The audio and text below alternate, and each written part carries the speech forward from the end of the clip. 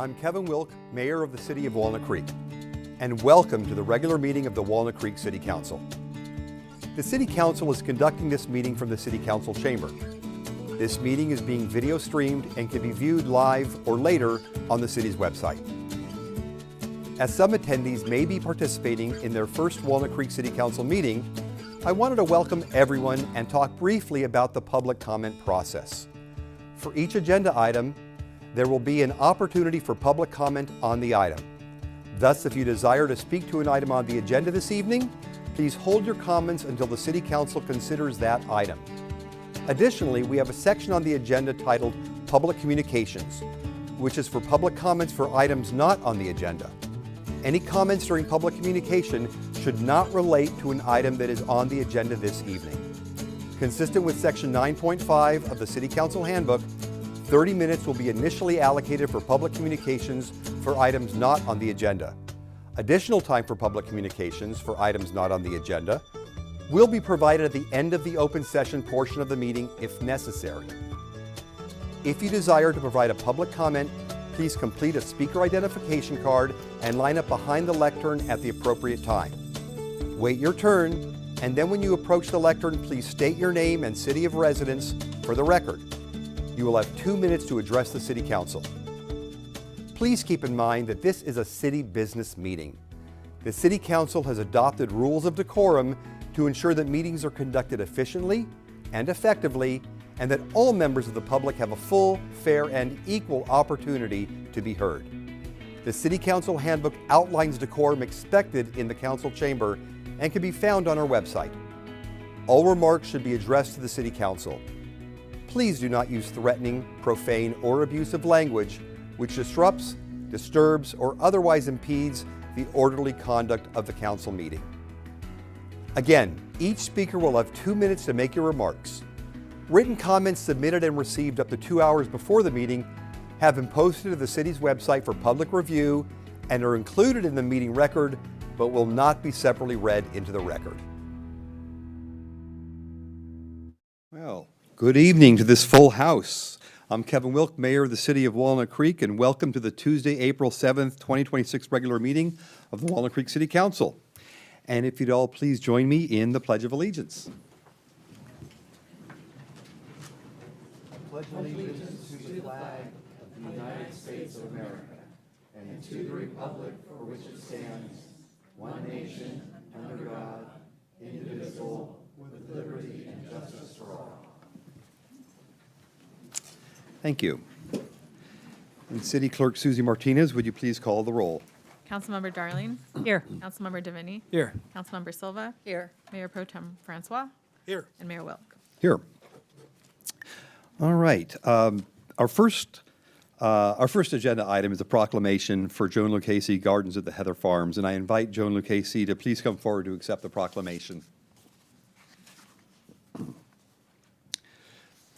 So Joan Lucchese first connected with the garden at Heather Farms as a young mother, regularly visiting to picnic, explore, and learn about the plants and flowers with her children. Later, she returned as a volunteer to support garden maintenance and propagation, eventually joining the board of directors and working her way into the interim co-executive director position. Joan has served as the executive director at the Gardens at Heather Farms since 2014.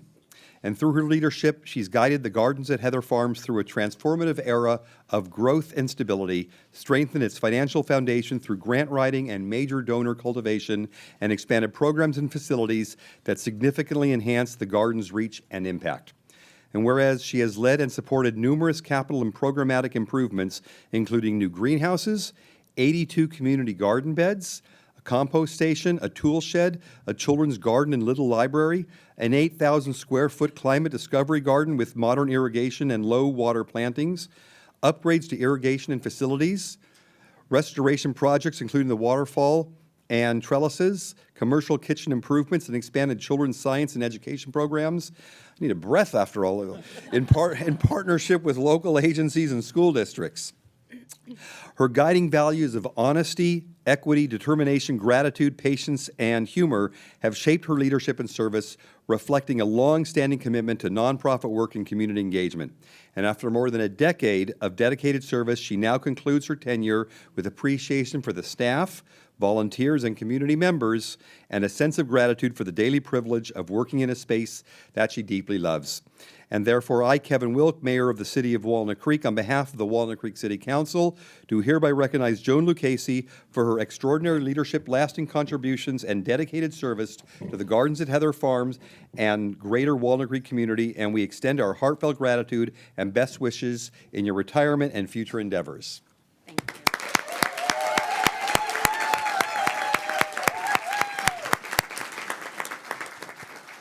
Mayor Wilk and City Council, thank you so much for such a special recognition. I really appreciate it. And I want to take the opportunity to thank the Gardens Board of Directors who are with me here tonight. Just a wonderful group of community volunteers who donate their time and their professional skills and enthusiasm for the Gardens mission. And that gave me a really solid foundation to do my work, and I'll be eternally grateful to them. I'm excited to introduce you to the Garden's new Executive Director, Jeremy Peck. Jeremy has been the garden manager for over 10 years, so he knows the physical space, he understands the garden's mission, and he understands our culture. He's beloved by our staff and by our members and donors and stakeholders, so it's really made this transition seamless. He's here on his second day of work, and I'm really excited to see where he takes the organization. So thank you. Terrific, very thank much. you. So Jeremy, future councils will see you up here in about a couple of decades. Well, let's take a photo. Yeah.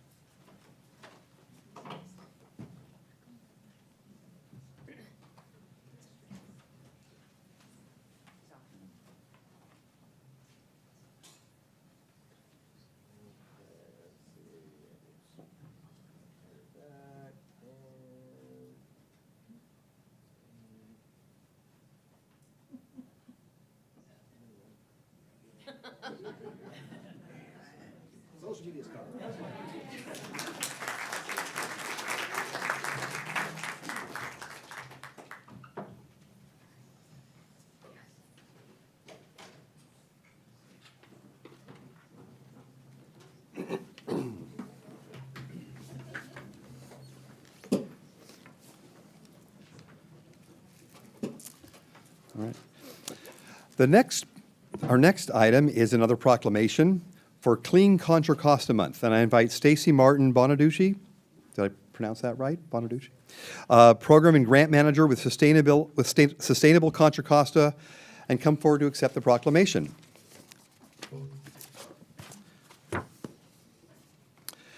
So, the proclamations, whereas the health of our environment, economy, and community is essential for current and future generations, and the City of Walnut Creek has a long commitment to environmental sustainability, including adopting a sustainability action plan with ambitious goals for the community and city operation and a climate emergency resolution, emphasizing the need for urgent action to address climate change. Earth Day has been celebrated in April since 1970. Sustainable Walnut Creek organizes an annual Walnut Creek Earth Day celebration. And the City of Walnut Creek supports the collaborative effort bringing awareness and local action to the pivotal issues facing our planet, because when we reduce our impact by conserving resources and investing in local solutions, everybody benefits. And therefore, I, Kevin Wilk, Mayor of the City of Walnut Creek, on behalf of the Walnut Creek City Council, do hereby proclaim April 2026 as Cleaner Contra Costa Month to bring the community together in action for a healthy, clean, and sustainable region, and encourage residents to find resources and join the challenge at cleanercontracosta.org. Thank you. Thank you, Mayor Wilk and Council. On behalf of the city staff and our partners at Sustainable Contra Costa, we are honored to accept this proclamation. This month, Earth Month, isn't just about a title on a calendar. It's an open invitation to every resident in Walnut Creek. We know that climate action can sometimes feel like a massive, overwhelming concept, but the Cleaner Contra Costa Challenge turns that big idea into what we call everyday wins. Whether you are a busy parent looking for a quick habit shift or a homeowner planning on a major upgrade, this free online platform is your one-stop shop to access to cost-saving resources, lowering your utility bills, which I'm sure everyone would love to do, and track your household's impact in real time. We are especially excited to announce that this week marks the launch of the WaterWise Challenge. Right now, we are in friendly competition with our neighbors, and every time you log a water-saving action, like fixing that leaky faucet or switching to a smart irrigation controller, you earn points for Walnut Creek. To date, over 949 Walnut Creek households have already saved nearly $85,000 and kept 180 tons of CO2 emissions out of our atmosphere. Let's double those numbers this year. It takes less than 2 minutes to sign up. You can simply go to cleanercontracosta.org, join a team, or start your own. And when you do this, we save resources that our entire community thrives. So let's show the rest of the county what Walnut Creek can do. Thank you. Thank you. Picture time.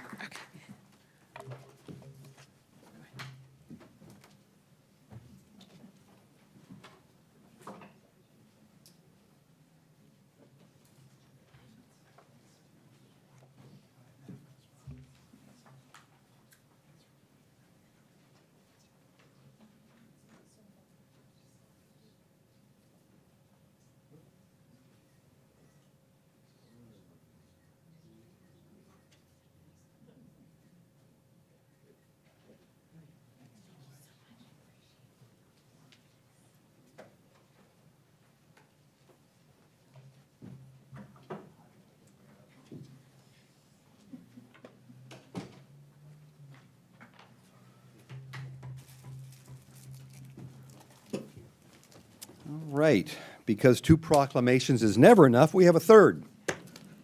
National Public Safety Telecommunications Week. And I invite Dispatcher Zachary, oh my gosh, I should have looked at your last, what's your last name? Recalme, forward to accept the proclamation. So whereas emergencies can occur at any time that require police, fire, or emergency medical services, and when an emergency occurs, the prompt response of police officers, firefighters, and paramedics is critical to the protection of life and preservation of property. The safety of our police officers and firefighters is dependent upon the quality of accuracy and information obtained from citizens who telephone the Walnut Creek Emergency Communications Center. And whereas public safety telecommunications are the first and most critical contact our citizens have with emergency services, public safety telecommunicators are the single vital link for our police officers and firefighters by monitoring their activities by radio, providing them with information, and ensuring their safety. And each dispatcher has exhibited compassion, understanding, and professionalism during the performance of their job in the past year, and therefore I, Kevin Wilk, Mayor of the City of Walnut Creek, on behalf of the Walnut Creek City Council, do hereby declare the week of April 12th through 18th, 2026, as National Public Safety Telecommunicators Week in honor of the men and women whose diligence and professionalism keeps our city and citizens safe. Thank you. Thank you, Mayor. Thank you, City Council. I'd just like to, it's an honor to accept this proclamation on behalf of all my colleagues and our team. I thank them for their commitment to excellence, their sacrifice, and their resilience, and we look forward to continuing to commit to the City of Walnut Creek. Thank you. Thank you, and as we know, speed and efficiency is paramount to safety, Yes. and so appreciate all that you Well, and yes. your colleagues My do. brevity is also I have to get to work too. No, I don't, I mean at work, but Oh, okay. both are good. Yeah. A picture? Yes. And anybody in the audience that is affiliated. If you receive the calls. If you receive the call.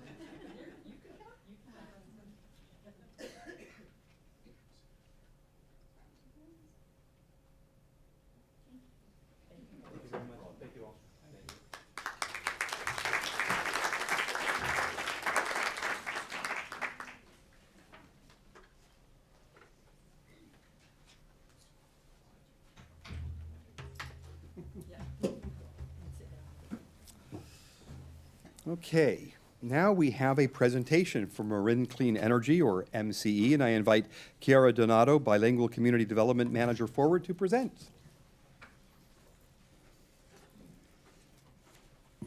And I should mention that Cindy Darling, Councilmember Cindy Darling, is our liaison to MCE. And Councilmember DeFinney is my alternate, and he got to go this month, and so he got his first full exposure to MCE, and it was fun, he tells me. Wonderful. Well, thank you so much. Good evening, and thank you, Mayor Wilk, members of the City Council, and staff for the opportunity to speak with you today. As mentioned, my name is Chiara Donato. I'm Bilingual Community Development Manager at MCE. Have been there now for 3 years, and my role really is to serve as a liaison to staff and public officials in Contra Costa County. I'm glad to be here tonight to share some updates about MCE and our engagement efforts in Walnut Creek, and discuss potential partnership opportunities to help Walnut Creek meet their goals to reduce energy-related greenhouse gas emissions. And just as a quick refresher, MCE is a community choice aggregation program. So what that means is that we enable cities and counties to purchase clean, renewable electricity on behalf of their residents, businesses, and municipal facilities. The City of Walnut Creek is a member of MCE's Joint Powers Authority, and we've been providing electric generation services and customer programs to the community since 2016. Thank you. So I'd like to start with a little brief introduction on what community choice in California is. So MCE is California's first community choice aggregation provider. We are a not-for-profit public electricity provider, and we've been serving customers in Contra Costa County since 2013. Since our launch in 2010, CCAs, or Community Choice Aggregation Programs, have grown across the state with 25 agencies now serving over 15 million electric customers, as you can see on the map here of the state. To better illustrate how MCE works, we have a visual here. So on the far right, you see MCE. We buy and build clean and renewable energy for you. So that could be solar, wind, or other kind of renewable products. PG&E continues to deliver that service. So on their lines and poles, MCE just replaces the electric generation portion, offering an alternative choice and access to more renewable energy. And then the benefit is the customer. So you at your home are using more cleaner air, renewable energy, have more stable rates, choice, and local control. So as I mentioned, we're a not-for-profit agency. That means MCE is not funded by tax dollars, but directly by the revenues from ratepayers. Our structure as a joint powers authority creates local oversight and transparency through public board meetings. We are directly governed by elected officials from each of the 38 member jurisdictions that we serve. Each city, town, or county that MCE serves appoints an elected official to represent their community. And our board meets monthly at public meetings to determine policy, rate, programs, and other administration decisions for MCE. And a thank you to Council Member Cindy Darling for your climate leadership and for serving on our board of directors. Here you can take a look at MCE's growth. So MCE launched in Marin County originally in 2008 with a vision to reduce greenhouse gas emissions. By 2010, we began serving our first customers, setting the foundation for growth. Today, we are proud to serve those 38 diverse member communities throughout the Bay Area, reflecting on our commitment to expanding our reach and encouraging widespread adoption of renewable energy. You can see when Walnut Creek joined in 2016 highlighted there. Over the next couple of slides, we will talk about your energy options and choices. So choice is power. With MCE, you have a choice. Previous to that, there was only one choice. Today, folks can choose to get their generation or electricity from PG&E or choose MCE's options. MCE offers two main service options as an alternative. We have our deep green or premium service, which is made up of 100% renewable, so that wind and solar we were talking about. And then we have our default service, which is the light green option made out of 60% renewable. Both of these services offer a much higher percentage of renewable energy compared to PG&E's 23% product. And quickly, I wanted to review understanding MCE rates. So a few points to understand about MCU rates is that MCU rates are only for generation. So that's where your energy comes from. We set our rates for electricity generation typically about once a year. And all of those rates are reviewed publicly by MCU's Board of Directors and approved in a voting meeting. MCU's Board of Directors recently approved a 14 rate reduction to effective April 1st. And I also want to spend some time talking about discount programs. As we all mentioned, utility bills are really high right now, and it is something that is top of mind for us. We know energy costs have been historically high, and a benefit of MC's model is that we help ensure locally controlled rates. In addition to the local rate setting, all MCE customers are eligible for a number of statewide bill saving programs. Those include income-qualified households can receive deep discounts on the energy bills from programs such as the CARE or California Rates for Energy program. There's also the FARA or Family Electric Rate Assistance Program and Medical Baseline. And in addition to all of the statewide programs, MC's board also recently approved an additional $10 million in funding for the MC CARE credit. So this is a separate program on top of the CARE and FARA that's a bill relief for income-qualified households and small businesses that became effective on April 1st.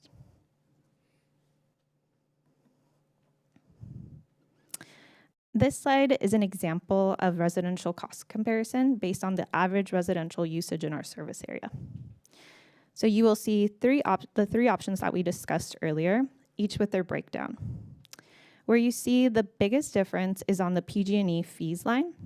This is a charge known as the Power Charge and Difference Adjustment, or the PCIA for short. What this is an exit fee from PG&E who entered into energy contracts, assuming they would be purchasing power for your community.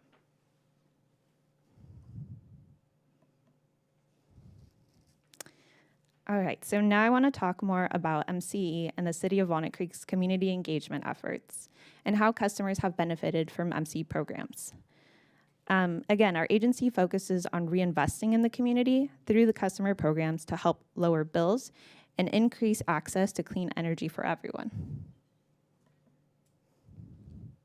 For Walnut Creek, what that looks like is that 90% of customers in the city are enrolled with MCE. 7% are actually enrolled in our Deep Green Premium service, and 11% use the solar programs that we have. 8% are enrolled in the CARE discount, and 4% are on Medical Baseline. On the customer program side, that means that over $386,000 have been provided in direct customer rebates for the purchase of electric vehicles. 112 electric vehicle charging stations have been installed throughout the city on our rebate program, with over $230,000 in rebates distributed through that program. And over $1.7 million have been distributed in energy efficiency programs. So this is for upgrades to homes and businesses to help them save money. We're also investing in the Walnut Creek community through sponsorship of local nonprofits and community-based organizations like Sustainable Walnut Creek, Sustainable Contra Costa, Sustainable Rossmore, the Walnut Creek Chamber, Meals on Wheels, the upcoming Earth Day celebrations this month, and Save Mount Diablo, just to name a few. We also know part of the city sustainability goals is to have more energy efficiency buildings. Through MC's energy management programs, we've worked with city staff to help improve municipal buildings, resulting in reduced energy consumption and increasing savings. The city also has deep green champions, like the Ruth Bancroft Garden and Nursery, who are local businesses, nonprofits, and public agencies that have made a public commitment to using the 100% renewable energy. Municipal accounts also opted up to our Deep Green program since 2018.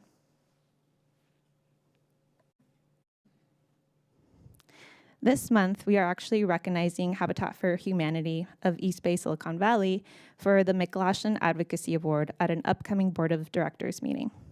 This is for their environmental leadership and impact on the Esperanza Place in Walnut Creek.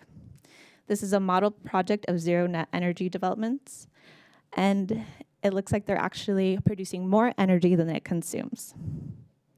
We're also partnering with Sustainable Contra Costa and investing over $5,000 to support local sustainability campaigns and their Sustainable Leaders in Action, which is their youth leader program. So as mentioned, the programs earlier are our main focus in reinvesting into our member communities through the various customer programs. Some of them are highlighted here. We have our workplace and multifamily charging program, which is an up to $4,500 rebates per charging installation. We also have our energy efficiency and demand response programs available for small businesses, commercial and industrial, and the energy management programs that we talked about earlier.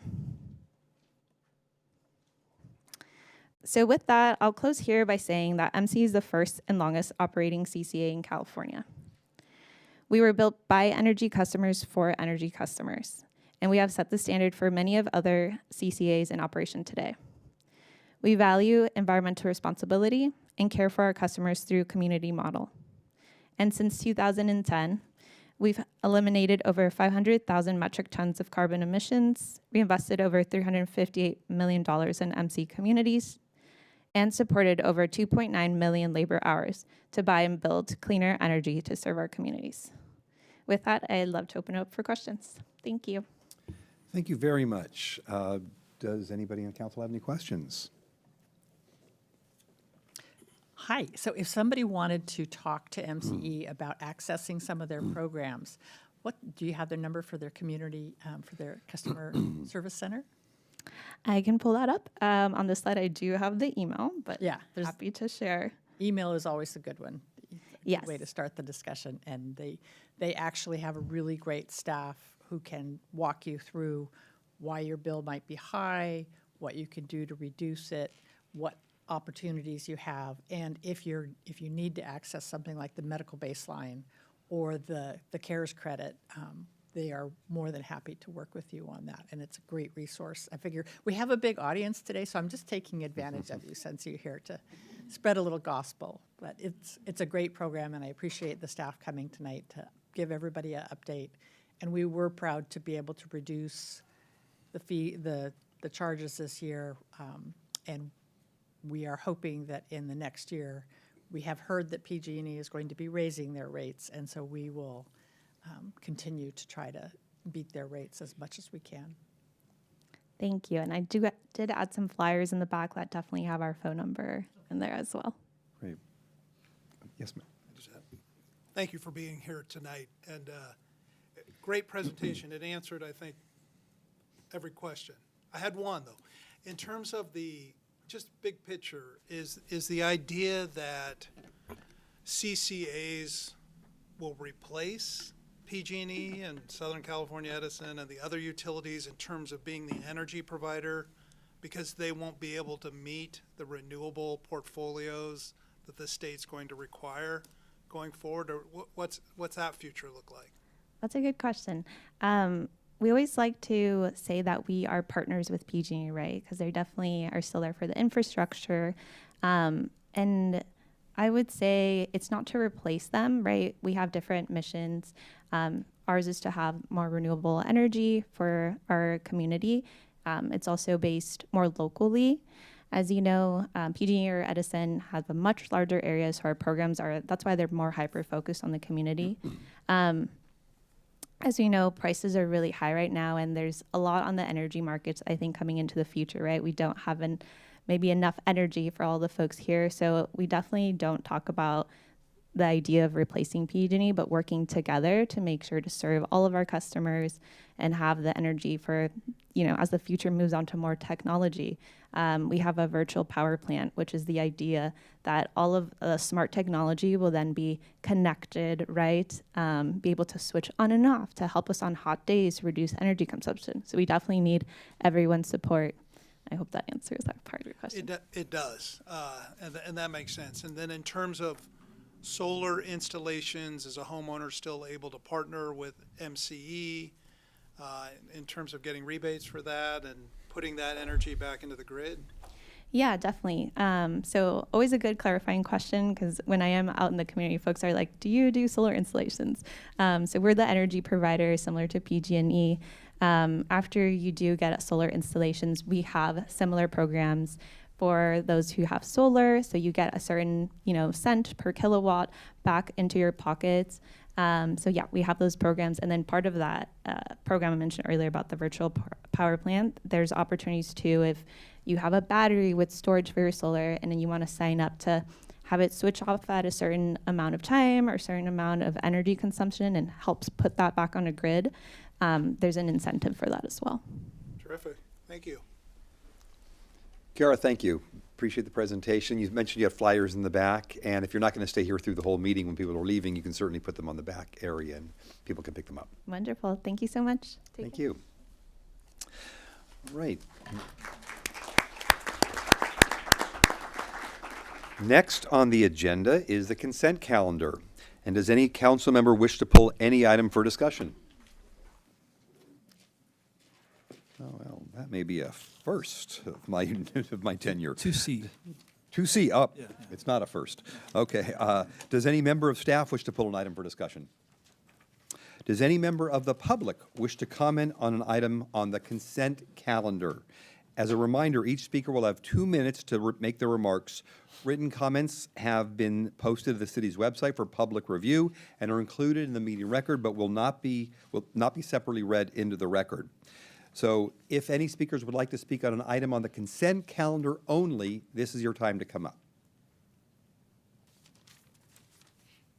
Okay. Seeing no speakers, I'll ask if Councilmember. I'll move to approve 2A, B, D, and E. Second. We have a motion and a second. We'll throw that one to Mayor Pro Tem Francois. Susie, could you call the roll, please? Councilmember Darling. Aye. Mayor Pro Tem Francois. Aye. Councilmember DeVinny. Aye. Councilmember Silva. Aye. Mayor Welk. Aye. Motion carries. All right. Councilmember DeVinny, if you'd like to bring up your item. Yeah, it's more of just an information piece for the public. This is in regards to the Contra Costa Clean Water Program, and it's something that we've put into effect to manage mostly stormwater, but emissions from stormwater and other eliminations into our water system. It comes from the Clean Water Act. It's a federal piece of legislation, and it's an unfunded mandate. So the requirements for treating water and for treating stormwater are becoming increasingly strict, and so they're requiring increased investment and increased money from the city in order to perform these cleanup and monitoring systems. So it's something to be aware of, that as we continue to fund this, that there may be a time where we need to look at an alternate way of funding stormwater cleanup. And right now it's being paid for primarily through development fees and with overflow into our general fund, but there may come a time in the future where we have to look at other ways to try to pay for this ongoing cost. That's all. Yeah. And With that, I move to adopt the resolution authorizing the city manager to execute the amended and restated Contra Costa Clean Water Program Agreement as stated on the consent calendar 2C. I'll second. we have a motion and a second. Susie, could you call the roll, please? Councilmember DeVinny. Aye. Councilmember Darling. Aye. Councilmember Silva. Aye. Mayor Pro Tem Francois. Aye. Mayor Welk. Aye. Motion carries. All right. Okay, next item on the agenda is public communications. This portion of the meeting is reserved for comment on items not on the agenda. Under the Brown Act, the council cannot act on items raised during public communications, but may respond briefly to statements made or questions posed. Request clarification or refer the item to staff. Consistent with Section 9.5 of the City Council Handbook, 30 minutes will be allocated at this time for public communications for items not on the agenda, meaning not on the public hearings. Additional time for public communications for items not on the agenda will be provided at the end of the meeting if necessary. Written comments submitted have been posted to the city's website for public review and are included in the meeting record, but will not be separately read into the record. At this time, I'll note that the time is 6:35, and we will take public comments on items not on the agenda until approximately 7:05, and then the remainder of any such comments at the end of the open session portion of the meeting. And come on down. Good evening, Jan Warren. I live in the Woodlands, and I just wanted to talk about a couple of bills. You were just talking about power and Senator Becker has a bill, SB 913. I just heard him present on today. And, we have a lot of power stored in all kinds of gadgets.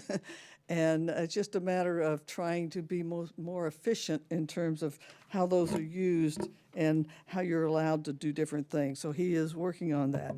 The other bill that I really came to talk to you about has to do with housing and affordable housing, and SB 1117, Cervantes, spoke about the ADUs and JADUs and how they've grown in the state of California. And it reminded me of our impact fees and the difficulties in having enough money to pay for all sorts of things that the city needs to keep running and yet keep down the price of housing. And so this particular bill is working to, if you want to put in an ADU for 750 square feet, you want to build that, put it in your backyard, they're wanting to say, okay, the first 750 square feet, we will not attach any impact fees to it.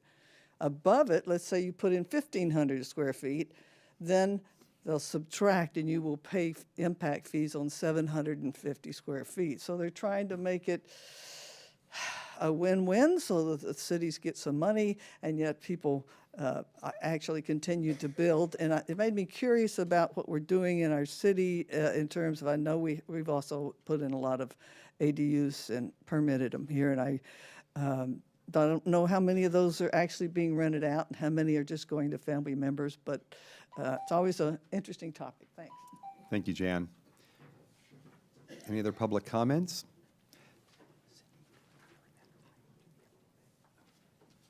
Thanks. Perfect.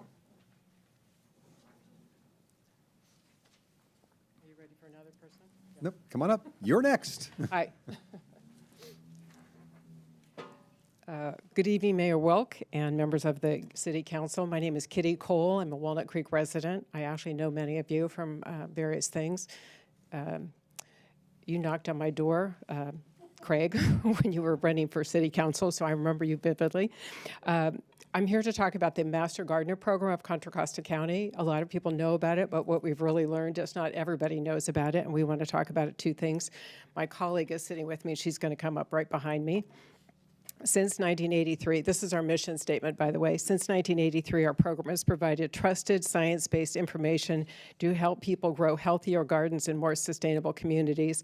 We offer practical guidance in many locations on topics such as vegetable gardening, soils, pests, roses, that's my topic, and wildfire defense. We also support 49 school gardens in the county, helping young people develop a curiosity about gardening and in particular growing food.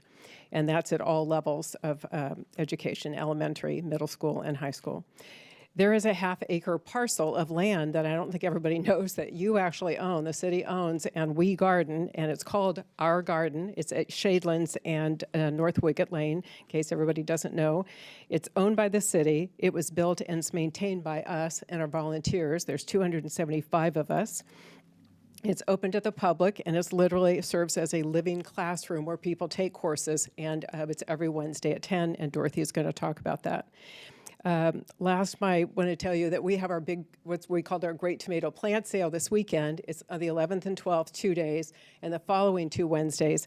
And it is a giant thing where we sell 30,000 plants, by the way, in 4 days. If you haven't come, you should come. It's really amazing.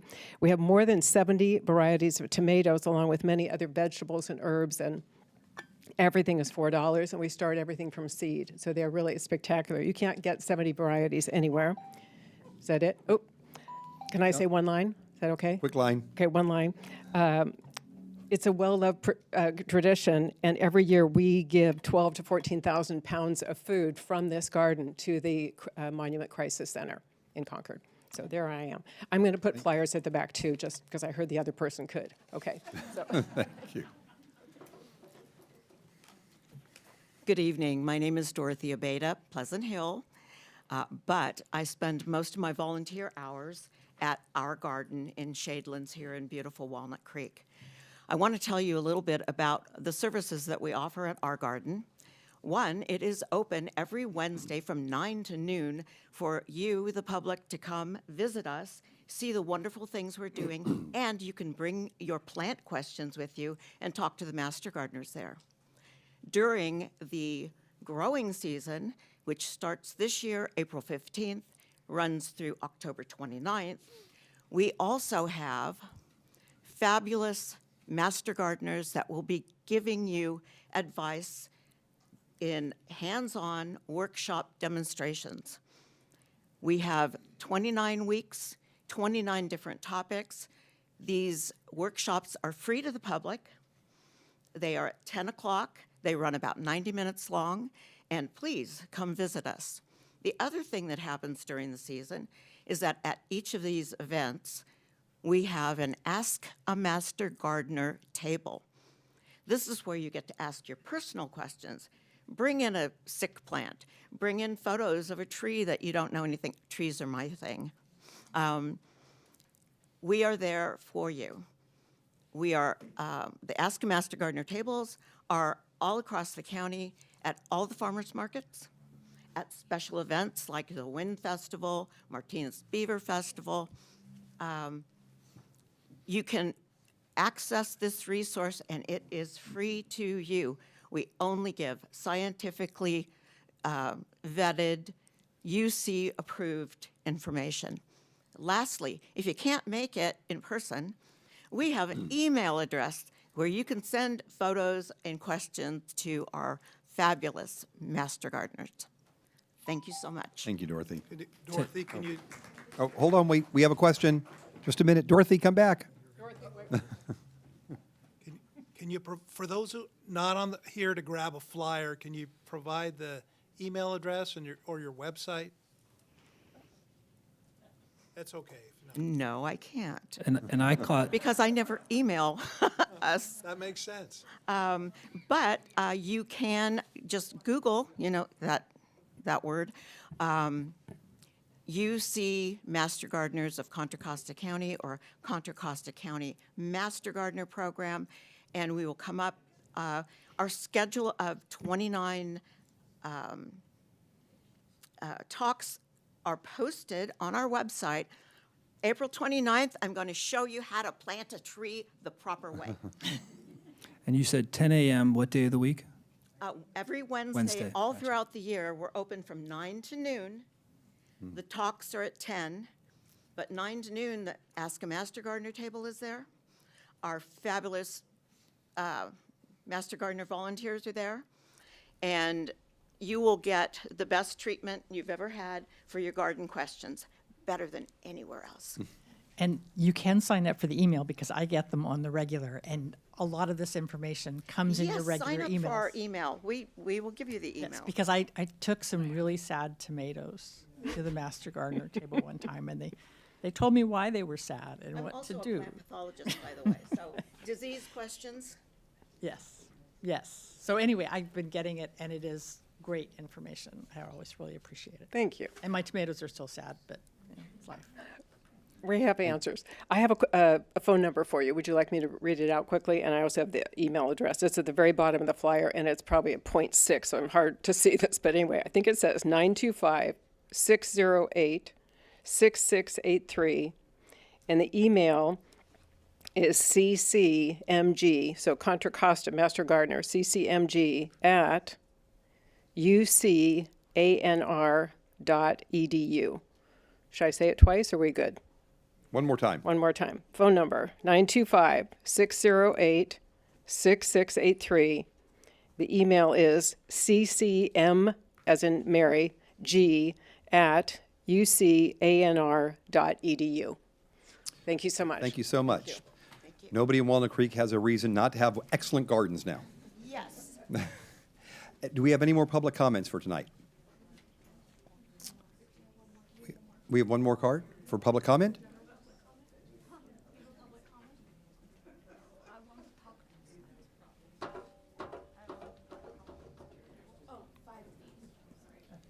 Okay.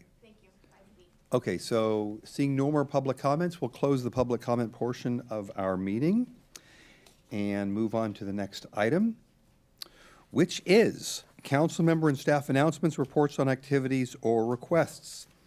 So let me first ask our city attorney, do you have to report any closed session actions? There are no reportable actions from this evening's closed session. And city manager, any reports? Yeah, good evening. One update for your council and for the public. You'll recall that your council authorized an outdoor dining incentive program and allocated $100,000 for incentives for businesses, for restaurants downtown to build outdoor dining. Restaurants could receive a grant of up to $10,000. Pleased to share an update that so far 7 outdoor dining pods, as we are referring to them, have been built.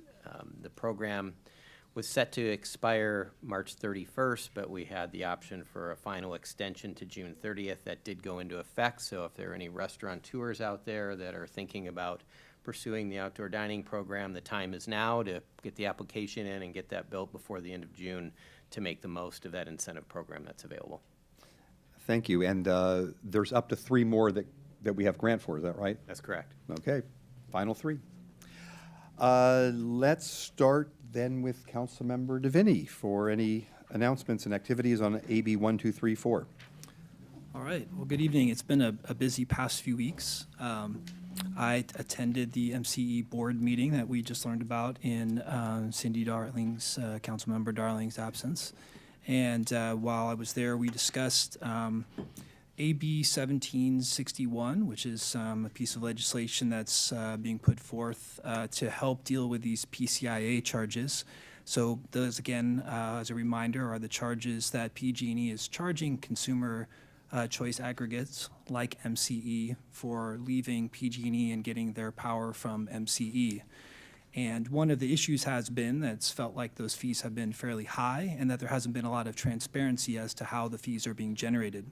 So what 1761 would do is it would create transparency for the PCA charges. It would make PG&E disclose the data they're using for their calculations and how they're coming up with them, and it would allow policymakers to audit those charges.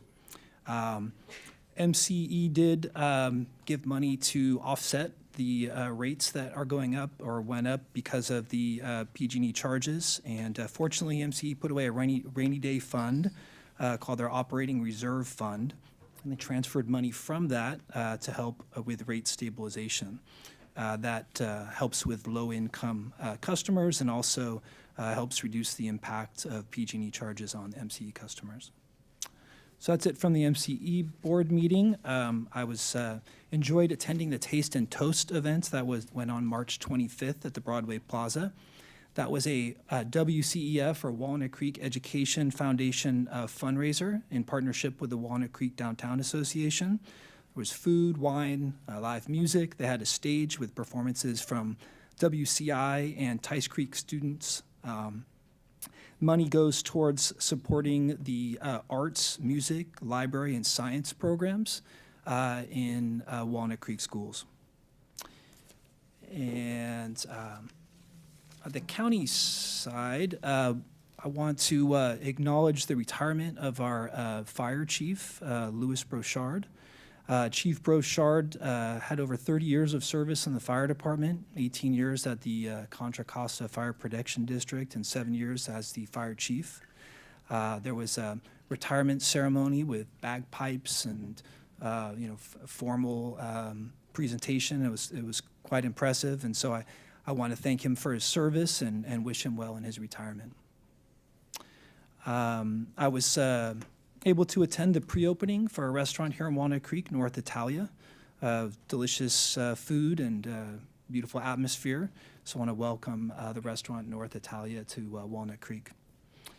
On a personal front, I launched an internship program for students in the area in Walnut Creek to work with the city government. And it was set up on a quarterly program, and we just graduated our first 2 interns. So I want to give a big thank you to Andy Lincoln from Diablo Valley College, DVC, and Sophia Lockman from Las Lomas for completing the program. Very impressed with their efforts and their engagement, and I want to wish them all the success on their future endeavors. I know they'll do well. So for any students in Walnut Creek looking to intern, please reach out to me. On the Walnut Creek Visitors Bureau, attended their board meeting as a liaison to visit Walnut Creek. We got an update on their marketing strategies for the World Cup, policy updates on how they're doing sponsorship funding.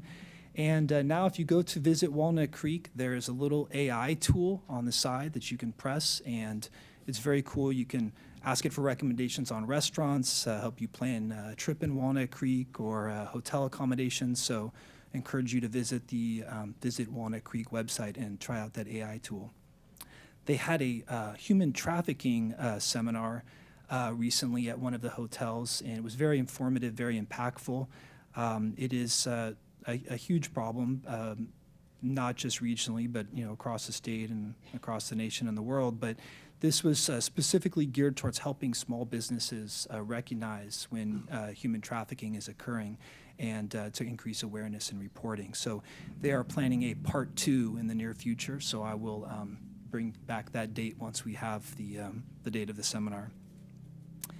And finally, Sister Cities, we partner in Walnut Creek with Noceto, Italy, and Soy Folk, Hungary, where we have a youth ambassador exchange. My son it's for 8th graders in Walnut Creek, and my youngest is in 8th grade this year. So he was part of that youth ambassador exchange. In the fall, he went to Noceto, Italy, and we just received our youth ambassador from Noceto, stayed with us last week for almost 9 days. His name was Emmanuel. It was a tremendous experience both for the Italians, Hungarians, and for the students here in Walnut Creek. I want to thank very much Deborah Knipp and Kristen Decker, who are the Youth Ambassador Exchange Directors at Sister Cities. And a big shout out to Jen Pickett, who was our coordinator for the Italian side of the program, which we were a part of. Mayor Wilk and I welcomed them to City Hall on one of their days, and we did a number of outings with him from anywhere from down to Muir Woods, Monterey, San Francisco. The last night, some of the kids in our group played music in a band for the kids from Italy, and it was just a really special experience. By the time they left on the bus, I think every kid in the program was crying and saying goodbye. And I know that those relationships they made will last. And I think in the spirit of the Sister Cities Exchange, trying to understand folks from other countries and other cultures and build those connections, I think it was very successful. Thank you. I couldn't agree more. Mayor Pro Tem Francois. Okay, thank you, Mayor. I too had a busy schedule since our last council meeting on St. Patrick's Day.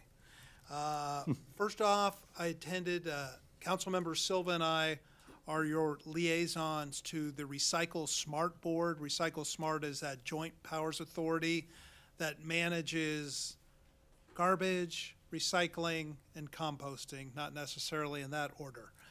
Our mission is you get 3 cans, right? And the idea is put as much as you possibly can and legitimately can in the blue and the green cans, and as little as you can in the black cans. And so at our last meeting, because Councilmember Silva was absent, we elected her to be chair this coming year. So note to self, don't miss a meeting. You might be promoted to chair. And so she'll be overseeing, it's a 12-member board made up of Walnut Creek, Danville, the county, Orinda, and Lafayette. And so we have a good group of people and trying to get good services for the community. We also had a mid-year budget review, and I'm pleased to report that the revenues are pretty constant because we all pay our garbage rates and they get paid to public services, and then part of it comes to the authority. So that part we're well situated on.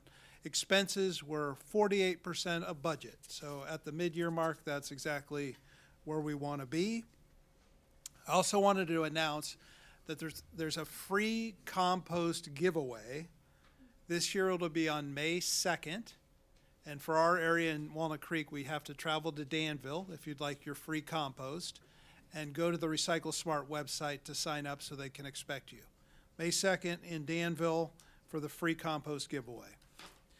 I had an opportunity to meet with, he's not so new anymore, but I still consider him new, Ryan Hibbs, our police chief, and we had a great one-on-one conversation, and really pleased that he's at the helm. 16-year veteran of the force, so he knows our community extremely well. And I know came away with a very positive feeling that that the city manager had made an excellent choice, and that we are all in good hands and will remain a safe community under Ryan's leadership. Let's see, and this is in no particular order. I attended the Economic Development Working Group Committee of the Chamber of Commerce. That was on March 18th, the day after our last council meeting. And it was essentially a broker's update of the various different economic sectors in the city, so retail, office, and medical. And this is pretty standard for Walnut Creek, that retail, we continue to be a very strong market. Our vacancy rates for retail citywide are less than 5%, and we're doing better than the statewide average. Where we're struggling a bit is on office, and we're not alone on that, but we're struggling more than the statewide average, particularly in the downtown Shadelands area, where we have vacancy rates of 20%, and the state is looking at vacancy rates of something like 12%. So we have more work to do on that, but we have programs in our economic development action plan to address those vacancies, and that will certainly be a subject of conversation as we embark on our general plan update here over the next few years. See, last evening I was pleased to attend a gala for recognizing the Library Foundation's authors event, which will be on April 25th at the library. It's an opportunity, it's a fundraiser for the library, an opportunity for you to dine with a local author, learn more about what the Library Foundation, all the programs they put on, and help fund those in our community. I should have led with this one because this was one of my favorite ones. I attended the opening of a brewery here in Walnut Creek. When somebody asked me to come to a brewery, I raise both hands and say I'll be there. It's Bear Bottle, which is located right across from Trader Joe's on South California, and they transformed the former Pinky's Pizza place into a great kind of community hangout. You see people walking back and forth to it, hanging out, kids playing skee ball. It's a great addition. I think they're going to do really, really well there. Okay, we're rounding it up here. Attended as a liaison to Rossmore. I attended their board meeting, which is always nice to see. They have always get a good crowd there, and it gave a full report. They're very interested in what's happening at the city, and they appreciate the updates. I give them mostly focused on what we've done in our recent council meetings.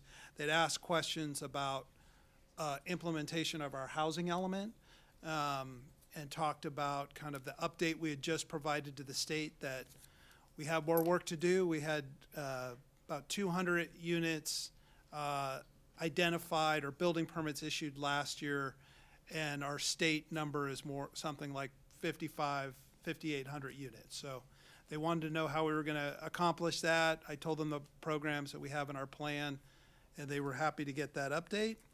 And then, let's see, last but not least, I attended a talk at the Lesher Center. The Lesher Center, in addition to great arts programming and theater productions, has a Newsmakers series, and it's a series of 8 to 10 speakers over the course of a year. Last Tuesday night, it was Rick Steves, the travel writer, and he did a great talk kind of summarizing, similar to what Councilmember Davini was talking about with the Sister Cities program, how we connect with people from other countries through travel and break those barriers and make good connections and relationships. And so it was really, it was great to hear him, and look forward to other speakers. You don't need to subscribe to the whole series. You can buy a ticket just for somebody that you're interested in hearing from. That's my update.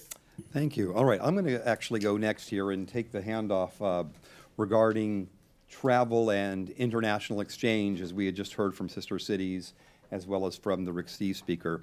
So over the last couple of weeks, I led a delegation that included council members Cindy Darling and Cindy Silva to Kita City, Japan, which is, while not officially a sister city, they're a partner city, and we signed an agreement with them 9 years ago. There's been a lot of student exchanges between Seven Hills School, so middle schoolers back to Kita City coming here as well. There's also been exchanges with Las Lomas, and they have a Japanese language program. And so they've really been very involved in a lot of conversations. And I started working with them about 6 to 8 months ago to see we would like to, as we've been invited before, that when I am mayor and we have our council, let's go. And they invited us. It was a tremendous opportunity to meet with the mayor and council there. Kita City is, just to give you, there we are at the table when we had first arrived. They had about 50 people, including the mayor and city council and executives from City Hall, out on the sidewalk waving U.S. flags and cheering at us as we arrived. We were like the USA basketball team when we came. So when they come here next year, we're going to need more than a few people on the sidewalk. I'm going to be reaching out to everybody here and beyond. But it was terrific, this exchange with them. And as we heard from both Councilmember DeVinny and Mayor Pro Tem Francois, building bridges and exchanging cultural conversations and discussions, forming these relationships with government peers overseas and with residents is needed now more than ever. And we recognize this. Our colleagues across the oceans recognize this. And to give you an example, even though Walnut Creek is 20 square miles, we have about 70,000 people. Kita City, which is on the outskirts of Tokyo, about 20 minutes from central Tokyo, is 8 square miles, and they have 350,000 residents. So it's so compact, dense housing, but we share a lot of the same goals and interests and commonalities when it comes to running cities. And this understanding is just so hugely important. I think everybody in this room understands how important that is. The more you meet people and understand people, the less they become the unknown, which then people become fearful of. So the second thing I have to talk about is not nearly as fun, this is my last thing, so I'll be done at that point. But I am the liaison to County Connection. And to give a quick background here, our bus system, County Connection was notified by the Department of Transportation in September of 2025, so just about 6 months ago, the issuance of non-domiciled, which means legal temporary residents, not permanent residents, not citizens, but the issue of regarding the issuance of commercial driver's licenses, including commercial learner permits. We're going to be implementing a suspension of processing any new commercial driver's licenses or learner permits or the renewal of commercial driver's licenses. This has impacted County Connection. Non-domiciled commercial driver's licenses, staff has been monitoring this closely, and there are individuals who are legal residents, but they're here temporarily, who are not due for renewal and were not required to take any action at that time in November of 2025, but due to the direction of the Department of Transportation, they were issued notification that their licenses would be canceled in 60 days or on January 6, 2026, unless they met the new federal guidelines. And in late 26, the DMV issued a secondary notice informing these drivers that the cancellation was postponed for 60 days or on March 6th. Now, what all this means is that drivers primarily are the ones that are impacted here, and many drivers of public transit are here legally, but temporarily, and this is their means of support. They have now had their licenses canceled. And they have been told that when the DMV, the California State DMV, adheres to the federal guideline policies that have a variety of different aspects to it, that they can then reapply for them. But there is no notice of when this will happen. Due to the regulations with public transit, all of these employees that have been impacted have, which are 6, I should say there's 6 for County Connection, but there are hundreds and hundreds across the state with all the public transit agencies. that they've been put on leave, unfortunately unpaid leave, until they're able to get commercial driver's licenses. While we've been working with the Department of Transportation, we don't know when they will clear California DMV to be able to relicense these. Unfortunately, we do feel that California is being targeted in this instance by the DOT. When I hear more of when this has been resolved, I will bring this forward to our city council and to all of you. I just found out about this a few days ago. I'm upset about this because these are people that are here legally, and we need them. We need drivers. Just to let you know that when it comes to public transit, the hardest jobs to hire for are drivers, and so we are now telling drivers that want to work that you can't. So I will have more to this, to bring to this in the months ahead. Can I go next? Yes, Councilmember Silva. So we're about to learn at our next Recycle Smart meeting that the same thing is happening to garbage truck drivers. So all of you are going to see an impact. It doesn't matter whether you ride the bus or not. Your garbage collection, we're going to have a conversation about how the routing will work and what the cost implications are, because it's overtime. And it's to the tune of maybe 6 drivers in our service area. So on that sweet note, would you like me to just... Yeah, other than that, life's great. Keep on going. Other than that, Mrs. Lincoln, how was the play?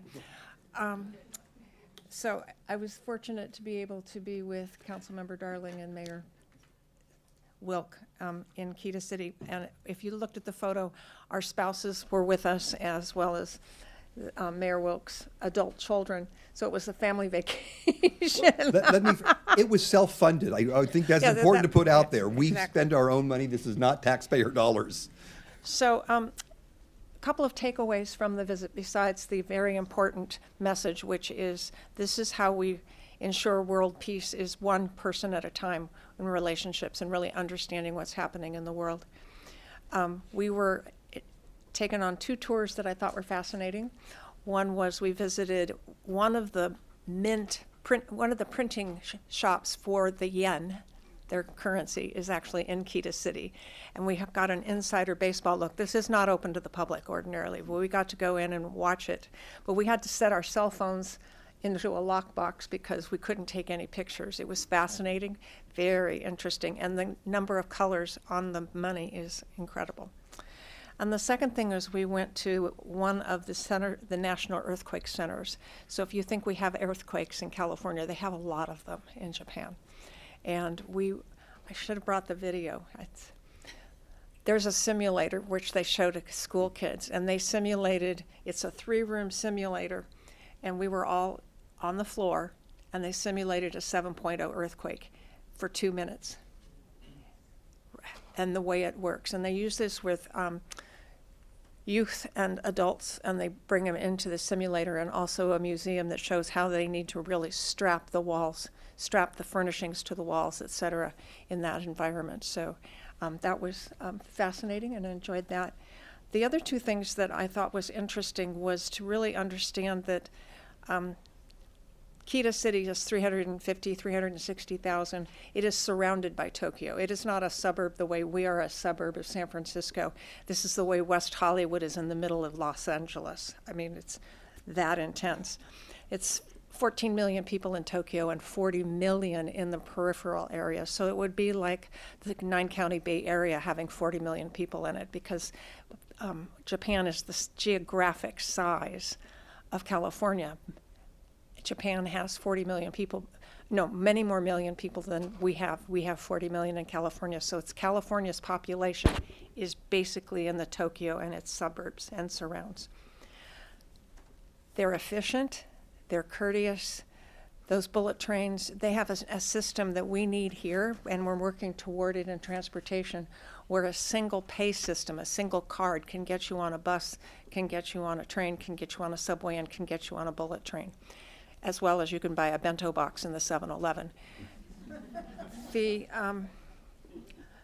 But the other thing is to observe how they queue up, because they're respectful of each other. They care about people so much in their culture. But the other thing is, you were talking about the intensity of development and how many people there are. My husband and I visited an historic city called Takayama, which is outside Nagoya. It has 80,000 people, so it's about the size of Walnut Creek, except it's very different because it has historic streets that are 400 or 500 years. For 5A. In order for the city to levy assessments for the Downtown Walnut Creek Business Improvement District, or BID, and the Downtown Walnut Creek South Business Improvement District, or SBID, the City Council must first conduct a public hearing at which it must hear and consider all protests against the levy of the assessments. If written protests are received from the owners of businesses in the proposed area, which will pay 50% or more of the assessment proposed to be levied, no further proceedings to levy the assessment shall be taken for a period of 1 year from the date of the finding of a majority protest by the City Council. If there is no majority protest, then the Council may adopt the resolutions confirming the assessment report submitted. Written protests must be received by the City Clerk at or before the time fixed for the public hearing. At this time, we'll now open the public hearing for item number 5A for the Downtown Walnut Creek Business Improvement District and the Downtown Walnut Creek South Business Improvement District. I invite anyone with an undelivered written protest to present it to the City Clerk immediately. Now, no further written protest will be accepted. And I invite Economic Development Manager Mike Neiman forward to provide the presentation. Thank you, Mayor, and good evening. Council members, members of the public. I'm Mike Neiman, your Economic Development Manager, and this item, as you mentioned, is step 2 in the process to adopt new fees for the Business Improvement District and the South Business Improvement Districts, both of which are located in downtown. At the last hearing on March 17th, you have heard a presentation from downtown on their accomplishments and their annual report for the fiscal year 2026. And this is the second step in the process to complete. Staff had expeditiously sent out protest ballots to all businesses located in both the Business Improvement and South Business Improvement districts, and we have not received any protests.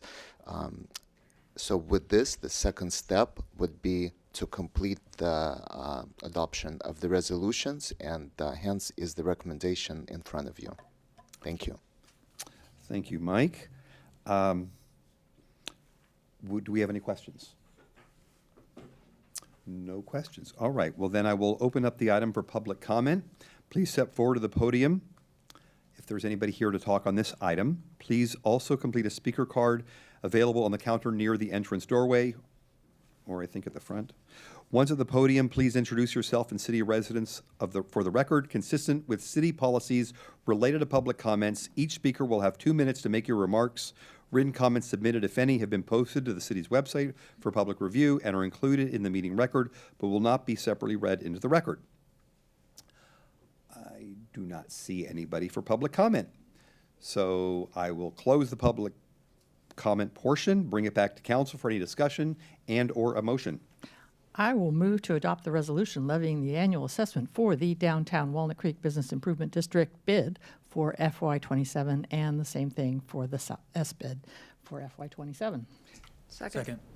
We have a motion, a second. Let me first ask City Clerk if there's a majority protest and if they have been received. No bid protests have been received. Thank you very much. Then we can have a roll call. Councilmember Darling. Aye. Councilmember Silva. Aye. Councilmember Devaney. Aye. Mayor Pro Tem Francois. Aye. Mayor Wilk. Aye. Motion carries. All right, that is the shortest item on the agenda. I don't think the next one will be as short.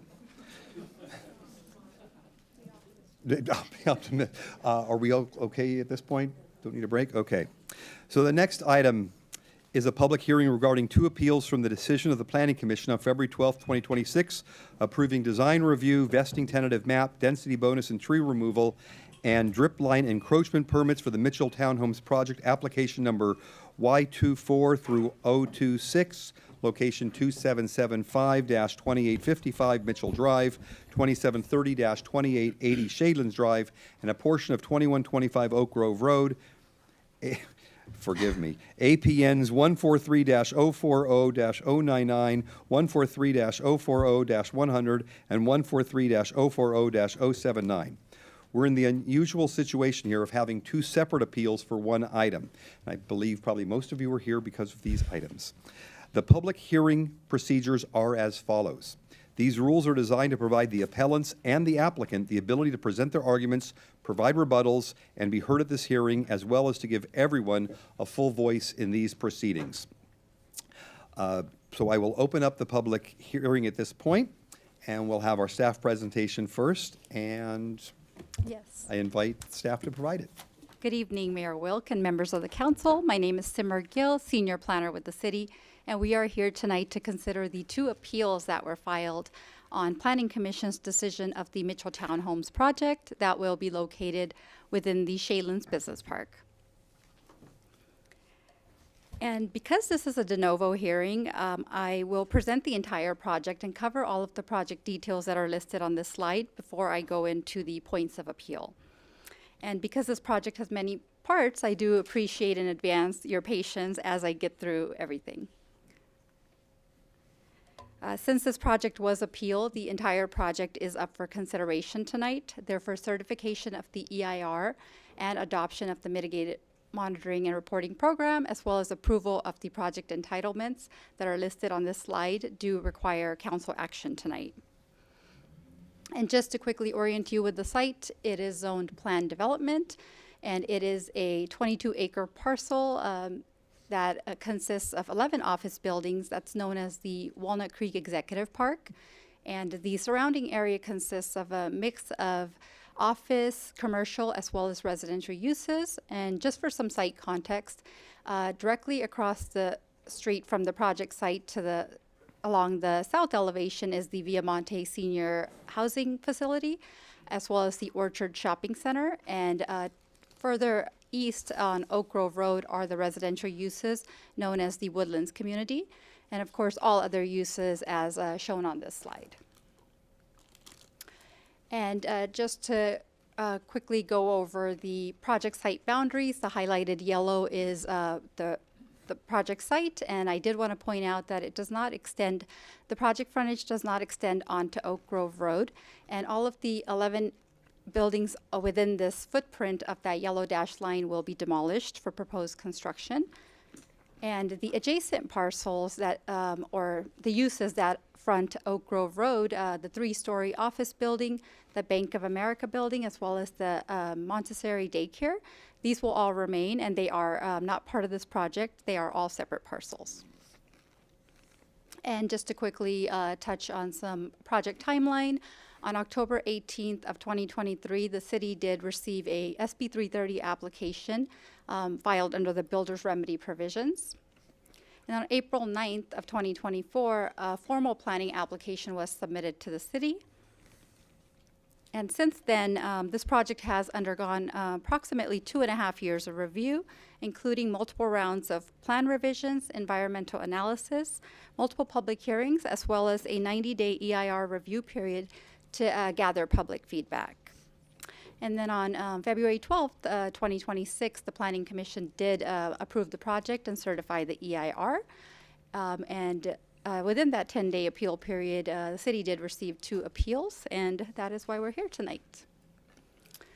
So the next few slides, I'll quickly go through the various state housing laws that this project is being processed under. Start with SB 330 and the Housing Accountability Act, which essentially states that the city's review is limited if project meets all applicable city's objective standards.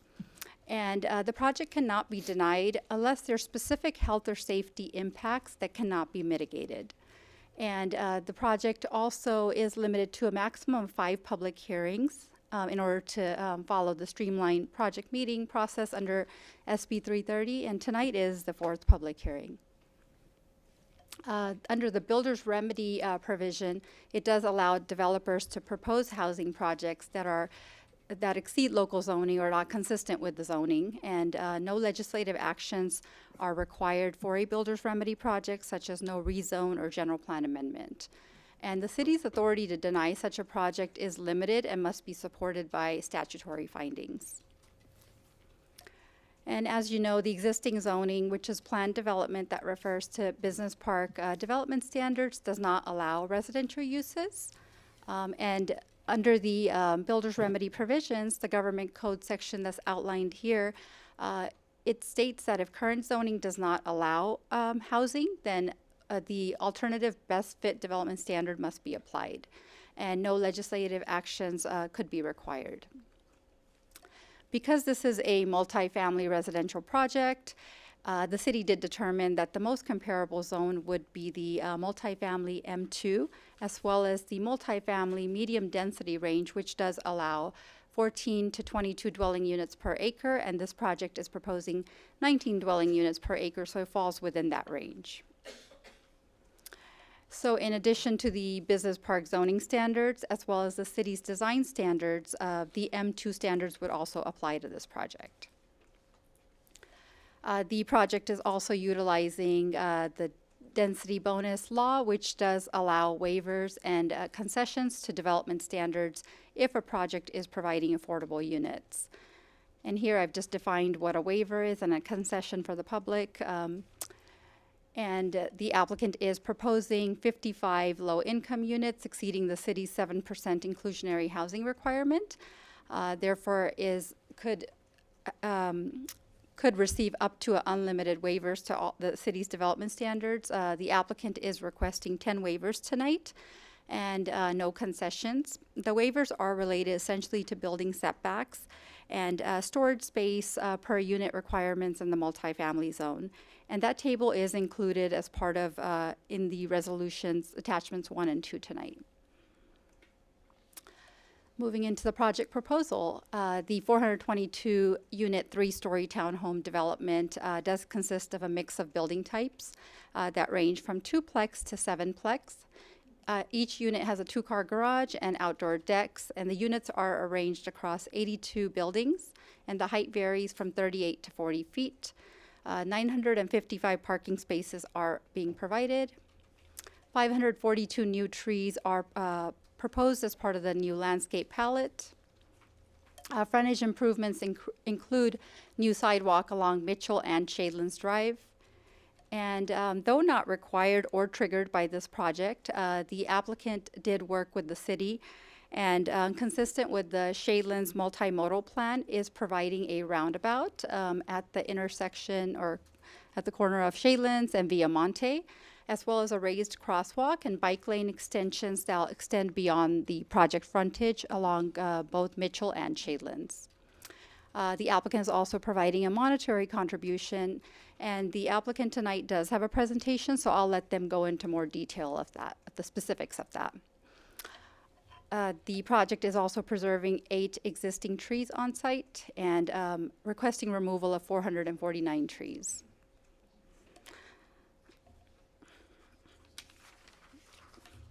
So the EIR did analyze all of the project impacts and compliance with CEQA and listed the topic areas listed under the CEQA guidelines or Appendix G and included on this slide were studied as part of the environmental review of the project.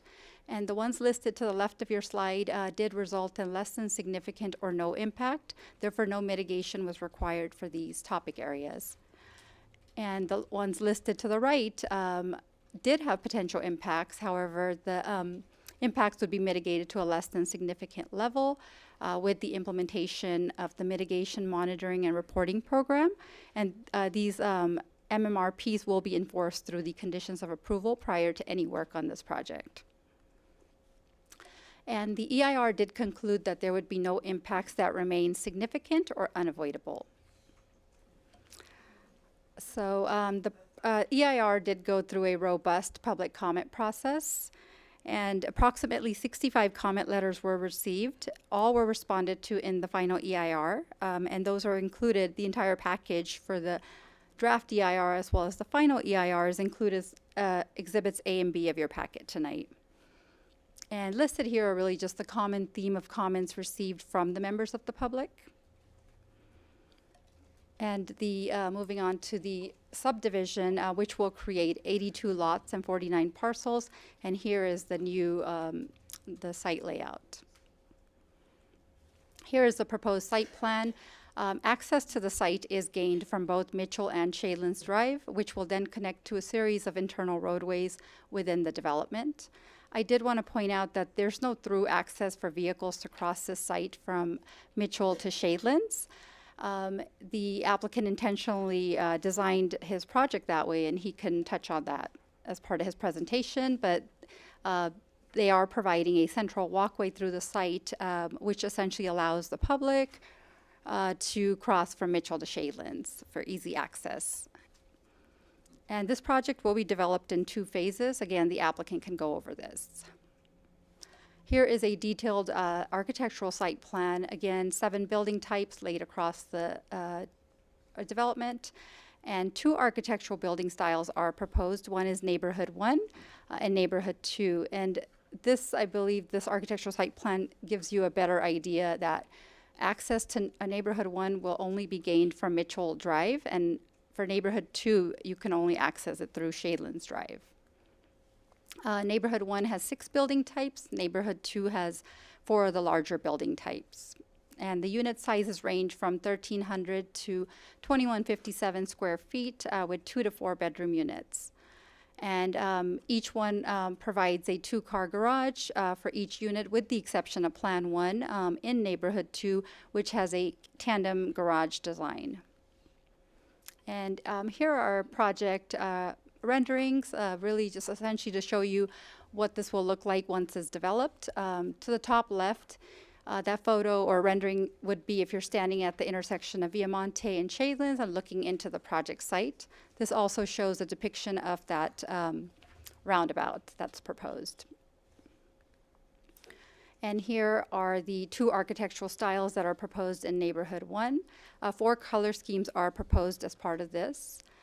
And the same for Neighborhood 2. There are 4 separate color schemes proposed. And I believe we do have the color material boards if you would like to pass it around. But the project has, the architecture of the buildings have been designed to comply with the city's design standards. And if needed, the applicant could go more into the design details. So the project is removing 449 trees, of which the city arborist did approve 73 based on the size, health, and species of those trees.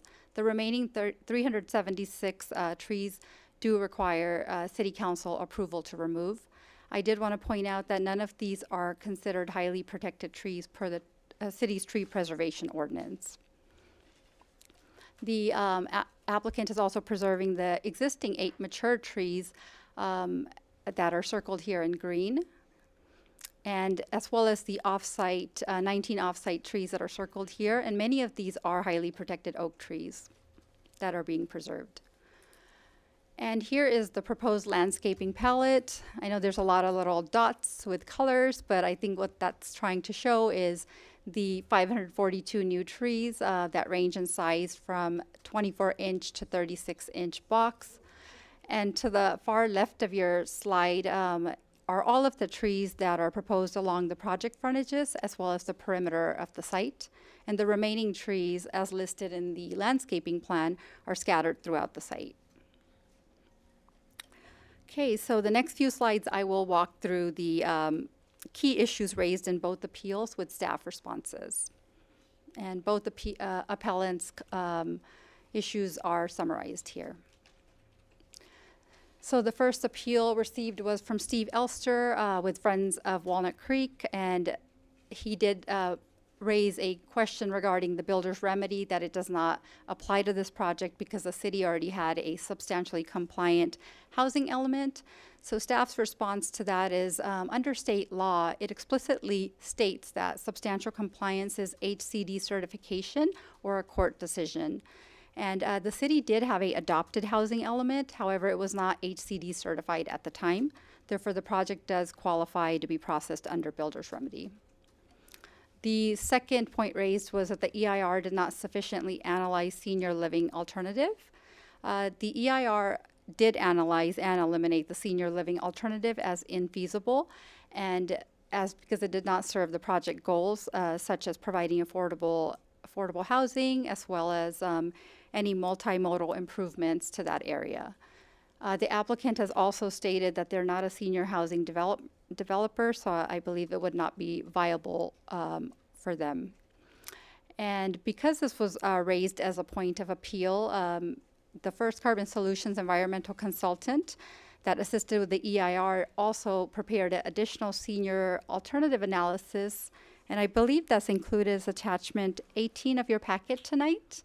And that did conclude that the impacts would be similar if there was a senior living on site or greater. Therefore, the EIR does remain valid, and there have been no new facts or evidence that's been presented to the city that would trigger additional environmental review. And the third point raised was the EIR traffic analysis is not adequate. Staff's response is that the EIR did evaluate the vehicle miles traveled as required under CEQA. The EIR also evaluated the level of service for congestion, though not required under CEQA, and the results did state that intersections would continue to operate at acceptable levels and the impact would be less than significant. And the traffic analysis did conclude that the project would generate fewer trips than the existing office use on site. And the traffic conditions on Ignacio Valley Road will occur with or without this project, and that was what was concluded in the EIR. And no additional mitigation was required for traffic. I also wanted to point out that in addition to the W-Trans traffic study that was prepared for this project and reviewed by the city did get that traffic study peer reviewed by a outside traffic engineering firm, Fair and Pierce, just to confirm that are the conclusions valid, or just to confirm those conclusions, and that was, Fair and Pierce did conclude the same outcome. And the fourth point of appeal was that the public notice was not adequate. So the city did follow all code required noticing requirements, which is the standard mailing to the 300-foot radius, as well as notifying the interested parties, and also on-site mailing. All CEQA required notices followed that same noticing procedure. And the city also provided more noticing beyond what is listed here for this particular appeal hearing. As you see to the right, the site notice was expanded beyond the project frontage. So beyond both Mitchell and Shaylands, there were posters placed along several along Oak Grove Road, one at the corner of Citrus Circle near the new Chick-fil-A restaurant, and one between the two shopping centers, Encina Grande and the Orchards, as well as further to the west on North Wiggett Lane, just to capture, if it was not, so just to be able to capture more for tonight's public hearing. And as council's, I think, standard practice for any appeal projects, it is published in the newspaper as well. And for the Planning Commission, all of the same criteria was followed with the exception of the newspaper publication. Okay, so moving on to the second appeal tonight, which was provided by Mike Heller, representing the Viamonte community. He did raise concerns regarding the construction impacts to the senior living residences across the street. So staff's response to that is the EIR did evaluate air quality impacts per the Bay Area Air District guidelines.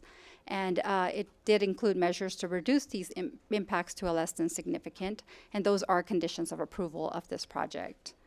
And the mitigation were the standard construction measures, and there was a health risk assessment also done in the EIR that did evaluate construction emissions from the project, and it did conclude that the existing roadways are the primary contributors and not the project construction. The assessment also did show that there would be no significant health risk impacts from the project that cannot be mitigated. And there's been no evidence really supporting the need for additional measures such as a solid barrier. I believe the MMRP has already addressed the mitigation measures that would bring this project to a less than significant level. And the project is required to comply with all federal, state, and local city regulations related to asbestos, hazardous materials, and construction practices. And the third point raised was that the concern of the number of trees that are being removed as they improve air quality. Staff's response is that the tree removal is approval and replacement followed the municipal code requirements, and 542 new trees are being proposed due to the loss of trees on site, and also preserving the existing redwood trees in the central open space area, and the valley oak, I believe, is at the far left corner of the site, and then the off-site perimeter trees are also being protected in place. And I believe First Carbon Solutions, the environmental consulting, could speak more on this, but it was stated in their memo that the new trees would provide long-term canopy and more carbon absorption and air quality and environmental benefits to the site. The third point raised was concerns related to traffic on Shadelands and emergency access. So the EIR did evaluate traffic and emergency services as well as access to the site. And the existing and projected conditions evaluated Shadelands Drive as well, and no adverse impacts impacts to the roadway operations was what was concluded. And the site design does maintain adequate access to emergency vehicles. And this project was reviewed by the Contra Costa Fire District as well as the Walnut Creek Police Department to confirm and verify that there would be no impacts to the emergency response times with the development of this project. And the fourth and final point of appeal from Viamonte was regarding construction and monitoring. And staff's response is the project will comply with the city requirements, and there is a pre-construction meeting that is required prior to issuance of any permits.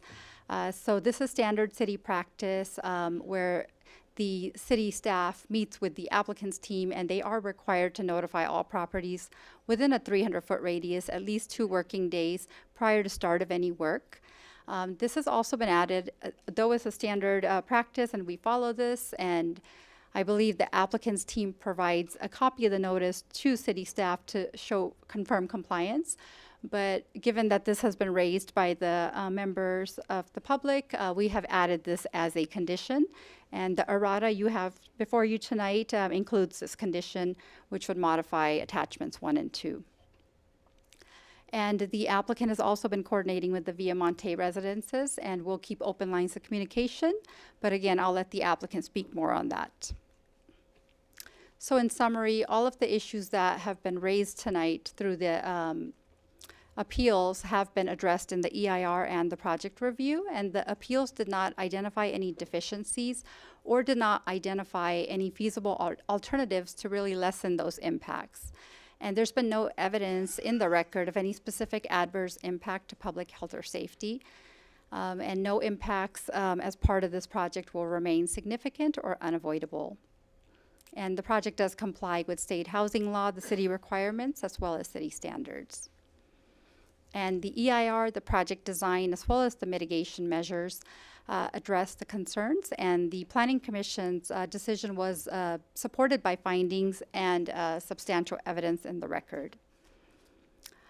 Therefore, the staff does recommend that the City Council adopt the 2 resolutions denying both of the appeals and affirming Planning Commission's decision, as well as certifying the EIR, approving the project entitlement subject to the conditions, and adopting the errata to attachment 1 and 2 that does include that new condition that I've addressed.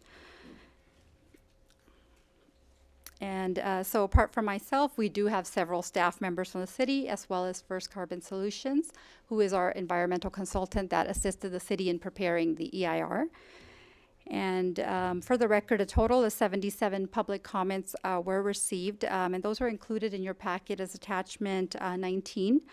And I believe there were several letters, both in support and in opposition. There's been a mix of both in that packet. And the applicant also has a presentation tonight. And with that, I do conclude my presentation, but happy to answer any questions. Go the other way.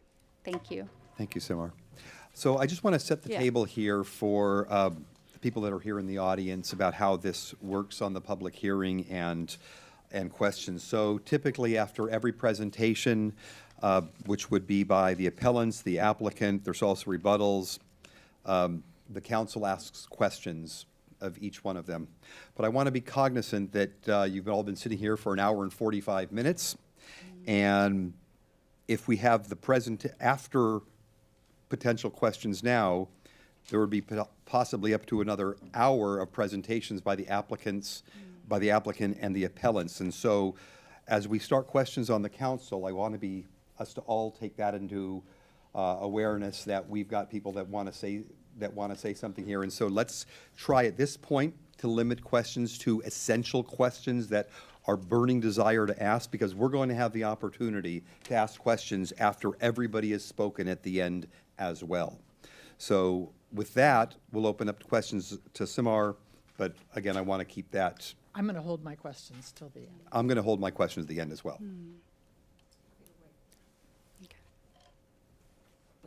Hold. All right, we're going to hold right now. So with that, thank you all. I'm sure the audience thanks us as well. With that, let's bring up appellant number 1, Friends of Walnut Creek, Steve Elster, and you will have 15 minutes to present, and then we'll go from there.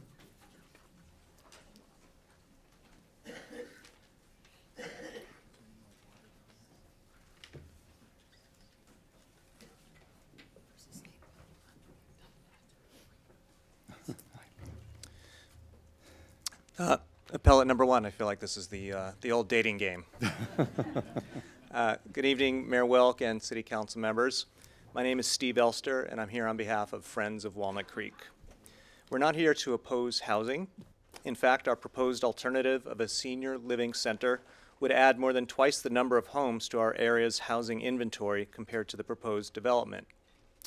We are here because this decision rests on unresolved legal and analytical issues, and because you still have the opportunity to evaluate this proposal without inapplicable legal constraints and to require a more complete and defensible record before proceeding. First, the project has been processed under the assumption that it qualifies for the builder's remedy. That assumption is incorrect. There's no debate that the city's housing element is substantially compliant. As you can see, if you take a look at Exhibit 1 in our appeal, you, our City Council, adopted the city's substantially compliant housing element on August 1st, 2023, which was later confirmed by the state. The issue here is the date on which the city's housing element was substantially compliant. Exhibit 3 shows that the HCD concluded on October 24th of 23 that the housing element, adopted on August 1, was substantially compliant. If the city or an interested third party were to bring the issue of the date of substantial compliance to a court, we believe that a court will find that the housing element adopted by the city on August 1 was substantially compliant on that date, and certainly prior to signature's application. A court would need to do 2 things. First, apply Government Code 65585.03 to determine if it fundamentally changes the framework for evaluating this proposal. The applicant's proposed development would, among other things, require the destruction of numerous office buildings in the Shadelands and uproot many businesses and jobs located there. That is not permitted under the city's general plan, but if the builder's remedy applies, the city has little say over the elimination of these local businesses and jobs. Second, the EIR fails to do something CEQA explicitly requires. It does not adequately analyze a feasible alternative, a senior living community. The feasibility of a senior living community is particularly obvious because there are already 2 senior living communities immediately adjacent to the site. A senior living community would also generate less and materially different traffic patterns with far less peak hour commuter traffic. Exhibit 4 is the ITE's traffic generation rates for a senior living community. Exhibit 5 in our appeal compares the traffic generated by the proposed townhomes to the traffic generated from a senior living community with more than twice as many people. A senior living community with twice as much housing would likely generate less traffic than the Mitchell townhomes, and the timing and direction of the car trips generated by a senior living community would differ substantially and favorably from what this development would generate, such as by not contributing to peak AM outbound traffic towards downtown and the 680, or peak PM inbound traffic. Other environmental impacts would also be reduced or avoided by a senior living community instead of the Mitchell townhomes. Under CEQA, an EIR must meaningfully evaluate alternatives that could lessen environmental harm, and that did not happen here. Even under the builder's remedy framework, if it applied, the city must still consider whether a feasible alternative could avoid specific adverse public health or safety impacts, and that analysis was not done. Feasibility is not simply what would allow a developer to maximize its profits at the community's expense. There is also nothing that says that feasibility means protecting the purported applicability of the builder's remedy to a developer's proposal. Clearly, a senior living community adjacent to another senior living community is feasible and should be properly considered. Third, the EIR fails to accurately disclose and analyze the project's real-world impacts, especially traffic. The results of the traffic study are no better than the underlying assumptions made to generate those results. Here, one obvious error is the traffic study's use of ITE Code 710, which is applicable to general office buildings, such as those in downtown Walnut Creek. The report should have used ITE Code 750, which is applicable to office parks, such as the Shadelands. This error renders the study's results suspect, such as its conclusion that this development would actually reduce traffic. In addition to using the wrong ITE code, the traffic study also emphasizes a reduction in net daily trips, but that metric is misleading. What actually matters to the people who live in this city and what the EIR does not properly evaluate is outbound traffic in the morning and inbound traffic in the evening, which are precisely the times and directions when congestion is already at its worst. The EIR even admits those increases will occur, but does not adequately analyze them. Ignacio Valley is already operating at unacceptable levels. Treat Boulevard, another key corridor, is not meaningfully analyzed at all. Local streets will experience cut-through traffic, increasing risks to children at nearby preschools, residents, and the folks living at Viamonte. And this is not theoretical. The project would concentrate traffic at fewer driveways, increase congestion near a senior living community and preschools, and create new safety hazards during both operation and construction. These are specific, foreseeable, and unmitigated impacts. CEQA requires full disclosure, not selective metrics that obscure the true effects. Fourth, the city failed to provide meaningful notice to the residents most affected. While the city may have met or did meet the legal requirements, the reality is this. The neighborhoods that will experience the greatest traffic impacts south of Ignacio Valley and east of Oak Grove were not adequately notified. As a result, those residents were effectively excluded from this process, and that undermines a core principle of CEQA and public governance, informed public participation. When the people most affected don't even know a development is being considered, the process cannot be considered fair or complete. We're not asking for denial tonight. We're asking for a responsible, legally sound process. Specifically, before you make any decision regarding this proposal, we ask that you, 1, consider this proposal without the limitations improperly imposed on you by the builder's remedy. 2, require a supplemental traffic study that applies correct ITE codes and is otherwise credible, analyzes directional peak traffic, evaluates Treat Boulevard, and evaluates impacts on surrounding neighborhoods.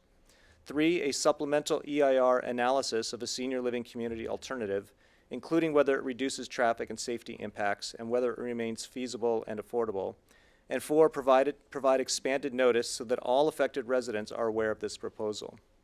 This decision is not just about one project. It is about whether Walnut Creek applies the law correctly, fully discloses environmental impacts, and gives its residents a meaningful voice.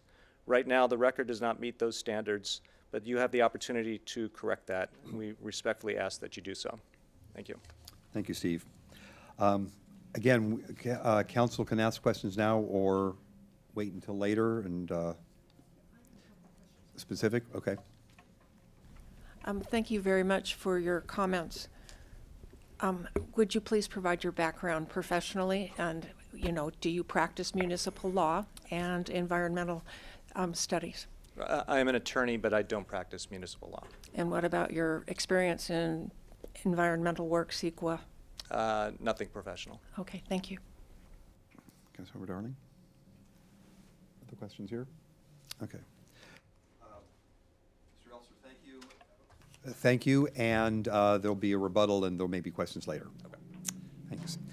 All right, next we have appellant number 2, Mike Heller and group. 15 minutes total with one or more speakers. And please come to the podium. All right, here we go. There is slide number 1. Mayor, City Council, thank you. I'm Mike Heller. I'm one of the 8 signers of this appeal. Live at Viamonte Senior Living right across Shadelands from the proposed project site. We have several hundred seniors living there, median age 68, all sensitive receptors no matter how you look at it. So let's check. Down means this. We did it. All right. So wanted to comment up front, we're not here, and the purpose of this appeal is not to suggest that you deny this project. What we would like to put before you is some examples of considerations particularly impacting the seniors at Viamonte that were either not considered or considered in a light way, and it needs further look. So if you were to approve this project, we would like you to add additional conditions of approval. So these are the 6 items that were in our written appeal. I'm sure you've had a chance to look at those. I'll say a few words about each one of these. I like the language of the Air Resources Board, the fugitive dust, implying there's, I guess, dust that behaves, stays on site, and the fugitive dust that tries to escape. So we're worried about the fugitive dust. We think a great help in this would be a solid barrier along the perimeter of the construction project. So something solid wood would probably be best. The applicant has met with us and said they will put a solid panel, like you see in the green picture, on the chain link fence. They are going to have a chain link fence, but it would be called an improved chain link fence. And that would definitely, we've told the applicant that would be a big improvement. But as you can see in the right-hand picture, unless it's fairly heavy gauge material and properly maintained, this isn't really going to be very successful in capturing that fugitive dust. Now, our second point has to do with asbestos. We don't need to say much about this. One of the key elements of the regulation involving asbestos removal and disposal is notification of the relevant regulatory agencies. We simply would like a condition of approval that says we'd like to be notified also. We have seniors who might want to take a walk outside, and we might want to say Wednesday would not be a good day to take a walk outside if we knew what was going to happen on Wednesday. This is an aerial view of part of the site. You can see all of the existing trees that are in this portion of the site. Mature trees, we are simply dismayed at the small number of trees that can be preserved. Naturally, a project of this density is going to require removal of a lot of trees. But it's very sad that of the 103 redwoods, for example, only 7 would remain. And beyond that, the trees that are to be planted, this is good, but there's no redwoods to be planted in the plant palette of the replacement trees. The good news is the applicant is intending to use 24-inch or 36-inch tubs, which will help the shade get replaced a little quicker than it would be with smaller nursery-sized trees. Item 4 is continuous air quality monitoring. We are intrigued that neither the applicant nor the city seems to think monitoring the air quality is a good idea or necessary. Here's some things that would be accomplished if we did monitor the air quality. First, most of you know that the most dangerous part of bad air is not what you can see. It's what's known as PM 2.5, very small particulate matter which is invisible to the naked eye. If you look on the Bay Area Air Quality District website, there's a big explanation there of the health effects of this. If you wait until you see a cloud of big dust coming towards you, if you're a senior with asthma, COPD on oxygen, you might be well on your way to the ambulance before you even notice something is wrong. But suitable air quality monitors would have alerted you to that. Now, the mitigating measures in the EIR say, well, what we'll do is we'll minimize the amount of dust and particulate matter that's generated.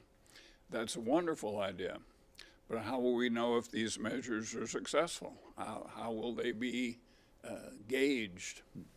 Again, you can't tell just by looking for a cloud of visible dirt. We have a lot of people living at Viamani who have health concerns, respiratory issues. If the air quality is as good as the EIR's consultants hope for, then this would be very reassuring to say, we're not just hoping, we're actually able to show you that that's true. On the other hand, if the air quality monitors say the air quality is not good, it also identifies two things. How bad is it? The EPA scale is what's used in these monitors that we are looking at. And it also enables you to very easily distinguish an ongoing problem from just a blip. So if we have one badly tuned dump truck that's sitting out idling for a while and the particulate matter spikes up, looking at the output from the sensors will say, but it went away in 10 minutes. So it's not something we need a big effort to deal with. So here's what the sensors look like. They, as I mentioned, concentrate on the PM 2.5 index standard. They're laser-based. Each of those sensors sends data every 2 minutes to a website which is publicly accessible. You can access it, the applicant can access it, residents of Viamani can access it. No registration, no passwords, no fees, nothing.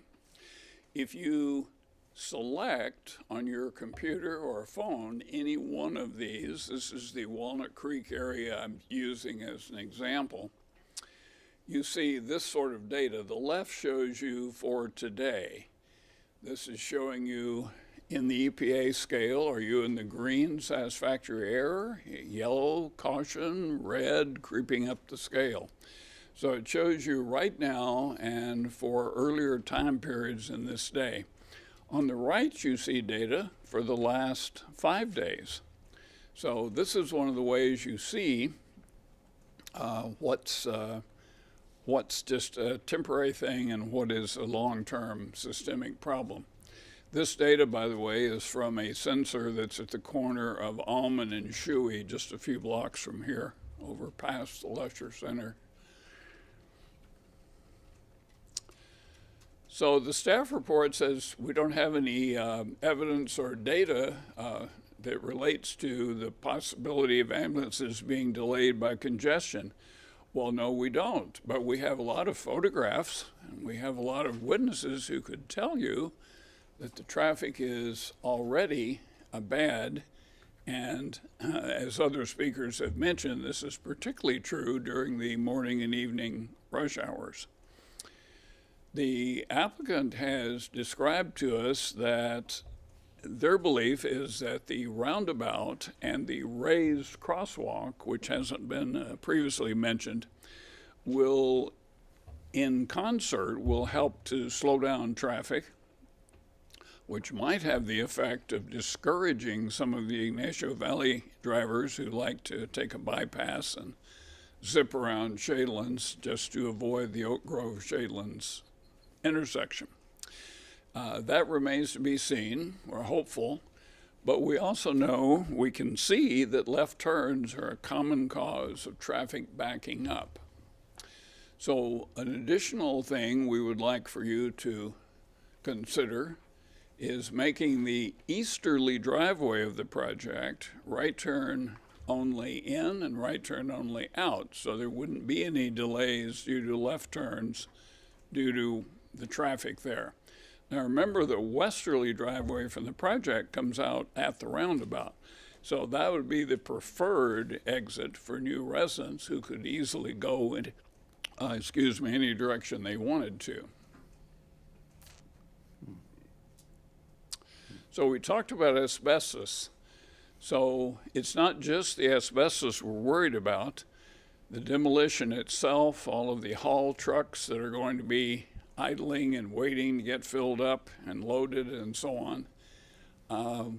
We'd really like to know a week or two in advance. Again, should we have our bocce tournament on Thursday, or should we better stay inside on Thursday? So, very simple. Here's the summary. Here are the conditions of approval we would like to see you add to this project. An 8-foot solid dust barrier along Shadelands. We'd like to know dates for asbestos removal in advance. If there's any way at all to try to preserve a few more trees, that would be wonderful. But at least we could include redwoods in the new trees to be planted. We'd like a condition of approval be that the applicant provides some funding for us to establish and maintain for 4 to 5 years a continuous air quality management system. It's completely automated along Shadelands Drive. Right turn in, right turn out at the easterly project driveway. And weekly or bi-weekly distribution via some mechanism of the construction schedule, particularly demolition and activities that will entail a lot of truck traffic, a lot of idling traffic.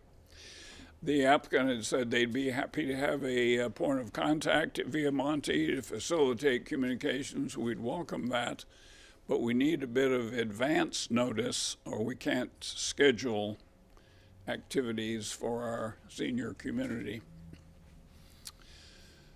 So again, we like housing. California needs housing. This is a place where housing could, without too much trouble, be built.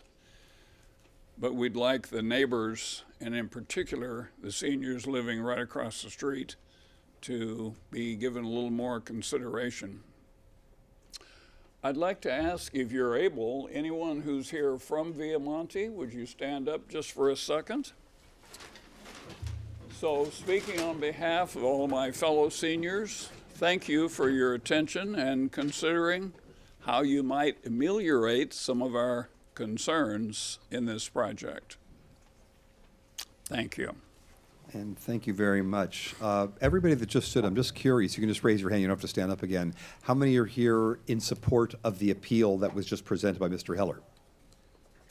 Okay, thank you. We're also here to support the first appeal. We'll get to that with public comment later. Let me ask right now if we have council questions specifically for Mr. Heller at this time, or anything that you would like to ask later. We can certainly hold off for that. Just to let everybody know here and at the dais too, after this we'll have the applicant present, and then we're going to take a break so that we have a chance to take care of what we need to as well. And then we'll come back at that point for public comment. So do we have any questions for Mr. Heller? One question. Thank you very much, Mr. Heller, for your presentation on behalf of your community. Were these same 8 items presented at the Planning Commission meeting, or has this list been elaborated and expanded since the Planning Commission hearing? The concerns were all part of our input to the Planning Commission hearing.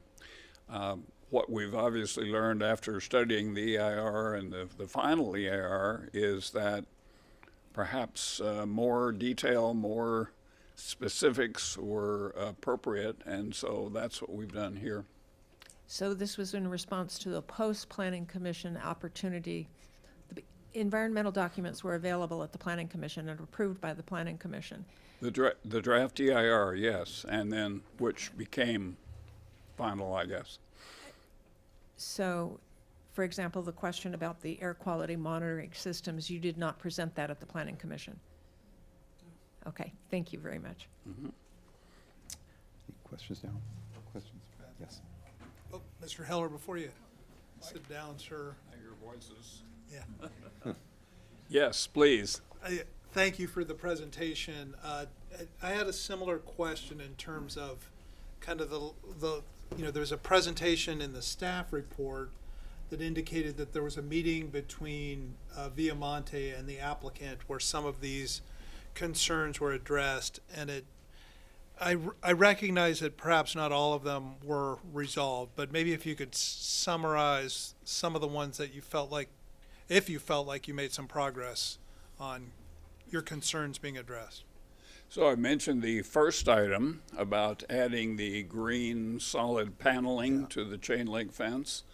So that was suggested by the applicants or presented by them, and we think that's a great idea. That would be a positive step there. Wood might be better, but that might work. We don't know. So that would be one. We had discussion about the driveways. The easterly driveway of the project is directly across from the Viamonte driveway. We only have one driveway. There'll be 2 from the project.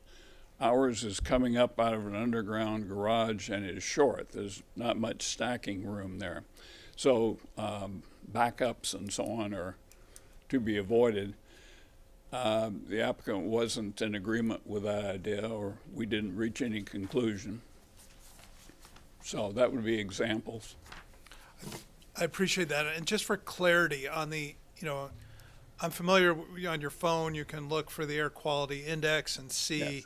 And it's generalized, right? It's not, you were asking for something that's more localized just for Viamonte, is that correct?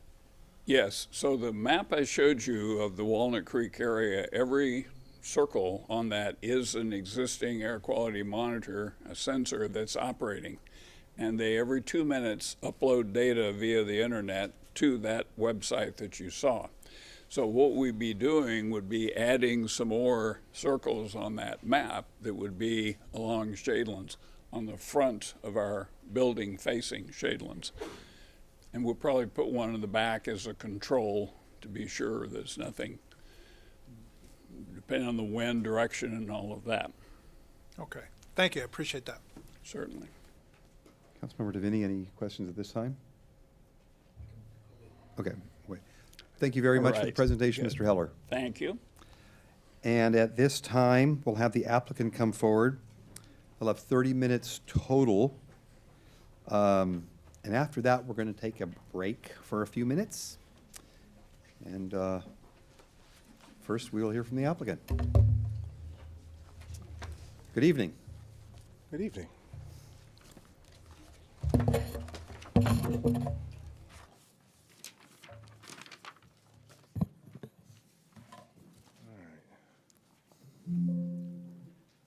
All right. Well, good evening, Mayor Wilk and council members. On behalf of Signature Development Group, my name is Jonathan Fern. I'm Senior Director of Development, Senior Vice President of Development. And on behalf of our whole team, we are happy to present our Mitchell Drive Townhomes project this evening. I will not need 30 minutes, but this is a de novo hearing, so I will take you through some of the things that we talked about during Planning Commission. So just to talk about the site plan quickly, we all know it's 422 total townhomes, 2 acres of publicly accessible open space scattered throughout, mainly focused on that east-west spine there in the middle of the site. We are incorporating many of the elements of the Shadelands multimodal plan, including widened sidewalks along Mitchell and Shadelands, as well as extended bike lanes, which we'll talk about a little bit later. We're also, as Simmer mentioned, retaining those 7 redwoods in the central redwood grove, and we've organized our central open space around those redwoods. We are increasing the tree canopy from what exists today, 488 trees to 542 trees. 111 public parking spaces organized on those internal roadways there, including 30 bike parking spaces organized in the publicly accessible open spaces. As Simmer mentioned, 55 units available to low-income households. That's nearly twice the city code. And then meaningful measures towards the city's RHNA requirements for both low-income and above moderate-income households as well.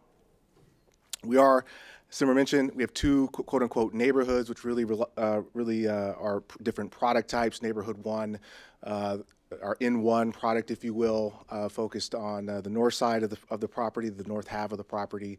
Our N2 product on the south side of the property. But we're constructing the project in 2 phases. Phase 1 is the eastern half of the property, basically, and then phase 2 is the western half. We are doing it in phases. We know we can't absorb 422 units all at one time, so we do want a phased approach to this. The reason why we're doing it in this fashion is to have a diversity of offering and product types, so we're having both product types in each phase. That's why those phases are designed in that way. As Simmer mentioned, we also did want to have variation, not only just amongst the architecture itself, but colors and variation as well. So this just shows that each of the 2 product types has 2 different architectural styles and then 4 color schemes. Each, they aren't the same color. It's just those colors just show different color schemes. We did want to be intentional about how we were designing this and looking around the built environment that was around us to be contextual to that. So kind of starting with this graphic kind of here in the middle, the 2800 Mitchell Drive continuing care retirement community that is approved but not yet built. That's about 3 to 4 stories along Mitchell, about 40 feet in height. It's about 39 units to the acre. As you go along to the our eastern boundary, the remaining building 12 of the Walnut Creek Executive Park, 3 stories in height, about 35 feet. And then obviously to our south is the Via Monte Senior Living Facility, 4 stories along Shadelands, 40 feet in height, about 50 units to the acre.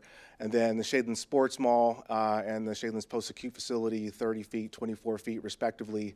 In comparison, we're 3 stories in height, as Simmer mentioned, 40 feet to the tops of our roof lines, but that has a little bit of architectural variation that's put in there. They're actually a little under 30 feet to the ceiling of the 3rd level, which is the highest living area.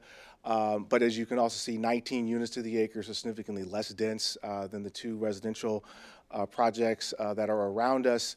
So we feel this is very appropriate for this area. Obviously a step up from the Woodlands, which is to the east of Oak Grove Road, but significantly under what we have out there today. That said, we knew we didn't have all the answers when we started this off, and so we did want to be cognizant, and we want to incorporate community input where we could. Starting off, we went to the design review committee last June 2025. One of the things they asked us to do was to look at our central open space. In particular, was there a way that we could better aggregate our open space to make it a little more usable? What we mean by that is if you look at these blue arrows here, that shows where we were proposing our stormwater detention basins. Those were basically on-grade stormwater detention basins. And as you can see, the central lawn, which is the light green in this image, was a little chopped up. And they were saying, well, can you use an alternative stormwater treatment system, which they're calling Silvacells, which is a subgrade stormwater treatment system, to better aggregate and aggregate the central lawn and make it more usable. So we looked into that. And as you can see here, we were successful in doing that. You can see that we now have a bit much better much better open space there. It's much more connected, much more usable. In addition, we're proposing a small children's playground there as well. So we think this is a better plan. And this is what we think it'll look like once it's complete. We also look for other opportunities to use this system, so we could have additional areas where we could have usable open space. So we identified these two areas. The one on the left is on the west side of the site. The one on the right is adjacent to the dog park on the eastern portion of the site. And as you can see, we were able to make both of those areas a lot more usable, really expand the dog park, which we're very excited about. But what we also were able to do because of this was to introduce more trees. The Silva cell system actually needs trees to work. The roots of the trees actually interact and do a lot of the stormwater treatment. And that added about 32 more trees from what we originally had before we went to the Design Review Committee. So we were at least happy to be able to install more trees. In addition, the Design Review Committee asked if we could have focus a little more on pedestrian connectivity, both through the site for folks that don't live within the proposed development, and then for folks that would live within development out to Oak Grove Road. So what we were able to do is design a pathway that led out the eastern side of the development through a gate that will get you out to Oak Grove Road. And then we widened the sidewalk along that central spine to make it a little more prominent, a little more welcoming for folks from the general public. So that's what you're seeing here. That sidewalk got to be about 8 foot in width. We also heard a comment on our architecture that for our N2 product, we had balconies that were actually facing the interior alleyways where cars come to go into the garages. Question was, well, why can't those balconies face outward onto the streets or the paseos? We took a look at that and actually said, that's not a bad idea. And so what you see here is us incorporating that. What you see at top is the before front elevation where we did not have balconies, and the bottom is the after front elevation where we did incorporate those balconies and move them from the rear to the front. So we think that was a good move and a good suggestion, and I think it makes a better project. In addition, as we all know, there are a lot of comments around safety on Shadelands, and so I think the appellants have spoken about the raised crosswalk. What we had been told is that the issue was that it was difficult to make a left turn out of the Via Monte Senior Living Community driveway onto Shadelands because there were pods of cars that were coming off of Oak Grove Road, and there was no break in those pods for them to make that left turn movement safely. So what we did in response to that was propose that raised crosswalk, which will ideally slow those cars down, so they'll have to really slow down to get up over that crosswalk, which will make that left turn a lot more easier for folks to do, to really create those breaks. In addition, the roundabout was something that obviously city staff was wanting to see as part of the build out of the Shadelands multimodal plan. So we again thought that would make a better, safer community, so we agreed to do that. In addition, bike lanes, this is what we would ordinarily be required to put in just for a typical project. That's just bike lanes on your project frontage. But what we are doing is we are extending those bike lanes on the north side of Shadelands all the way from Oak Grove to North Wiggett, and then on the south side of Shadelands from Via Monte to North Wiggett. And then on Mitchell, we're doing it from our western project frontage all the way to Oak Grove Road on both sides of the street.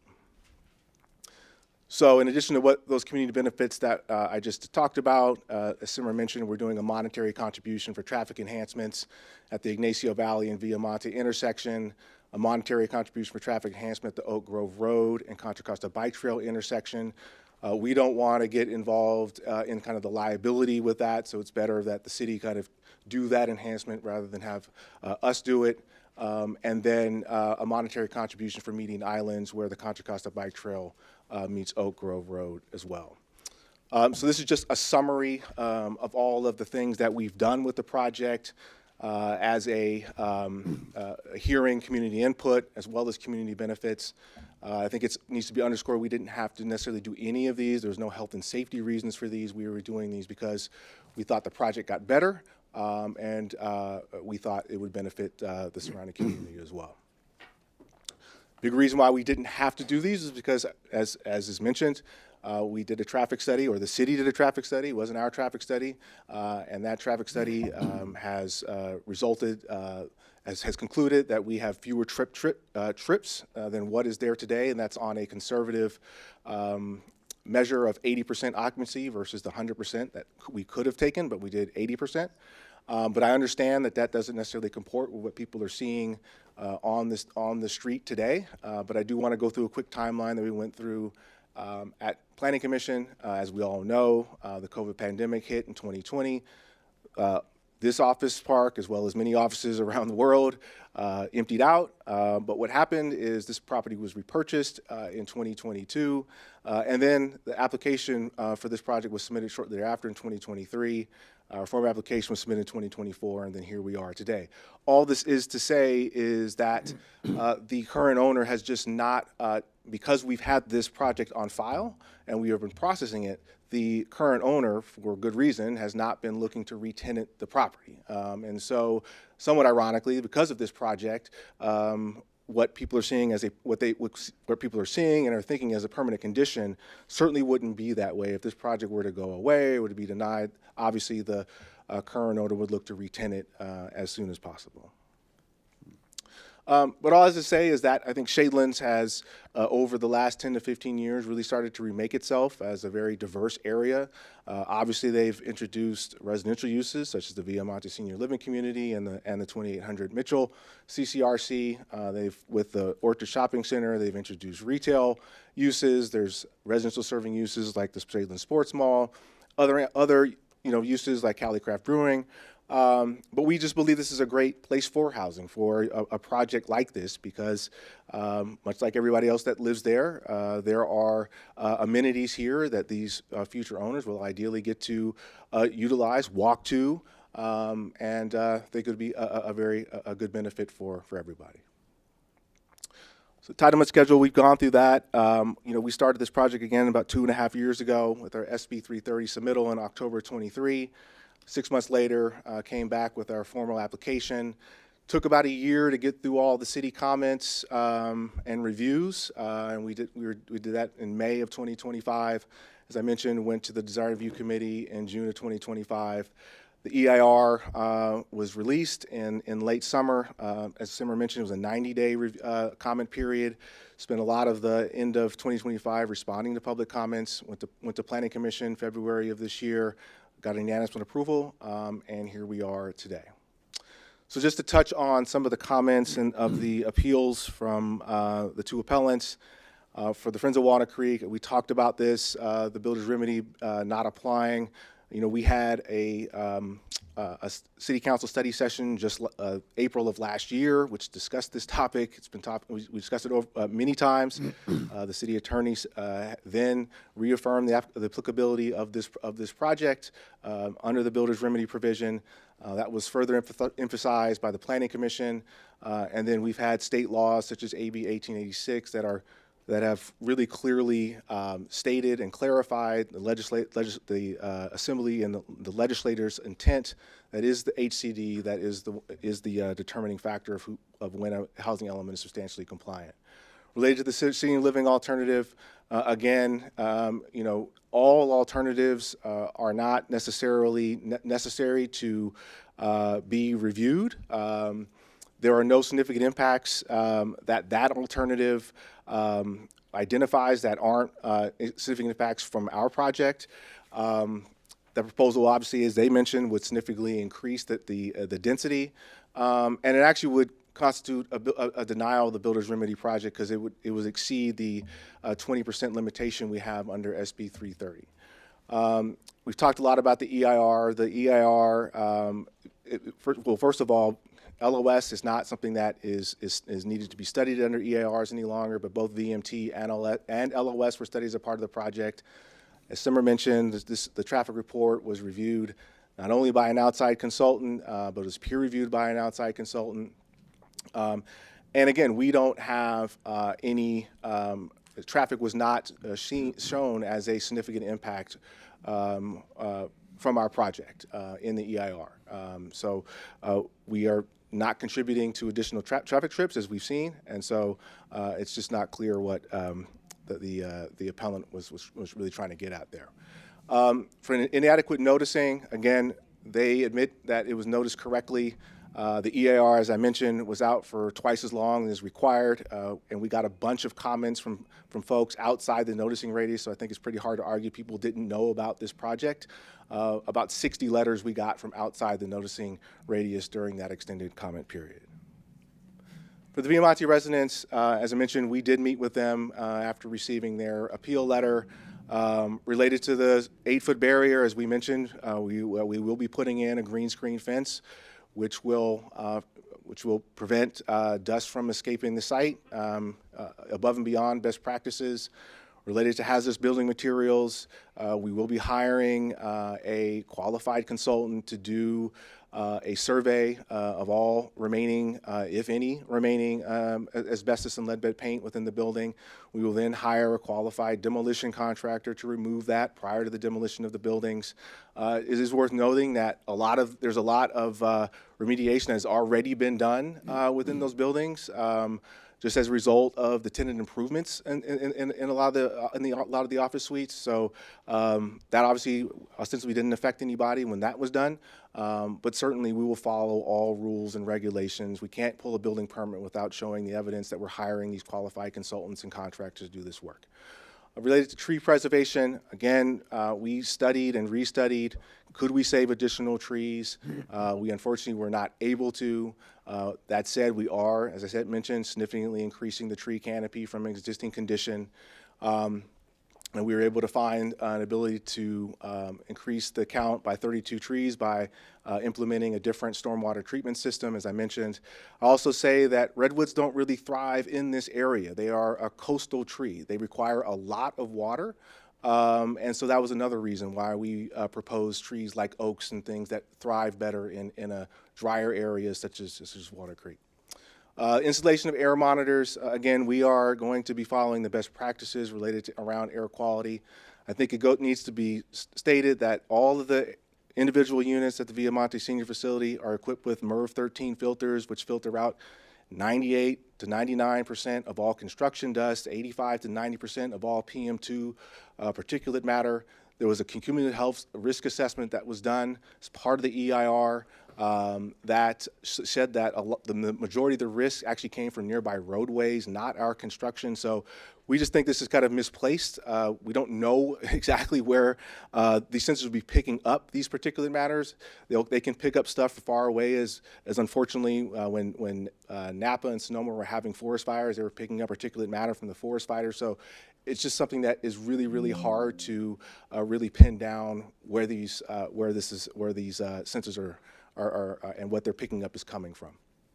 The ride in, ride out, again, as I mentioned, what was articulated to us is that it was difficult to make the left turn out of the Viamonte Senior Facility driveway. That was the reason why we did propose that raised crosswalk to deal with that issue. Otherwise, we can't really understand why this is not similar just to Shadelands and Wicked. It's basically a four-way uncontrolled intersection. And we think it's, if you can manage that, you should be able to manage this.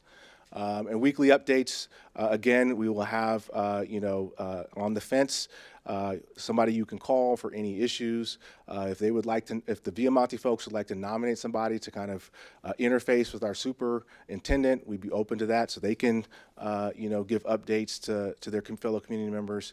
But again, we're going with best practices with that as well. So that's it.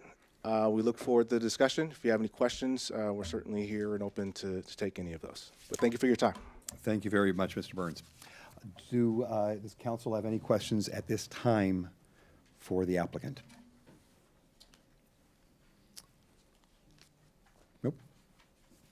Okay, then we are going to take it's 8:35. Let's take a break until 8:45. And we'll be back here for public testimony right after that.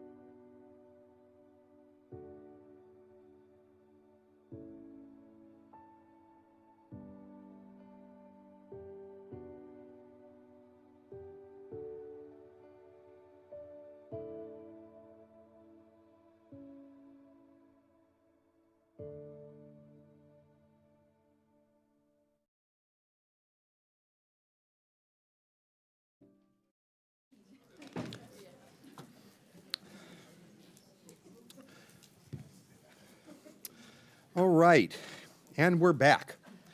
So note, if we can all note that both appellants and the applicant have had an opportunity to speak, and they will have an opportunity to address the council again at the close of the public testimony for rebuttal. The order will be in reverse of the presentation that we just heard, so they each have an opportunity to address the council first and last, and I guess middle. So before we start the public testimony, just a couple of quick things. Let me first ask, how many intend to speak? Raise your hand. Okay, quite a bit.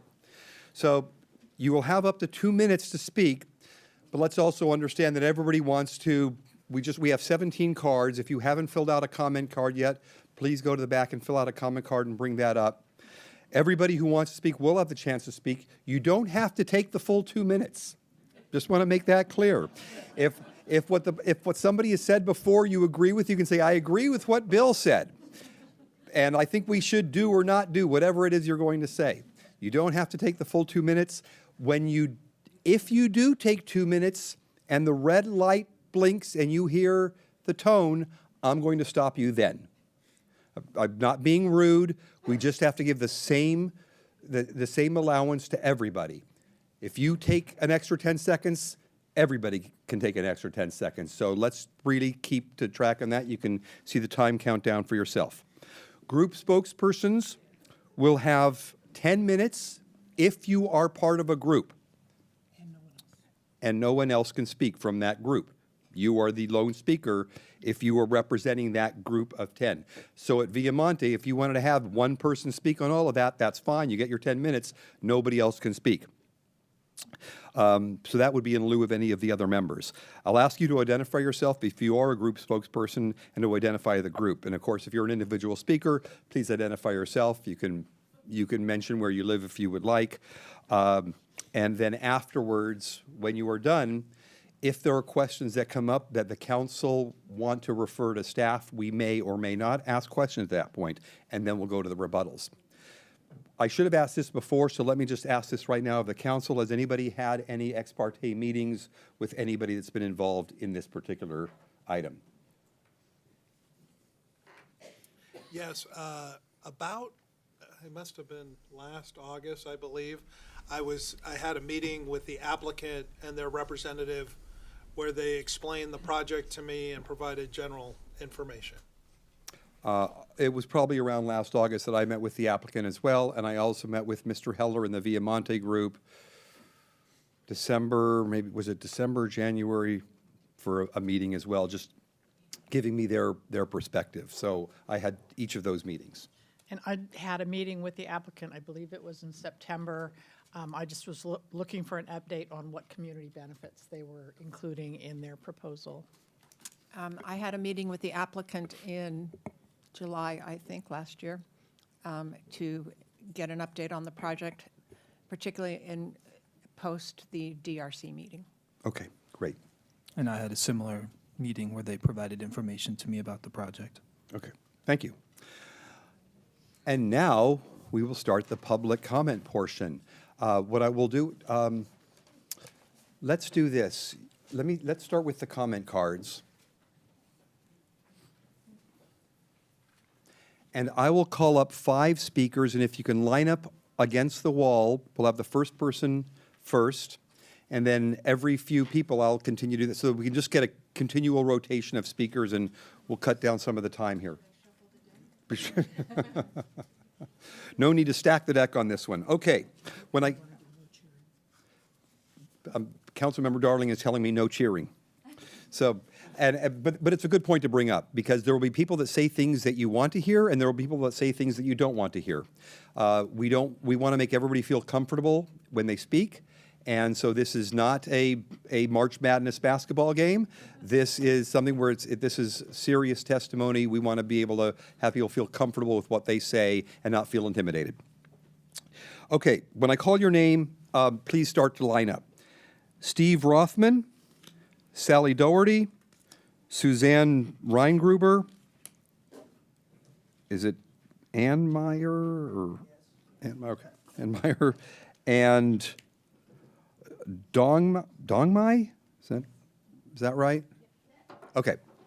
So if you can line up along the side, and we will start with Steve Rothman.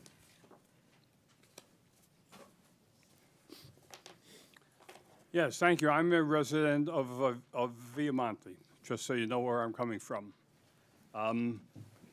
As I see this, the builder's remedy is intended to remove unessential and discretionary local restrictions from a project which includes affordable housing.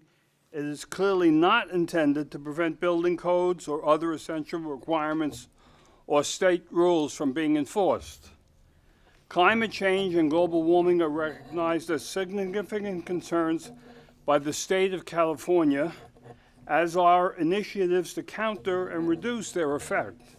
Green space is an important issue for the state, and there are many related state programs to encourage and enable these efforts.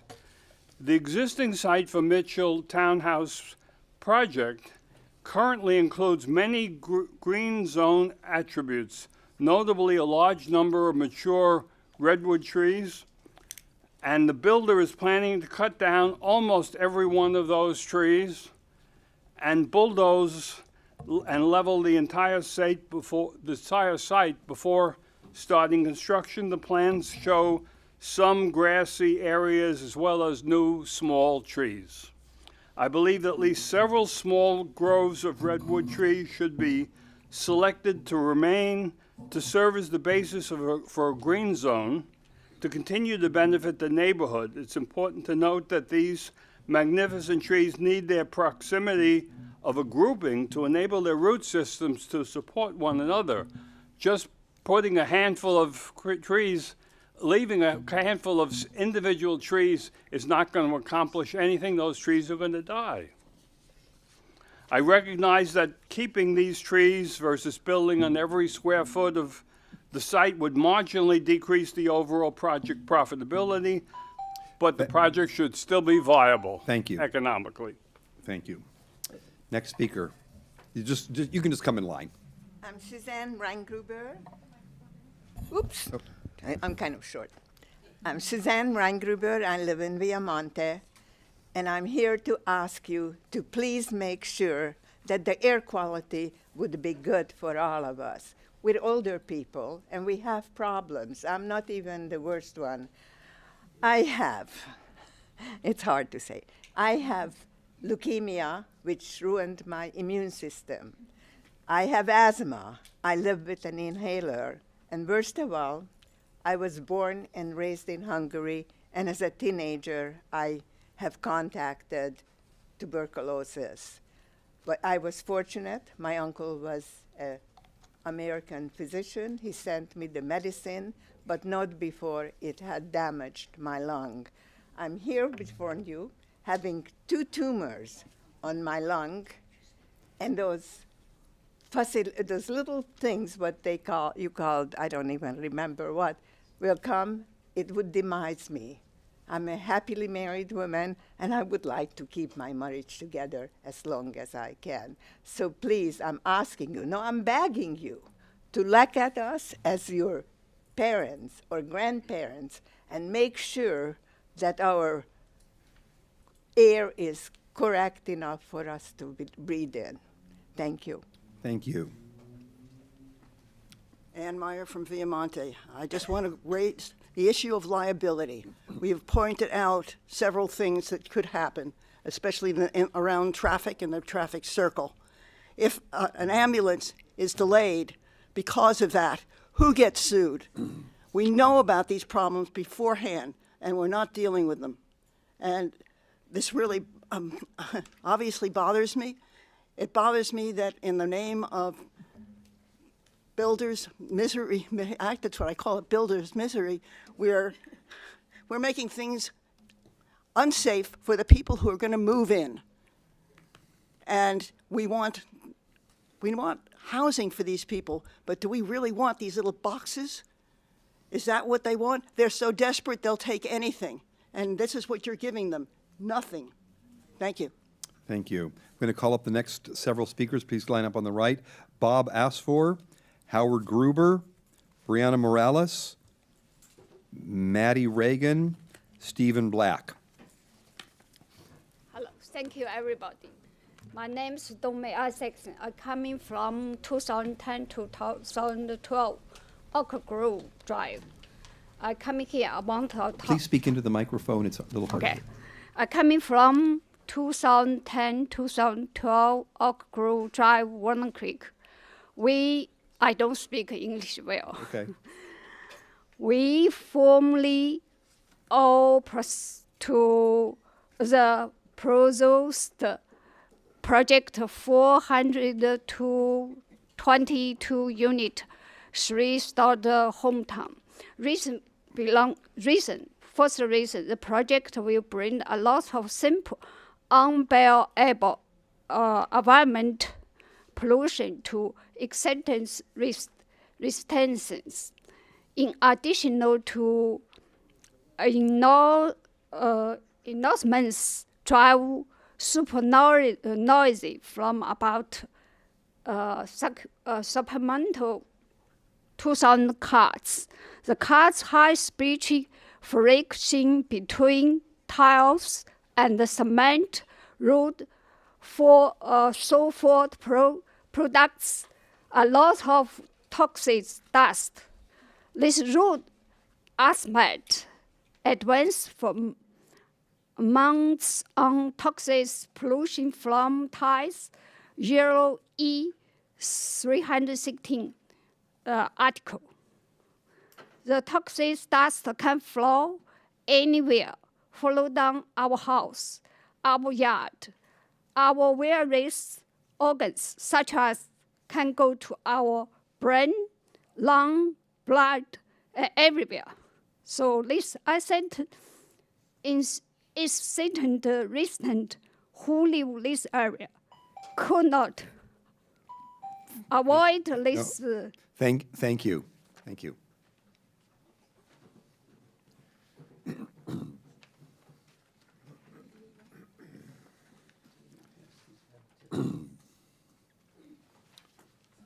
I'm Howard Gruber. I'm a pediatrician and practiced 34 years in Berkeley, and thereafter was chief medical officer at Children's Hospital in Oakland. And besides that, did global medicine in Honduras. In all these capacities, one of the first things that we thought of is, how do we represent the children? I noticed that you have an unrepresented constituency here, that is the kids. If you walk down, as my wife and I do, often Mitchell Drive, how many schools do you count? 5 or 6. 3 of them have preschool children in them. They're very small. The reason that I pass this out is I'd like you to look at the highlighted statement in there, which fortuitously just came to me 3 days ago, and notice the needs that children have in order to be protected by adequate air quality.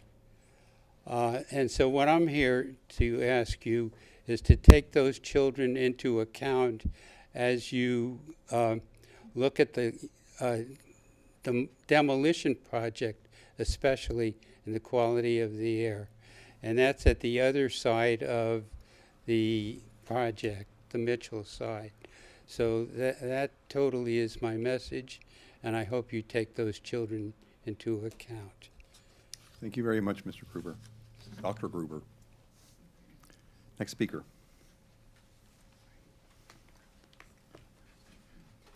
Okay.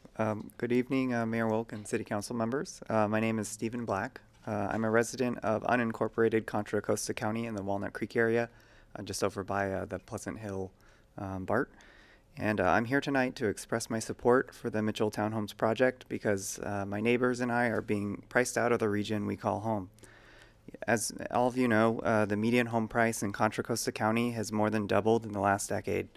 Ordinary people can't afford to live in areas where they work, not because they've made bad decisions about their career or education or anything like that, but simply because we haven't built enough homes. According to the California Department of Housing and Community Development, Walnut Creek needs to build 5,805 homes in order to meet the Regional Housing Needs Assessment requirement for the 2023 to 2031 cycle. Despite this, the publicly available data right now shows that the city has permitted just 85 units in the first 2 years of the cycle. Now, I know that doesn't include the 2025 numbers yet, but it clearly shows that we have a long way to go. Regardless of what good intentions the appellates here tonight may have, every delayed project, every successful appeal, every procedural obstacle keeps the city further from meeting the needs of its residents and worsens the housing affordability crisis. The Mitchell Townhomes project embodies what the state legislature intended when it passed the Housing Accountability Act: a meaningful number of homes, with affordable units included, built where people need to live. The appeals before you tonight don't change the environmental record or identify new evidence. What they do is ask this council to use processes to delay or deny housing that this region desperately needs. I respectfully ask the City Council to deny both appeals tonight and demonstrate that Walnut Creek is part of the solution to the housing affordability crisis. Thank you. Thank you. Next speaker. Hi, my name is Bob Asfor, and I'm from Viamonte. I'm going to take this time to just talk about traffic.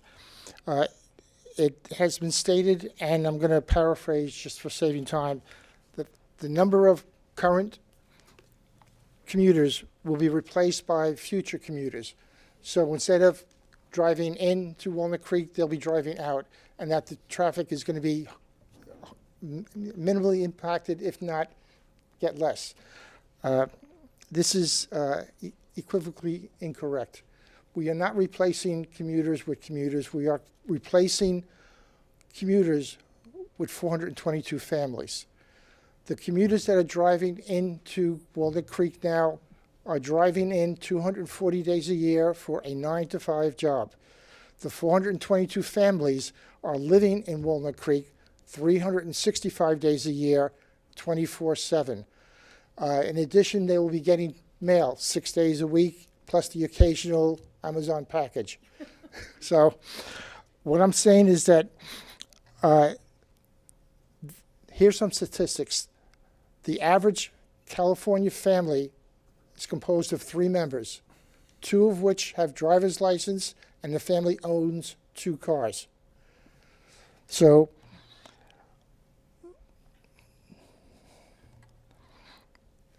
what I'm saying is that the MTP project is going to triple the amount of people living in Walnut Creek and increase by a factor of 2.5 the number of traffic. This is just basic math. The other thing I'm going to do is I'm going to throw this away and just back up and say that I agree with what Mike Heller had said about traffic. And that's enough. Thank you very much. Thank you very much. I'm going to read the next group of names. Jan Warren, Susan Levick, Alyssa Stone, Lisa Moore, and Wendy Taylor Tenalian. And Sally Doherty had given a card, and she hasn't spoken yet. She had to leave. Our bus had to go along with Okay. half of our people, more than half of our. So many speakers will not be coming. Okay. Thank you. Yes. Good evening, Mayor Wilk and council members. My name is Brianna Morales, and I am with the Housing Action Coalition. We're a member-supported nonprofit organization advocating for housing at all income levels across California. And we're here tonight to strongly oppose the appeal and urge the council to uphold the Planning Commission's unanimous approval of the 422 homes that include in the Mitchell Drive project. This project repurposes office buildings into high-quality, family-sized homes in a walkable, job-rich area with grocery stores, schools, transit right outside of the door. The affordability here is a standout, with 13% of the total project being reserved for affordable housing, nearly double the city's standard requirement. And this is a meaningful commitment to ensuring families and essential workers can actually stay in Walnut Creek. Beyond the housing, we are encouraged by the neighborhood benefits, among them being 2 acres of public open space and critical safety upgrades like the new roundabout and widened sidewalks. These are direct responses to neighbor feedback, and they would make the area safer for everybody. With the help of other organizations that want to see new homes here, like East Bay for Everyone, we've had numerous letters of support being sent to you, the council, directly from Walnut Creek residents, stating that they're excited to see new homes and new life and families and young kids. If we're serious about addressing the housing crisis, it needs to start now in well-resourced areas and more homes for families and affordable units for families. Along with that, we also want to point out that there is a strict legal obligation to approve this project because it meets all standards with no findings based on the grounds of the appeals. The Housing Accountability Act requires to deny the appeals, and HCD has stated that they are watching this project specifically so that we can align with state law. So we really hope that we do not put this project at risk. Thank you. Thank you. Well timed. Good evening, Mayor Wilk, City Council members. My name is Matt Regan. I'm here representing the Bay Area Council, about 400 of the largest employers in the region. As the previous speaker said, no secret, we are in the midst of a generational housing crisis in California. The National Association of Realtors just published information that for the first time in our nation's history, the median age of a first-time homebuyer crossed 40. That's a collective failure that we all bear responsibility for. 40,000 Californians every single year leave this state and move to Texas. 40,000. Again, collective failure of civic government in California to build sufficient housing to meet our own population growth. Now, you have in front of you a project that I think meets all of the standards that have been set out by the state in order to meet Housing Accountability Act and Builder's Remedy. Your staff have made it very clear that these laws do apply to this project. The appeals, I don't think, pass even the most basic laugh test. The checks in the mail, we tried really hard to get it in on time. These have already been tested in court, and the state has made it very clear what an approved housing element constitutes. You have to have it in your hand, stamped by HCD as approved. If you do not have an approved housing element, there are certain things that kick in. You lose discretion. The state has said that our response to the housing crisis is to take discretion away from bad actor cities. So you will lose discretion. You will lose state funds for roads, for public safety. You could be liable for fines up to $60,000 per month per unit that you do not approve. Litigation and attorney fees, and punitive damages if they find that you willfully ignore the advice of staff. And then finally, receivership. The state can come in and take complete control over your planning and approval process. So be mindful of what's at stake here. Thank you. Thank you. Good evening. I'm Susan Lee Vick, President and CEO of Joybound People and Pets here in Walnut Creek. I want to share that I am genuinely excited about Mitchell Drive Townhomes and the positive energy that we believe it will bring to our corner of the Shadelands community. For all of us at Joybound, this project isn't just a new development. It's a rich infusion of life and activity and potential into an area that's been dormant for far too long. So I'm kind of losing my voice. I've been CEO at Joybound for about 3.5 years now, and during that time, I have watched our organization and community grow and evolve.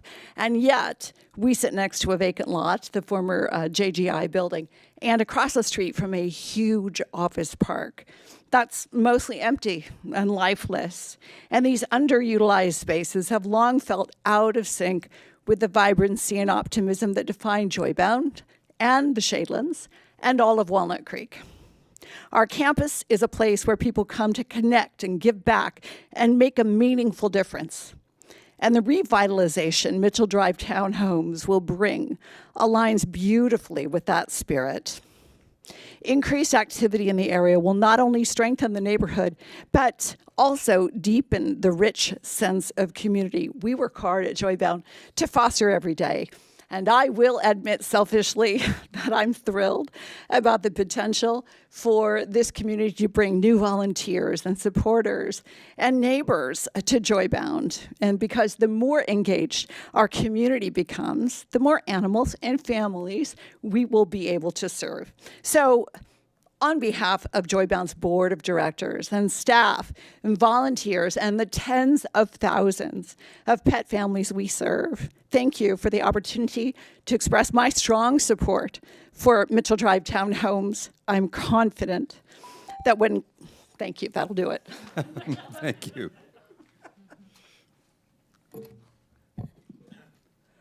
Leading a great meeting tonight, Kevin. Thanks. Thank you, Jim. Jan Warren, Woodlands, 40 years, and when I moved here, those buildings and those trees and everything about it were here just like it is. So I totally support this project. I'm excited about it. I just, we have built a fair amount of senior housing. There's the senior housing that we're working on with the clinic hospital piece. And so what we don't have is enough affordable housing for younger families. Some of those younger families, they get a bigger unit, they may have a grandma or grandpa with them. But I think the developer's done a good job of listening and adapting and spending more money to try and make everyone happy. And it's just wonderful to see something new. We've got the transportation. It's the infill that the state has said you need to build. We don't have enough housing, much less affordable. So let's just approve it and move forward. Thanks. Thank you, Jan. Good evening. My name is Wendy Taylor-Tenillion. I serve as Chief of Staff at Joybound, thus the dog hair on my jacket, and I apologize for that. This summer marks 9 years that I will have been working in Shadelands across from the proposed Mitchell Drive Townhouse site. And I've had a front row seat to the pre-COVID traffic, to the slump, and then also some generally exciting momentum in the Shadelands community. Relationships that strengthen our ties. Providing housing for those desiring to invest in Shadelands makes our entire community more resilient, joyful, and inclusive. I am so excited to see the lots across from Joybound grow into bustling, loved communal spaces. We invest today to see growth in the future for the benefit of us all. We dearly look forward to welcoming new friends, families, neighbors, and you in Shadelands, our beloved neighborhood. Thank you. Thank you. Next speaker. Good evening, Mayor Wilkes and council members. My name is Lisa Moore, and I serve as the Chief Advancement Officer at Joybound People and Pets here in Walnut Creek. Thank you for the opportunity to speak in support of the Mitchell Drive Townhomes project in the Shadelands. This new project is the kind of thoughtful, forward-looking development that strengthens Walnut Creek, not just for today, but for the future we are actively shaping. Shadelands Walnut Creek has long been an important employment and business hub. This project helps it evolve into something even more vibrant, where people can live, work, and contribute to the community in a more connected and meaningful way. At its core, this development is about people. It creates more accessible and attainable housing options for families and individuals who want to be part of Walnut Creek, including those who already work here but currently cannot afford to live here. When people can live closer to where they work, we reduce long commutes. We support more sustainable and walkable communities. That is good for our environment, and it is good for quality of life. There are also other clear economic benefits. New housing brings new customers to local businesses, supports a stronger local workforce, and contributes to the long-term vitality of Shadelands, but also of all of Walnut Creek. A more balanced community where residential and commercial uses complement each other is one that remains resilient and competitive over time. Of course, any construction project of this scale comes with temporary challenges, but those are just that, temporary. The long-term benefits of increased housing, economic activity, and community vibrancy will far outweigh the short-term disruptions. This project represents an investment in Walnut Creek's future, one that supports families and strengthens our local economy. I respectfully encourage you to support the Mitchell Drive Townhome project, and I thank you for your time and consideration. Thank you. Next speaker. I want to go work for Joybound. Good evening, I'm Donna Colombo, and I am an advocate for homeless services and affordable housing. And having worked for 15 plus years trying to help people find housing, I can speak firsthand about the importance of a project like this. We've been waiting for it for a long, long time. Having worked on 2 developments, St. Paul's Commons and the micro homes at Grace Presbyterian, I can speak with confidence about the seriousness and the thoughtfulness of the design, planning commissions, housing and development staff, city council, and legal services. I'm fully confident that everything has been reviewed and reviewed and reviewed. I can also speak firsthand about the reasons that people oppose such developments. We always hear fears about increased traffic, congestion, air quality, access to emergency services. And sometimes those fears can blur the benefits of such developments. Benefits like developer improvements, support for local businesses, housing for people that work in our local businesses, like Joybound. I don't work there, by the way. I've read the reports and responses to issues raised by the appeals, and it seems there are comprehensive mitigation plans for the issues raised. It seems the developer is willing to work with everyone. I sincerely hope that this development will be approved. We need more housing in our community, especially affordable housing. Thank you. Thank you, Donna. Thank you. Next speaker. Good evening, Mayor, council members. My name is Mark Orcutt. I'm the president and CEO of the East Bay Leadership Council. EBLC supports this project because it met a high bar to our standards. We don't support every proposal, but this one transforms an underutilized office site into housing along a major corridor in a location with strong access to jobs and opportunity. From a regional economic standpoint, housing supply is directly tied to our ability to attract and retain talent, support local businesses, and maintain a strong and competitive economy. We understand there are strong opinions about how this project came forward. The builder's remedy process has generated important debate and will continue to generate that same debate. But EBLC evaluated this project on its merits, including density, affordability, adaptive reuse, economic and equity impact, and sustainability. In our mind, it's a good project. Traffic concerns along Ignacio Valley Road are understandable. The environmental review found the transportation impacts would be less than significant, and I believe that analysis is strong. It's also expected to generate fewer peak hour trips than the existing office use. I know a recent speaker also brought up state law, but I'll emphasize state law also shapes this decision before you. Denying a project like this carries significant legal and financial risks. Courts have consistently sided with applicants in cities like San Mateo, Huntington Beach, and others when certain standards are not met. So for those reasons, EBLC supports this project, encourages you to deny the appeal, move forward with necessary approvals consistent with staff recommendations and state law. Thank you very much. A quick question. Sure When thing. you say East Bay Leadership Council, do you mean you as executive director, or was that? I represent the organization, the East Bay Leadership Council. So was there a vote? They reviewed it? Yes, approved? we have a process, a public process that we announced about 1.5 years ago for how we're going to begin reviewing projects that come before us. A special committee that reviews that, a set of criteria that are made publicly available, and then we move forward with communicating that position accordingly. 1 or 2 people, 20 people, how many roughly? Our committee, I would say, was around 7 folks from our membership, strategically chosen with insights into development. Thank you. A subcommittee of our infrastructure task force. Thank you. Thank you. And if there's anybody else that wants to speak that hasn't yet, please line up against the wall, because otherwise this will be the last speaker. Best for last. Just kidding.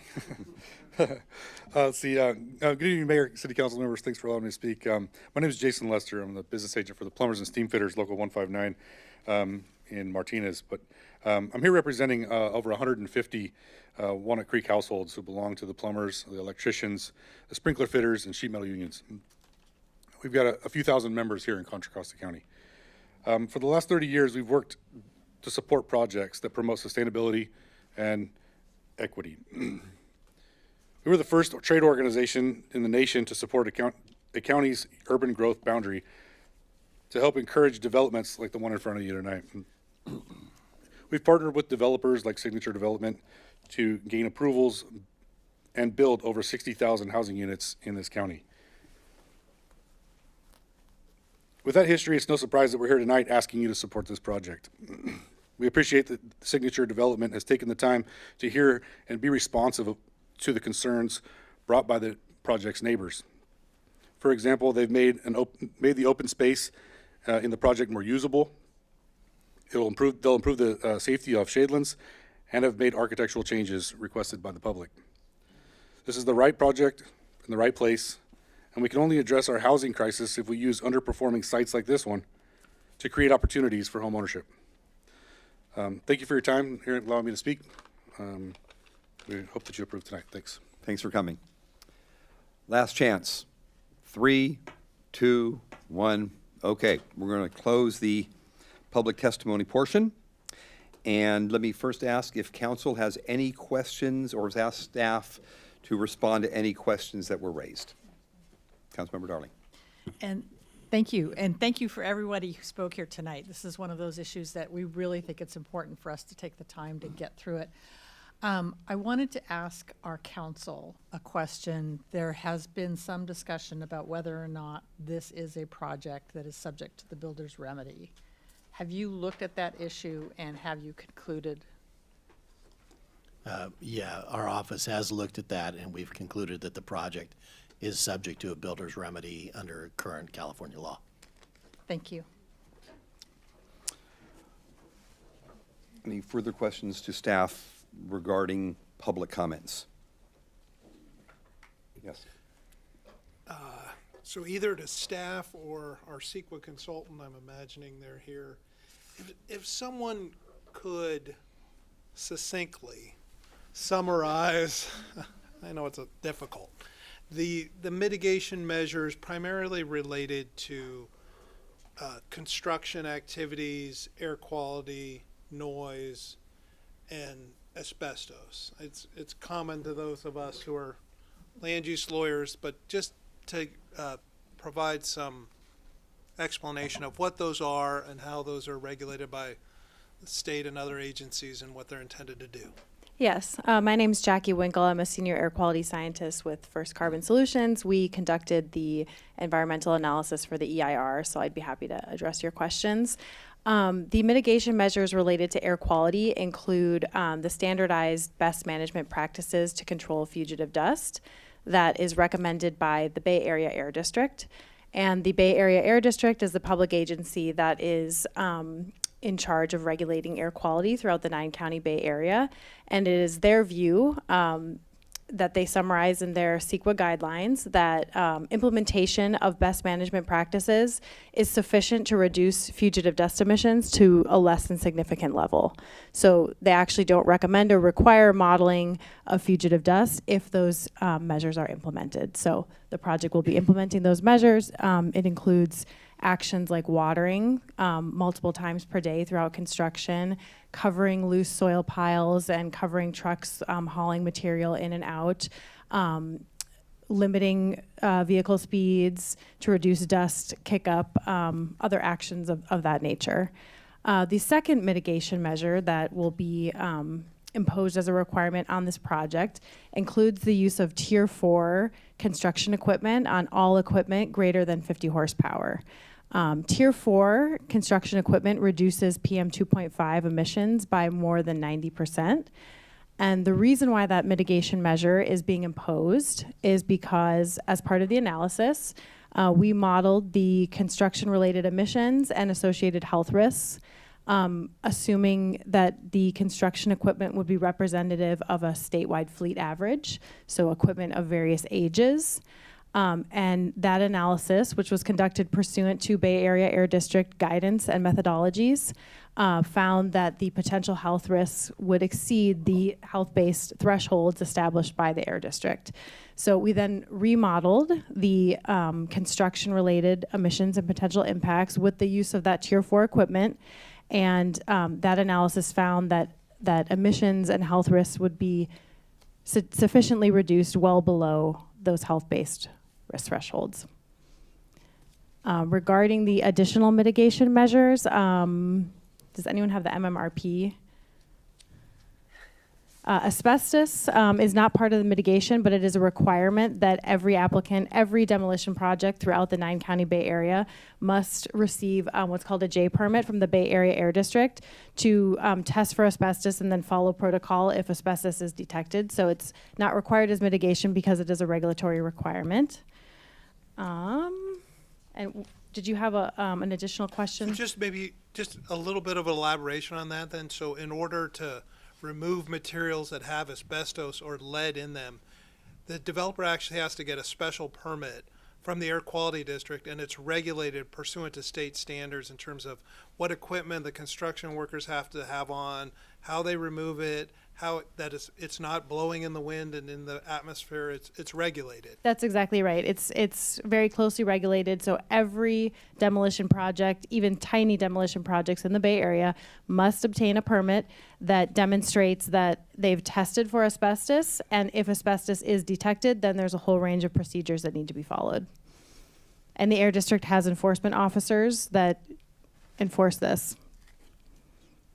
And then briefly, construction noise, there's limits on hours, and then use of muffling equipment and things like that are standard for construction noise impacts. That's exactly right. The standardized noise mitigation would be imposed during construction. The project applicant shall implement the following mitigation measures, which includes exactly mufflers on internal combustion engines, limiting idling, quiet models of air compressors. During all times during project construction and grading, the project applicant shall face stationary noise generating equipment as far as is practicable from sensitive receptors. And the construction contractor shall comply with the city's municipal code as it relates to construction noise. Okay, thank you. Very succinct. That was great. Follow-up question for you. Yes. The mitigation measures that you said are the standard measures when imposed, then reduce the pollutants to a non-significant level, right? Mm-hmm. Are there, and you did address that the equipment as originally proposed would exceed the particulate matter thresholds, and so you changed that. Would there be anything else with this project that would cause you to want to impose additional mitigation measures? It sounded like there was kind of a one-size-fits-all that you just apply to every project. Or do you look at the project specifically and say, this is what's going on with this project, and so the standard measures may or may not be appropriate? Yes. So for this project, the driver of the health risk was PM 2.5, and so Tier 4 equipment will reduce PM 2.5. So typically, if we'll see an impact from air quality, we will look at what's driving that impact. What's the source of emissions that's causing that? And in this case, it was PM 2.5. So Tier 4 equipment will significantly reduce those emissions. So it was appropriate to apply in this case. There were no other concerns that you had specific to this project? No, that mitigation reduced the health risk to well below the thresholds. The thresholds are 10 in a million, and with mitigation, the health risks were found to be 5 in a million. So it wasn't, approaching the threshold. It was well below with that mitigation. And you said that, or I'm not sure if you said this, but the report stated that the roadways contributed more to the particulate matter than the project. Can you elaborate on what that finding was? Yes. So we also will analyze what existing sources of pollution are within 1,000 feet of the project site. in addition to the project construction emissions. So cumulatively, when accounting for roadway emissions and nearby stationary sources, which are a handful of diesel generators in the neighborhood nearby, the cumulative health risks are around 50 in a million, and the cumulative threshold is 100 in a million, and the project is contributing about 5 in a million from the construction. So below individual thresholds, below cumulative thresholds, and you're exactly right that the driver of that cumulative impact is not the construction, it's what's existing. And I was going to ask staff, but maybe you're the right person to ask. There's, we discussed the netting that's going to go up on, or potentially going to go up on the chain link fence. Are there different grades of netting? There was a concern that if a cheap netting went up, that it wouldn't really capture the dust and it would break down. Are there recommendations from a dust and particulate matter as far as like what's the appropriate barrier to put on a chain link fence? Well, this is going above and beyond what's being required in the mitigation. So I think it looks like what the applicant is proposing is sufficient to provide an additive benefit. Logic would say that a more plastic barrier I think would work better, but I hesitate to opine on it, honestly, because it's above and beyond what. No, I'm not asking you to recommend it as a mitigative measure. I was just asking you to give your professional opinion about what types of material would be best suited for the application of going on to a chain link fence. So non-porous material would be the most suitable to capture those tiny particles. So even netting that has, that's able to small particles are able to pass through would be less effective than, like a solid plastic, for example. Okay. I just want to be cognizant that we are right now responding to the comments made by the public for staff, and I feel some of these comments might be bleeding into our actual questions for staff once the full public once the rebuttals are over. Well, I was trying to address that. It seemed like a vast majority of the public comments were specific to air quality, so that's why I was using this time to discuss that. But no, I mean, as long as they're still along that track, I just want to be cognizant of that. Yeah. Okay. During the course of a project, do you typically monitor, like, how would one know if the conditions suddenly changed and your the particulate matter or the dust or emissions from a project all of a sudden spiked or exceeded what was anticipated? How was that normally handled? Well, we model potential emissions and impacts using following Bay Area Air District and California Air Resources Board's guidance and recommendations and the tools that they recommend. Monitoring is not recommended by the Air District as mitigation or as a methodology for assessing impacts at this time. So all of the potential scenarios are modeled. So we're projecting 5 parts per million, but if all of a sudden it was 50 parts per million, we wouldn't know that. Correct. Okay. And the same standards, because there was a comment about making sure that we address the concerns of children. Are there specific standards that apply to construction sites near kids, or is it the same? It applies to adults and kids. We go by the same health guidance. That's a good question, and so that's addressed in the modeling as well. So when analyzing health risks of nearby sensitive receptors or people, the Office of Environmental Health Hazard Assessment provides recommended methodology, which is also recommended by the Bay Area Air District, in how to assess the potential health risks of different groups of sensitive receptors. And so a risk factor of 10 is applied to infants and very young children to reflect that their lungs and their bodies are still developing, and to also reflect that they have higher breathing rates, and so they have a higher dose. So that is the methodology that we followed for this project. And so in fact, the preschool that's nearby, the health risk to those children was assessed in that manner. Thank you. Okay. that's okay, terrific. Thank you very much. All right, so our next step in this are the rebuttals. And so the applicant will have 10 minutes total to address any issues you might have heard. You'll have up to 10 minutes, I should say. You don't have to take all 10, but please come on up. And the second rebuttal, or I should say the first rebuttal, but the second person to speak will be Mike Heller in your group. And then the last of the speakers would be the rebuttal of the Friends of Walnut Creek. Welcome back. Thank you. I'll actually be quick. I don't really have any rebuttals other than what I stated in my presentation. I didn't hear anything really from the public comment that was new, so I will cede my time back. Thank you very much. Mike Heller, rebuttal on, you'll have 5 minutes. I need to first make a correction. Some of the ladies in the audience said I said the median age was 68. It's actually 86. They thought I was taking years off their life. So, at least you're not 86. Of full clarity and everything here. I think from some of the comments, 3 key points I want to make.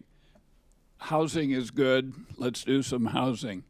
Second, the risk assessments, we just heard something about the special attention given to children. How about us seniors right across the street? Where is the special attention there? Second thing, there was discussion earlier, the applicant mentioned that we have MERV 13 air filters in our apartments. That's all very true. That isn't the question. As long as everybody stays in their apartment, they can hide under the bed, whatever, fine. What if they want to take a walk around the building? How do we know? Is it a good thing to do, or maybe they should not? We have a lot of activities. We have courtyards that have trees, bocce court, miniature golf, etc. When should we dare use them? Or when should we not schedule that sort of thing? So having a contact for information is excellent. What we need is advance notice, or we can't schedule anything. We don't know. Without advance notice, the answer would be everybody needs to stay inside until we can assure you that all is well. So for the driveway, our concern is certainly left turns coming out of our driveway, but it's right turns as well if we have a problem getting out. The other half of that is, can the ambulance get to us? So there's some review by the fire department and police and so on. Those are using like citywide average response times, what have you. I bet you Viamonte uses more ambulances per month than your neighborhood does, just a guess. So that's what we're worried about. It's peak traffic, backups on the street, etc. So that causes a problem. The monitors that we have found and think would work well have no fans in them. They're not gathering air. They're only assessing the air that drifts in their little intake screen. So again, the key here is these are outside air measurements. It has nothing to do with the air inside our apartments, but rather what's happening on the street, on the path around our building. Dare we take a walk?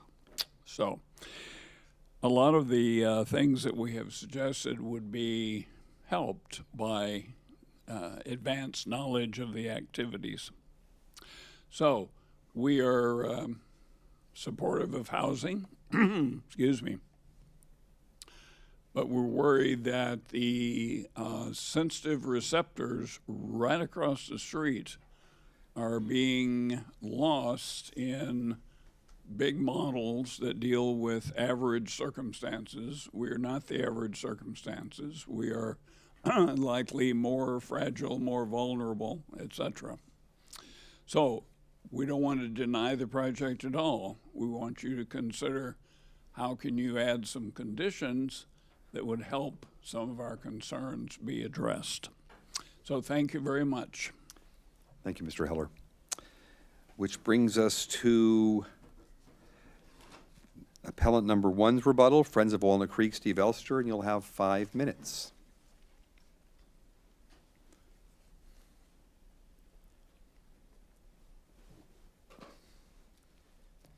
Thank you. I just have a few comments.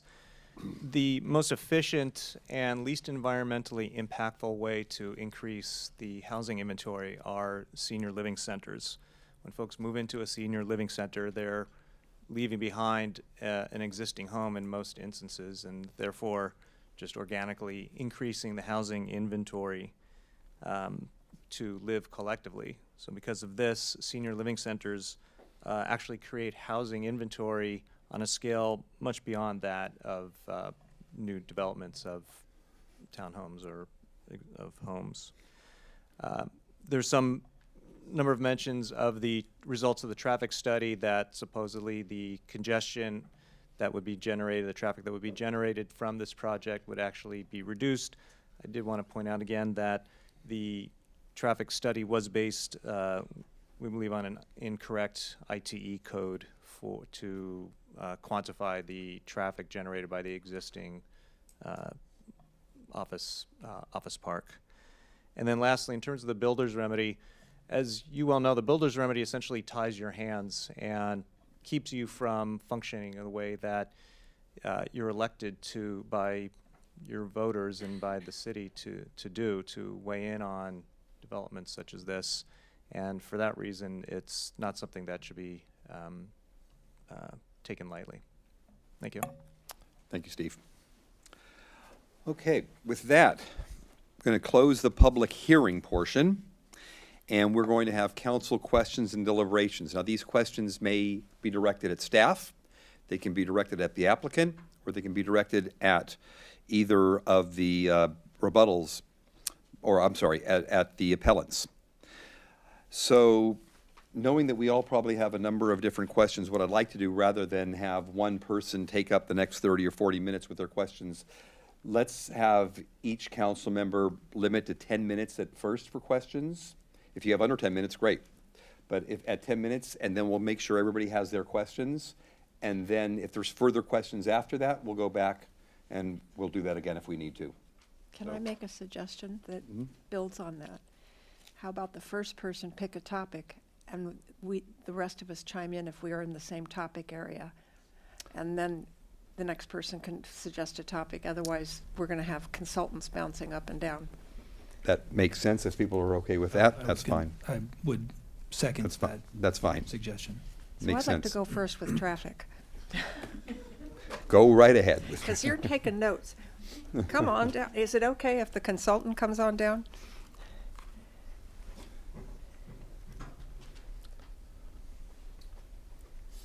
I assume actually, I watched the Planning Commission meeting, and I believe I saw you there on TV.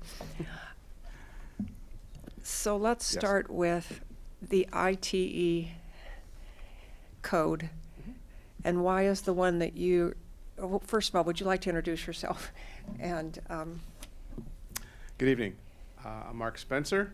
I'm a senior principal and president of WTrans, primary author for the traffic study, which we prepared in conjunction with First Carbon on behalf of the city for this work. I'll address the questions as they come up in order.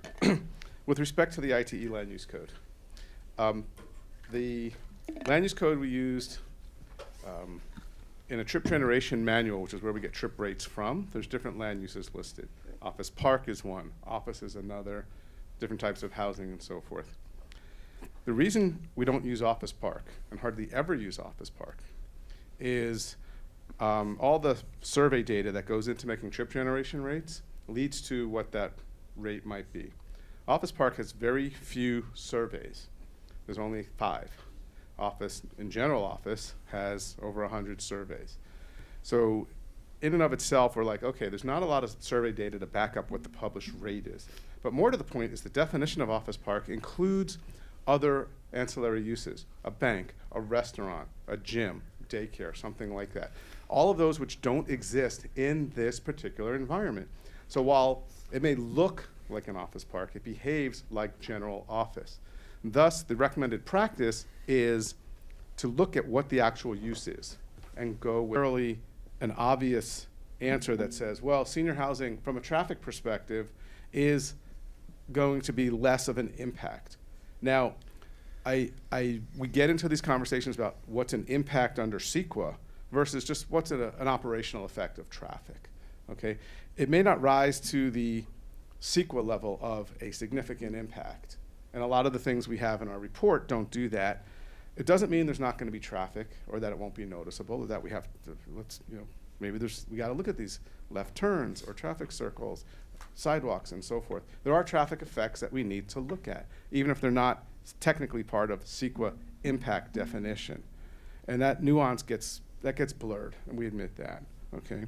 But senior housing doesn't necessarily generate, in this particular case, because of the number of units, it can wind up generating as many trips on a daily basis, which means from an air quality perspective, you still have vehicles moving in and out.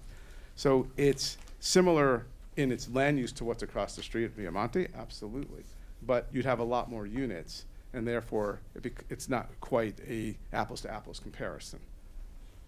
Does residential traffic analysis consider the mail, the deliveries from Amazon, the gardener that comes in? Is that all included in the traffic? It's all included. Deliveries, mail, Amazon, your Uber Eats, your Grubhub, whatever you might use. All the trip purposes. Similar to an office building includes deliveries, visitors. A medical office would include staff and all of that. I'll keep it moving, I'm sorry. No, I was going, and all the patients coming in Oh, for and all the visits. patients going in. I know, you asked to be succinct earlier and you asked the wrong guy to the mic, so. So- I'm trying, I really am. No, thank you. Let me follow up on that for a minute as well. So we've talked about generalities when it comes to the traffic. There's no question that there is traffic that comes into business areas and offices, and there's traffic that emanates from senior housing as well as regular market rate housing like we're talking about here. Did you study it based upon the time of day, specifically from about 7:30 a.m. to 9:30 a.m. going westbound on Ignacio and going eastbound on Ignacio from 3:30 p.m. to 6 p.m.? Yes, the changes in traffic patterns and directionality were very much part of this. And you're right, with an office development that's there now, you have a lot of inbound traffic in the morning, outbound in the afternoon. And let's be clear, we're talking inbound from 680 and from that side, and outbound back, towards the west. When you have residential, you have a reverse situation. So the traffic patterns do change. The traffic operations report talks about that specifically and in detail. The trip generation table shows that in terms of the pluses and minuses on how that changes in terms of what goes up and what goes down. So we might have a net reduction, but there is a change in pattern, and that's part of the analysis, and that was very much considered. So I'm having trouble. So I live there. I live right there, not within the sphere specifically at where Viamonte is and where the project is, but I live across Ignacio. So every single day I'm driving down Ignacio. And if I go downtown from Oak Grove and Ignacio between 8 and 9 a.m., the traffic is often backed up from Viamonte. Mm-hmm. It's always backed up from Bancroft. And it takes me at least 20, sometimes 30 minutes to get downtown. There are occasions when I happen to be downtown already at 8 a.m., and I'll drive back home, and I'm home in 10 minutes. Okay. Yep. So are we saying that adding 400 to 800 cars a day, which is assuming that every home has one car and maybe two, that are going downtown is not going to add to that congestion in the morning? When there's also school commute traffic too. Right. That's not what the report says, though. What the report says is we're going to take out the office and those trips and the directionality, which are off-peak, okay, coming to an office on that side of town. We're going to add in residential, which will be contributing to the very movements you're talking about in the morning and in the afternoon. And what's the effect of that? What's the effect of that on the corridor, on Ignacio Valley in terms of its delay index? What's the effect at individual intersections? What's the effect on the queues at turning at different intersections during those times? We're not saying it's not going to have an effect and it's not going to change the congestion levels that are out there. We're saying that it doesn't rise to the level of a significant impact. Okay, all of those homes, and you've got what, 420 or so homes being, okay, they don't all leave at exactly the same time. There's a bit of a spread in the morning and a spread in the afternoon. So while there is a morning commute and an afternoon commute, there is some distribution and some spreading of that. So it all doesn't happen at once. It gets absorbed within the traffic that's there. That means you would see incremental changes as a result of the project. Not enough to rise to the level of significant impact, but it's an incremental change in traffic. And that's been acknowledged and that's talked about in the traffic operations report and in the CEQA report. It seems that we're giving it short shrift, but I can tell you from my own personal experience that that is very much something that would be, if not highly significant, moderately significant. Wait, isn't there a definition of that? So there's a definition of significant under CEQA. And again, it's part of that splitting hairs, okay? Whether you use the word significant or is it going to be noticeable, it's going to be a pretty small change given how much volume of traffic is already on Ignacio Valley. But it is an increase, absolutely. Is it going to be something where you're going to say, wow, this is now taking me an extra 10 minutes to get downtown or something? No, it's not at that level. Okay, Ignacio Valley carries a lot of traffic now. You may argue about whether it carries it efficiently or not. Generally, it really does because of the volume and how much is actually moving through that corridor.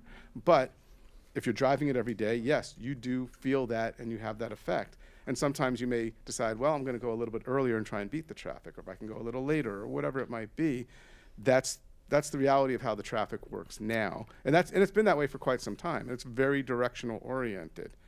But in terms of what's a significant impact under CEQA versus an operational effect, there are differences. So let's say now we're talking about the feeder roads, Shadelands onto Oak Grove, Wiggett, Viamonte, Mitchell onto Oak Grove, and those, of course, go on to Wiggett and Viamonte. Well, some of them go on to Viamonte as well. So these are all roads that are typically lightly traveled, although during commute times they are more heavily traveled. And I agree, not everybody is seeing the 8 a.m. time to leave. It's going to be spread out over maybe an hour, but you're talking about hundreds of cars being spread out over an hour. Did we study what the impact on those current feeder roads are? Yes. So in the traffic operations report, we talk about not just the operational level of service and delay at those intersections, things that used to be under CEQA but now are under operational effects, but also the length of the queue in terms of, which is, how many vehicles are waiting to make a left or a right turn at each of those intersections during those peak times, and whether or not those pockets can accommodate the additional traffic or the change in traffic patterns that are occurring as a result of what the project's net change would be. That was all studied and vetted. Okay. Those are my questions for right now. So I just had a few follow-ups then too. In terms of, you looked at the access points and potential for conflicts with neighboring developments? With the driveways across the street and other, yes. And so in your professional opinion, is there a conflict or an issue there that has not been addressed or mitigated? No, it's been addressed. The circle and the raised crosswalks are something that has a very positive effect for traffic calming, slowing things down, making things safer. The issue of emergency response is addressed in the traffic operations report as well. That's obviously something that's very much in the forefront of all of this discussion. And we knew that from the get-go when we started this process. And that doesn't rise to the surface of where there would be a change in that response time. And that went through fire and police review as well.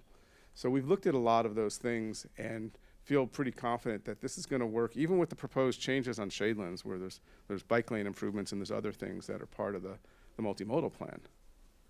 Okay. This project fits well with that. Can I ask another question about the driveways?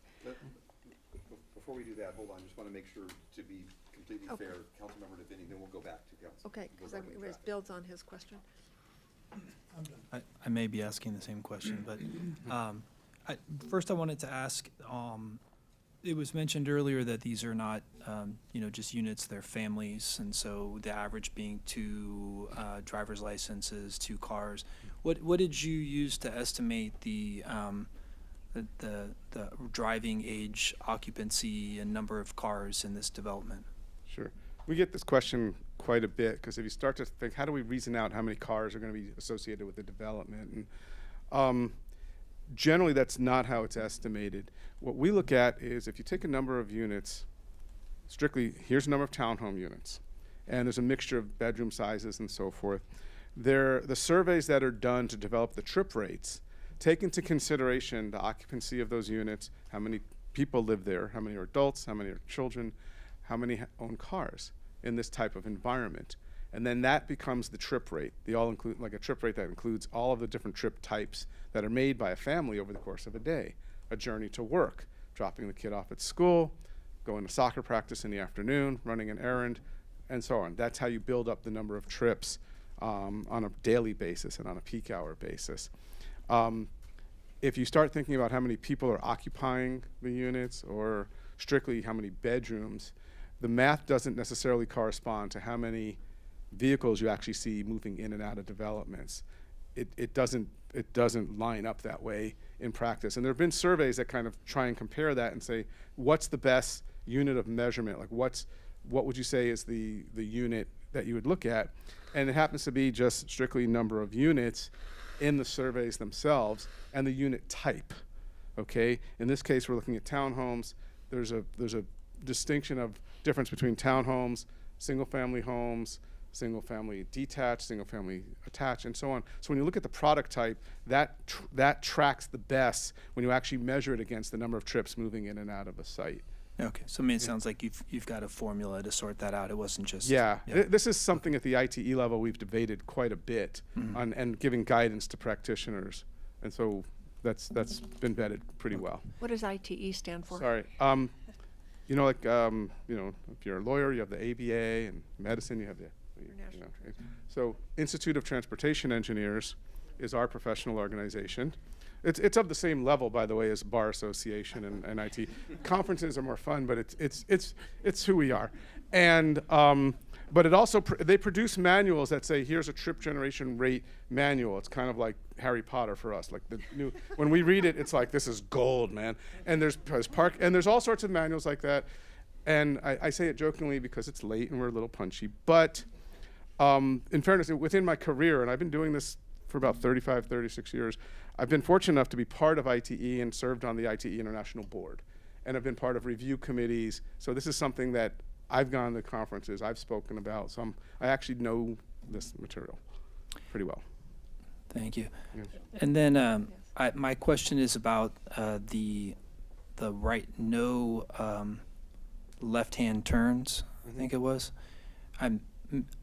Help me understand this intersection that we're discussing, because I'm thinking this is applying to the intersection that has the roundabout, in which case that issue would be mitigated. So what is where is this where we're saying, right in, right out, and no right turns? I'm going to ask Matt Redmond to come up and discuss this. This is much of a policy and geometric issue.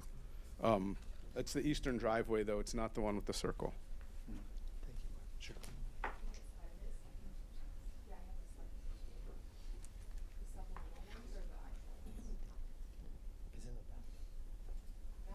Hello, good evening, 10 o'clock.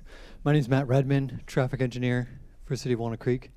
And this issue with the right in, right out for the easterly driveway that was brought up, this can work. So I think— Is there like an overhead that shows where this particular driveway is? Yeah, so this intersection right here is Viamonte coming into Shadelands Drive, and this would be the roundabout. So this is not where the right in, right out would be. So we're talking a little farther down. You see that pedestrian crossing sign on the right there? That is going to be a raised crosswalk, in which case it's like a speed table. So you have to slow down to 10, 15 miles per hour to cross. And then I believe it's just before that. So it's much further down is the actual crosswalk. Do we have it? Is there a site plan that's a little easier? Look for the site plan with the trees on it. There is a crosswalk way back here in the back of the picture there. And there's a driveway from Viamonte on, I think, the near side of that crosswalk.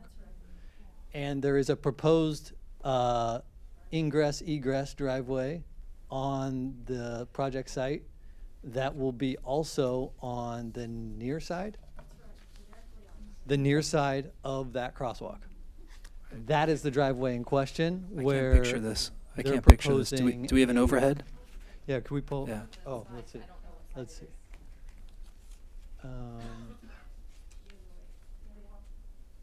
Yeah. I'll take help. This is a presentation we didn't see.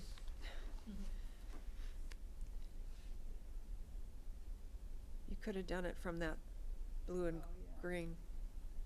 The next one works, yeah. Thank you. Yeah. All right. Okay, so here we have a site plan, the roundabout down here on Shadelands Drive. Sorry. What? Yeah, I know. So this is the roundabout, just to orient. And we are shifting to the east with this raised crosswalk, and this is the driveway. So with this driveway, they are proposing a right in and a right out only, and you would not be able to take a left here in or a left out. Why is that? Yeah. They're saying due to traffic congestion, it's not an ideal maneuver.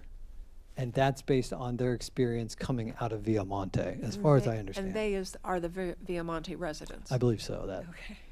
And so in my opinion, I don't see any traffic safety issues with a left turn in or a left turn out under regular conditions. And typically what we're looking for there are sight lines. So we're looking to make sure that you can view the traffic coming from a reasonable distance and you can safely make your turn. Now, I realize with congestion, it may be harder to navigate. However, again, sight lines are okay. There's nothing being obstructed. There's not like a wall or something.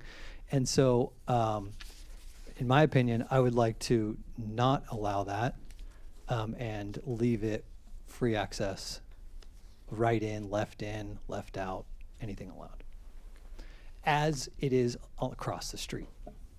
So Matt, can I ask, what, in your opinion, what would justify a right-in, right-out restriction? Typically, like if you had a high wall where you couldn't really see out, or if there was a big median that was kind of blocking the view to see out there, yeah, it would be a bigger obstruction. Or like think about like a bus shelter that's just right as you're coming and you want to make a left out, you have to look right. And if there was a big bus shelter there or some obstruction, I'm thinking like a big retaining wall or something, then you wouldn't be able to see out, and maybe that left turn, you don't have enough decision time to make that left turn. And again, we're adding that raised crosswalk, that's slowing speeds down. That increases time to make that decision, to make your left turn, and it improves the safety. And Matt, have we done a speed study on Shadelands? I believe Shadelands Drive does have a speed survey done, and it's posted at 25 now, and I believe that is the speed survey. I haven't checked that, but because when I do go there, I have my doctor's office is on Shadelands, and if it's in the morning, what I found is that a lot of cars are cutting off from Oak Grove to try to cut off the Oak Grove Ignacio intersection, and they are going very fast down Shadelands because they're cutting it off to save time. So I am concerned that there is speeding that's happening on Shadelands, and I don't get down to Mitchell as much, but I would imagine most likely Mitchell, it's the same reason there. And we're talking about seniors that are coming out of Viamonte that the reaction times may be slower if they're averaging the age of 86. I'm not trying to put any predetermined ideas here, but I know my mother who's in her late 80s and slower reaction times, and there is a concern there. I'm glad to hear about the raised crosswalks, but I do think that we're seeing speeding on Shadelands and Mitchell that maybe hasn't been taken into account as fully as it could be. And I know there's the roundabout as well that would slow traffic, but anyway, There's also bike lanes, which would narrow things as well, because we do have parking and a wide cross-section on Shadelands, and it encourages that speeding. And so the roundabout, the raised crosswalk, and the bike facilities would all help with that. Are we done with traffic? Okay, thank you. Next, we'll let Councilmember DeVinny bring up the next topic of questions.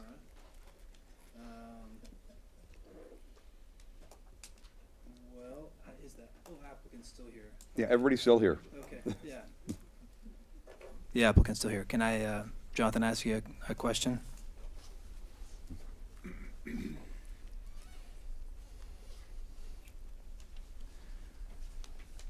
So, yeah, thanks for the presentation, and I appreciate that you've been working with the community to address some of their concerns.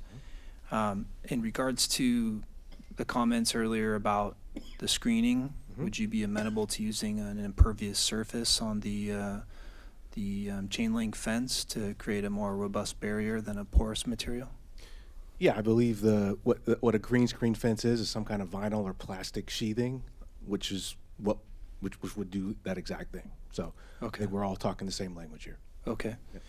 And then, I'm thinking about this, and it seems challenging how one would monitor a construction site and determine what the particulate matter in the air is a contribution from construction, if we think 1/10 of what the ambient particulate matter is, and how we would know if the total particulate matter went up, how we would attribute a contribution from the construction site by measuring it across the street. It seems like a potentially challenging topic, and I'm aware of these monitors, and I follow them on the city as well, and as a doctor, I'm very concerned about particulate matter and the health of your lungs and your bodies. Have you thought of any way that might be addressed? I mean, I know you don't need to address it, so I'm certainly not saying that I'm not trying to create some type of mandate, but is there some type of discussion that could take place where maybe they do install some monitors, and if there's a sudden spike, we take a look at what's going on the construction site, or have maybe a visit to see if there's something abnormally taking place that would be harming the community? Well, again, I mean, we have, as Jackie mentioned, there's a list of best practices that we are going to be following, right? Yeah. And all of those best practices address this. This is not the first construction project that has happened in Walnut Creek. This is not the first construction project that has happened among elderly folks. And people have managed to get through those other ones, right? And so I'm loath to do anything that's not already established by best practices. I don't actually have a good solution to what else we could do other than what we actually are already committing to. But we'll certainly let them know. We can, certainly have a dialogue about when those construction activities could take place. Happy to do that if they want to talk to our superintendent. But yeah, I mean, I think there are a list of items. I think there's a list of horribles that the people can think up, and oh my God, I'm going to go outside and I'm going to breathe in a bunch of construction. I don't think that's actually going to happen in reality. So I think we do have a box around this. In all due respect. And I think that's a fair point. I mean, this isn't the first time a construction project's taken place next to a vulnerable community, and we do multiply them times 10 for the sake of analysis. And so there are these preordained sort of management strategies that the Bay Area Air Quality District has imposed to address just such a concern. So I would encourage you to purchase the monitors and just pay attention to what's going on from an air quality standpoint. You can use it to guide activities, and you will have a liaison with the construction site, so there'd be an opportunity to discuss those metrics if they suddenly spiked beyond what you can already measure is going on in other areas of the community. So yeah, and then anyway, thank you for responding to that. So I have a question in this. Thank you very much. No. Wait. Thank you very much for your presentation tonight and for your work on this. And I'm here. with regard to the air quality issue is really about construction, demolition and construction and grading. It's not about once you get the foundation poured and it's the carpentry and the plumbing, et cetera. How much time in this 4 to 5 year process over 422 units is actually allocated to construction and to demolition and grading? I forgot. We have there's a chart in the EIR that talks about exactly how. I knew there was a chart. I Yes, knew always a chart. I'm just 1,000 pages of EIR. There's Yes. probably at least one chart. Yes, that is correct. And my second question is it appropriate for you to be asked to contact regularly a representative of Viamonte management as opposed to a resident, so that the management at Viamonte is responsible for communicating to his or her broader community? I think what we could commit to is if there's somebody, whether it's a resident or the management, that they want to nominate, that they can talk to our site superintendent and they can come back and give updates. What I am concerned about is that the residents change. Sure. Management doesn't. Sure. If that's the person might change, if but that's the that's wishes, what I would, then so. that's okay with us. So she's drilling in, and what is she finding? Oh, You're could you gonna come have up to to the, microphone. sorry, we can hear you, but the audience at home can't. You're exactly right that the vertical construction comprises the vast majority of the construction timeline. So we're looking at about 1,100 days of vertical building construction, which, as you've noted, is mostly conducted with electrical equipment. There's not a lot of heavy machinery being used. The demolition is anticipated to occur over approximately 2 months, site preparation approximately 3 months, and grading in about another month and a half. So over a full construction timeline of between 4.5 and 5 years, the vast majority of that will be construction of the buildings and using electrical equipment or smaller pieces of equipment. Little hammers. Small baby hammers. Okay, thank you. Any further questions for the? Yeah, I'm not sure if it's, just if you can elaborate on the use of Tier 4 equipment, because I think it can, we know the code, but how common is it that construction projects are required to use that, and can you explain what Tier 4 is compared to Tier 1, 2, and 3? Sure. Well, tier 4 equipment is the cleanest, least emitting equipment in existence today, and it's the most stringent equipment that's available on the market. And it tends to be newer, in the past 5 years or so. And Tier 4 equipment reduces emissions of both NOx, which is an ozone precursor pollutant, and PM 2.5 primarily, by greater than 90% for both of the two pollutants. There are some contractors who use only the clean fleets, but typically you'll see all Tier 4 equipment used when it's imposed as mitigation.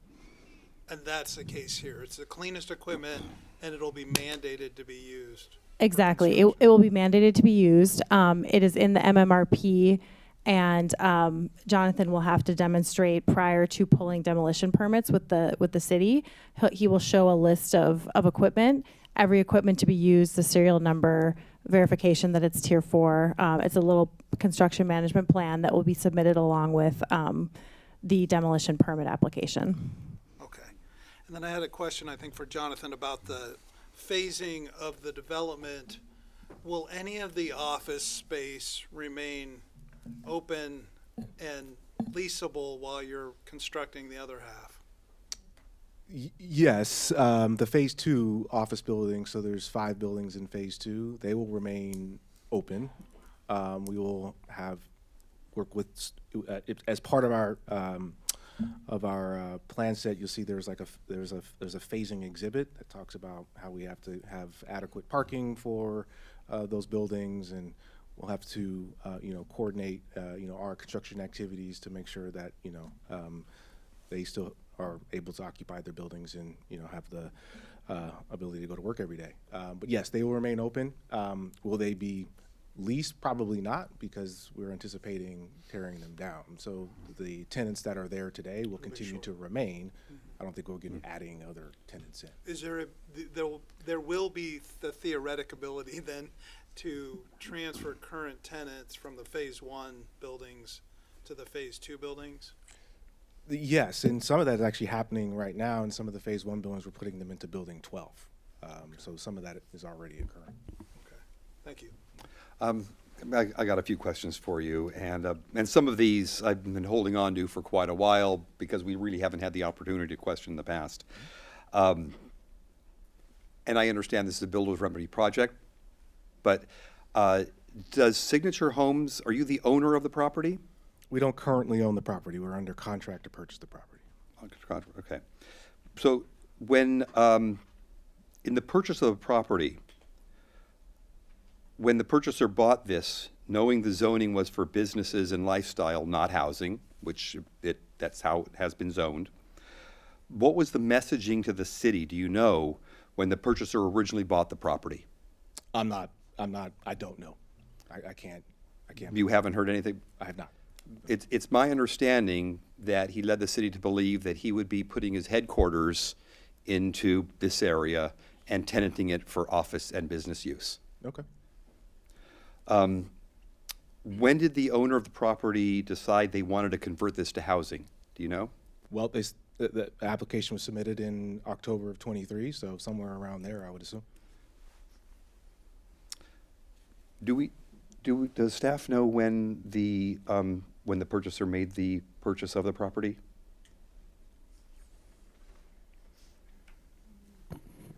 Or even a ballpark? Yeah, I would venture it was early 2023, somewhere between mid-22 to early 2023, somewhere in that time frame. Okay. That original purchaser of the properties, he still does own the property? That ownership the entity? purchaser that purchased in 22 still owns the Still owns property, okay. I'm hoping you can be forthright in this, but why didn't the developer work through normal channels for requesting a zoning change and a general plan amendment? I think just simply because of the risk of doing so. I mean, I think we had a clear path forward here, and that's really the reason why. So the builder's remedy was more expeditious than in working with the city? And it was a more certain process, correct. And at what point did the developer decide to submit a builder's remedy application? October of 23. Any reason why you waited till the very last possible minute? I wasn't around when they did it, so I can't answer the question. No. Okay. That's my questions for now. Thanks. Thank you. So I have two more categories of questions. One is trees. Okay, wait. So so this is for the developer? Just want to make sure we're trying to do this efficiently. Maybe there's an arborist in the house. Trees is a staff issue. Okay, so any questions more for the developer? Great. Thank you. Thank you. All right, trees. Let's talk about trees. Let's talk about trees. Oh, you're going to play arborist? I don't believe we have an arborist in attendance, Jonathan? No? Yeah. All right, we've So- had a number of comments that save the try. redwoods. I come from we have a number of comments, save the redwoods, more of the redwoods. They're great trees. Oh. Okay, that would be great if you want to. So landscape architect is here. Come on down. So then I'm going to, so I appreciate, so I was doing okay. So I grew up in Santa Cruz, coastal environment. There was a redwood tree in my backyard. Okay. My father for 40 years owned a nursery business. When I moved to Walnut Creek and he came to visit me, I said, I want to plant a redwood tree, and he said, no. Yep. Would you elaborate on that if you agree with him? Redwoods are great trees along the coast in the Berkeley Hills. They get the right kind of cool fog environment. Around here, it's oak woodlands. That's what you have, and those are the trees that do well. If you put a redwood in, it needs a lot of water. So you'll see a lot of cities are discouraging that now. I also read yesterday from the State Park Association about coastal redwoods that they have very shallow root structures, so they're basically sitting right underneath those foundations of those existing buildings. Yeah, that could be true. So demolition of those buildings is likely to Yeah, damage. but we picked ones that are, the ones that we're keeping are more out in the open space right now. And there was a comment about them being grouped. The ones we're keeping are single trees, or they're in smaller groups of two, and we're keeping them like that. Okay, thank you. That was what I needed to confirm, right. that my father wasn't crazy. No, he was right. I agree with him. Chew out my trees. More trees? Okay. Nope, we think we're good. Good on the trees.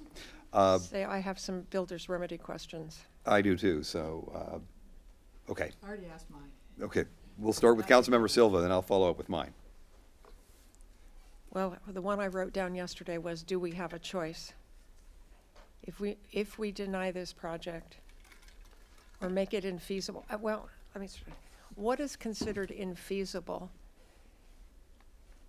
under the state law? I mean, It's infeasible for purposes of facilitating the affordable housing component of it. okay, So the first basis for the denial of a builder's remedy project is you have to find a specific adverse impact. okay, so give me an example of a specific adverse impact, and I don't want to make my joke about a nuclear power plant. So how about a So you gasoline could have, refinery? you could have a situation where, for instance, there was, not using your example, but something similar, so much contamination on the property that it couldn't be, that for whatever reason, it couldn't be feasibly mitigated or remediated to allow residential development on it. So that could potentially be something. So You a could have a former gas wildfire station issue. site. A former gas station site that just was, had, It depends. Some of those are remediated to acceptable levels, and you have to, and it has to be based on an existing standard. So it's not a new standard. It has to be an existing standard that you have to make your finding on when you're denying a builder's remedy project. It is, the state law very narrowly defines the bases for denying a builder's remedy project, and also, Claire, correct me if I'm misstating this, requires that not only that you make that finding, but the preponderance of the evidence supports that finding. Typically, city decisions are based on what's referred to as substantial evidence in the standard. So if you have conflicting testimony, the legislative body can choose a choice, but in this, you have to have a preponderance of evidence. So which means that the more than 50% kind of threshold of the evidence has to be in support of the fact that there's a specific adverse impact that the project is creating. so Matt Reagan from the Bay Area Council listed the consequences, or some of them, of denial. Correct. There are significant consequences associated with it. There can be financial penalties associated with it. You could have some type of enforcement action by HCD or by the Attorney General's office if they chose to get involved in this. As the council, and I think the public may be aware, HCD, and I think some of the speakers talked about it tonight, HCD is monitoring this project. And so those are things that the city should keep in mind as they make the decision. I think I have my questions answered. Thank you. Okay, that's a good segue, Steve, because I got some questions regarding HCD, and I just want, since these weren't really be able to brought up with questions of us last year due to the specified timelines and what we were able to, I think this is important to be brought up, first of all, for my own edification, if not for the rest of the council, but also for the public.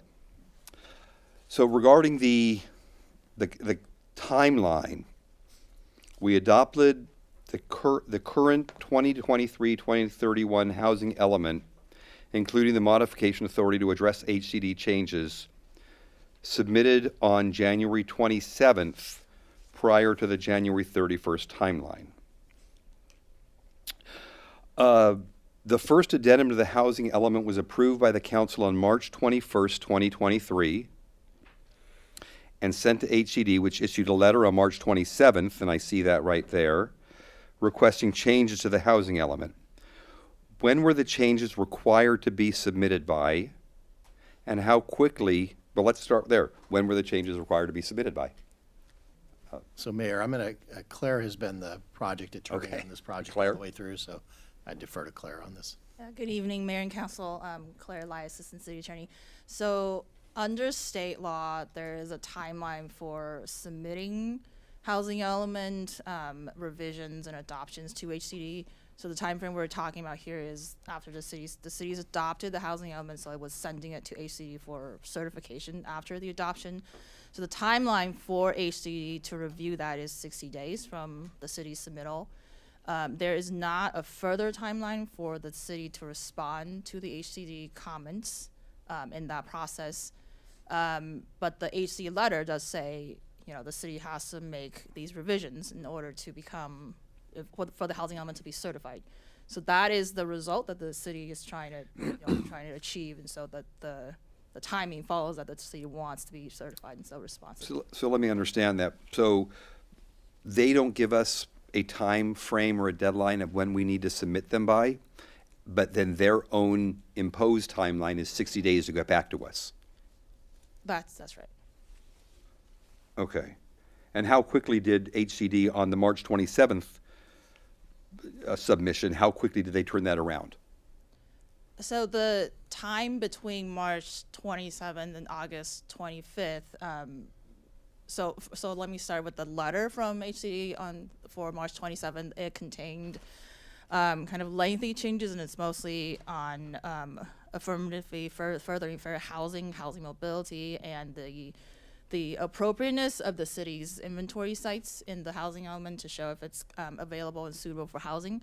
So that took some time for the city to be able to address that, and during that time, staff engaged HCD on several meetings for kind of preliminary review, which is something that HCD had offered to cities. And so and as I recall, they were fairly responsive in being able to meet with the city. So that involves the kind of steps for the city to address that and to converse with HCD. Okay. And so then on August 1st, the council approved a second addendum to the housing element as requested, which was submitted to HCD on August 25th, 2023, and it shows that right there. Was this ahead of well, I guess you're saying there wasn't a deadline that HCD imposed. We submitted it with enough time. Right, and they took time. And then again, we did meet with HCD staff prior to submitting again in October, and so that's kind of the same process. And how long did they take to respond to that submission? I believe they took close to the 60 days, so Close to 60 days. Yeah, Just for the council's benefit, and Claire can expand on this too, HCD has a 60-day turnaround timeline, and they generally took the full 60 days to respond. But the point Claire is also making is that during intervening times, we were having regular meetings with them to try to get them to, and have us understand that the amendments we were proposing to address their earlier concerns were in fact addressing their concerns. So it was an iterative process with HCD, but they were taking 60 days, and as the council will recall, Walnut Creek, along with all of the other cities in Northern California, were working towards this at their time. So we would have much preferred shorter turnaround times by them, but we were not surprised because of the volume of work they were doing at the time. And so is there an ultimate deadline submission time that we had to be approved by the HCD? Was that date a fixed date?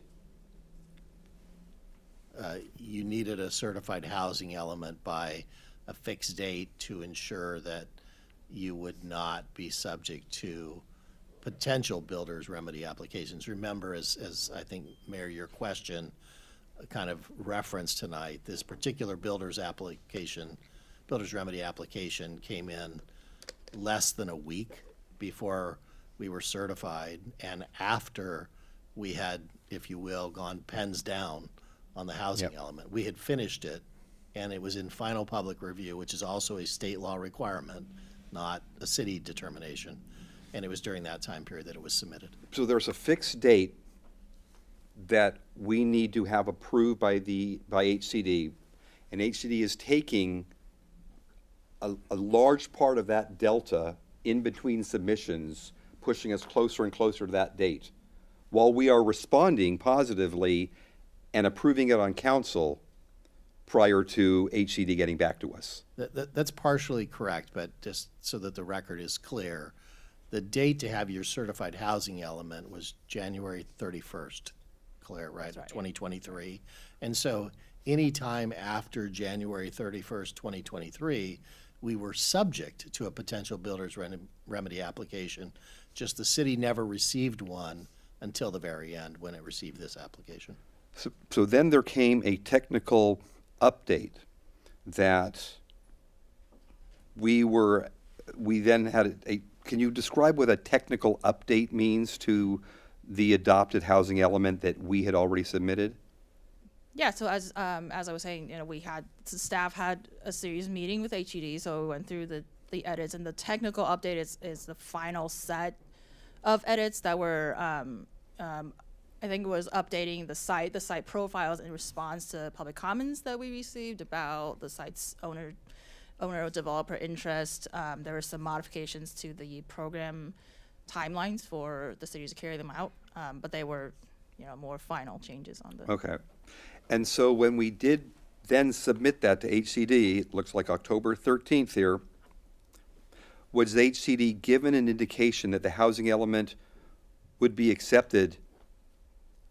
Did HCD give an indication prior to 10/13 that the housing element would be accepted if the specific criteria requested were amended and if we complied with the requested change?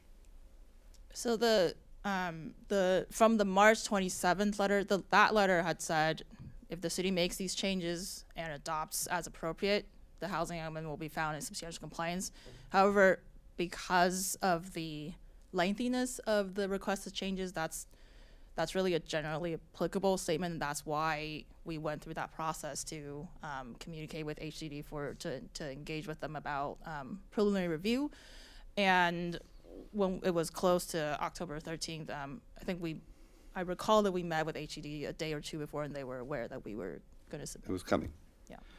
And we submitted it, the technical update, on October 13th. And that's where we had that 7 days that we had to have it open for public comment. That's correct. We did, so state law requires that before it can be approved finally by HCD, you do have to have a 7-day public review period.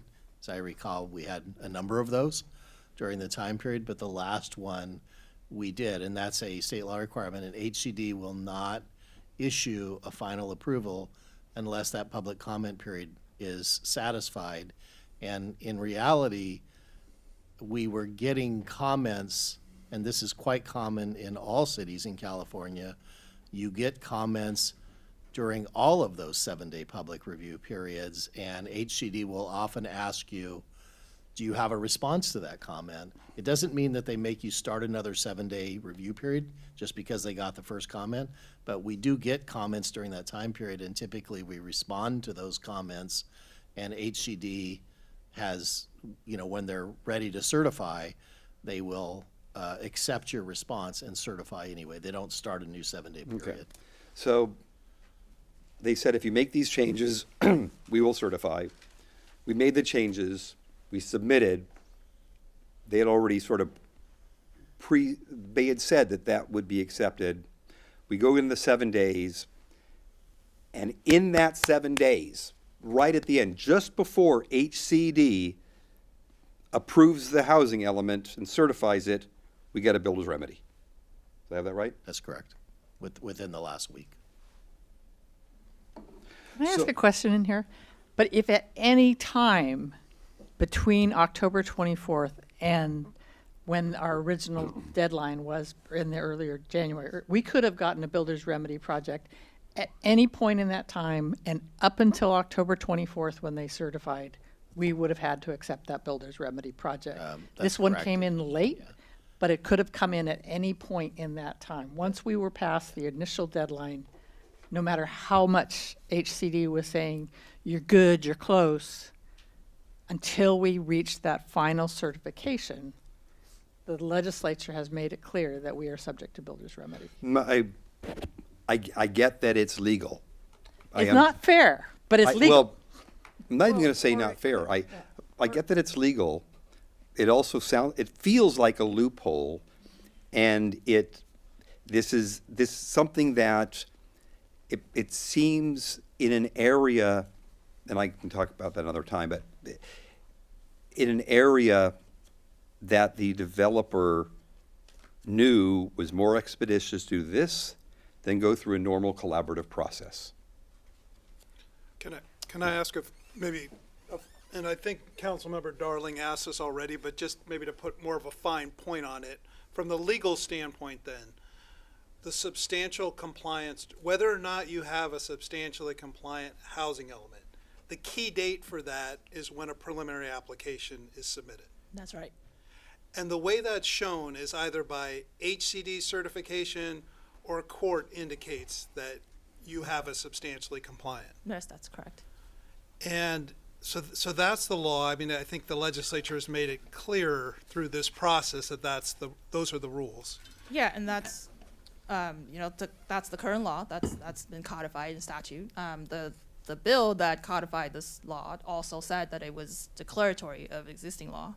And prior to the bill coming into effect, HCD first had already issued the technical advice letter that has the same position, saying cities cannot self-certify it must be HCD compliance certification. And also tri-courts were following that position. So, are you aware of any authority that would suggest that you're substantially compliant before HCD tells you you are? We're not aware. There's no governing case on that. And in the I know the HCD is monitoring this project. Have they given any indication that you could be substantially compliant before they tell you you are? No, their position has been the same. Sorry. And I was just going to say then, in terms of the timeline too, my recollection was between March and August, there was a fair amount of back and forth with HCD about the sites on the inventory, but there was also a fair amount of back and forth separate and apart from the inventory on the affirmatively furthering fair housing. Yes, that's right. And quite honestly, that felt a little more hot and cold than quantitative, get assurances whether this site's going to be developed during that time period. It was a new requirement that it seemed like they were figuring out as we were figuring out, and that took time to comply with that new state mandate, that you're not just meeting the numeric number, but you're also providing the opportunity for a diversity of housing types, including missing middle types, throughout the city. Yes, that's correct. Yeah, I would say the experience is not unique to Walnut Creek. So just to add, and sorry, Craig, I'll get right to you. So just to add on to that, did state law change from the time of our initial required housing element submission to what happened after it was submitted and resubmitted and finally approved? Did state law change at all, or direction change at all? So the housing element law about has to be in the housing element, that was already in place. The statute about the specific substantial compliance date, the new statute, that was not there. But like I was saying, that the legal landscape is largely the same because of HCD's position, the trial court case trends. And so there's not really a noticeable difference, I guess, in the legal trends of it. But it seems like there was a question about self-certification that the courts have now addressed, but it seemed that there was a little bit more ambiguity to that early on until the I's were dotted and the T's were crossed. Yeah, so there was an absence of clear law. So what people were looking at early on was really just the statute and the wording in the statute. And what transpired over time, so between 2023 and now, was, as Claire's indicated, technical advice from HCD, which is the regulatory agency tasked with implementing the housing laws, a specific change in state law, which was relatively recent, which specifically now has in state law that only the court or HCD certification is what matters. There's no self-certification. And there are a series of trial court decisions, not binding on anybody but the parties, that have essentially affirmed HCD's technical advice. And so the trend line was towards what the legislature ultimately adopted. There is, Claire, as I recall, there's one Superior Court case that could be interpreted to allow some variant of self-certification, but that is an anomaly amongst all the cases. The rest of the cases have been supportive of HCD's timeline, including very recent cases. Let me try this. So, Let me, sorry. I just wanted to go to Craig first because he's been patient while I ask my questions. well, and this was really honing in on, let me just do this one. I'm not asking a lot of questions tonight. It sounds like it was more a case of the statute was what it was, and you could read that statute a number of different ways about when a housing element was certified. You could read it, when we took action in January of '23, we were reading it to read that we could self-certify. But it became clear as court cases evolved and legislation was passed, and the way that legislation was written, that the people in charge of that statute, HCD, disagreed with our interpretation back in January of '23. In January of '23, we thought perhaps self-certification was enough, but it became clear in the process from going from there till now that HCD believes and has case law and legislation behind it that says it's not until they certify. That is generally correct. I wouldn't make the point so strongly that we believed we could self-certify. Okay. That was not Maybe I believe the intent of the staff, the intent of our office and everyone else, and the council's actions were to have a substantially compliant housing element by January 31st, because we did not want to be exposed to builder's remedy. And so there were arguments in favor of self-certification at the time. Those arguments are now both weaker from a case law standpoint and are now have been overridden by state law changes. That's a much more lawyerly way of saying what And ultimately, the clock didn't stop when we submitted. The clock just kept on going, even though they came back to us. Well, and we knew on January 27th that they had 60 days to review it and determine whether it was substantially compliant and certify it. So I don't recall feeling like we were done on January 27th. I recall knowing that they had that 60-day period, and then they replied and said it's not. Well, I do recall knowing that we submitted it, and we felt that we checked all the boxes. But the other thing that we knew was that Southern California was ahead of us, and they were all hitting this barrier in Southern California. Our consultants were telling us that. Colleagues all over the state were saying that. The builder's remedy was cropping up to the tune of 4,000 units in Santa Monica. I mean, it was in front of us. We are lucky we only got one. Well, and I guess that was the point, not that we were lucky, but I don't know if any city avoided this exposure. I don't know if any city that turned in their housing element Alameda. They got it right the very first time, Yep, no they feedback. did. All And right. then somebody decided it was more fun to put us through our misery. So, yeah, to speak to the unfair process, when you submit and then they reinterpret and they bring in new language and you submit again, and all that time being exposed to this sort of hammer of a builder's remedy solution, it certainly didn't feel like cities across California were treated fairly. And that spawned legislation that was then. Which was not signed by the governor. Well, that was not signed by the governor because of the political winds that exist right now, which is just, Well, it very was pro-housing, and also because cities being painted as maybe HCD not being and the completely LA compliant with trying to further that agenda. So I think we behaved very progressively in this manner, trying to get our housing element certified, but we were subject to the political winds that exist in the state right now. So last year's legislation went through both houses unanimously, got on the governor's desk, and the LAO, the Legislative Analyst's Office, and HCD said it would cost too much money, and HCD said argued they shouldn't be required to do our work for us. I think that's the process flaw right there. So I had a follow-up. Were you done with your question? Yeah. Follow-up question. I think it's for Simmer or Erica. Just kind of something that's crept up, which is the next best fit zone being MF2. And if that's the case, why does the project still require 14 waivers? I mean, is it really the next best fit zone, or is there another next best fit? Well, firstly, we could probably pull up that slide. I have the clicker. Yeah.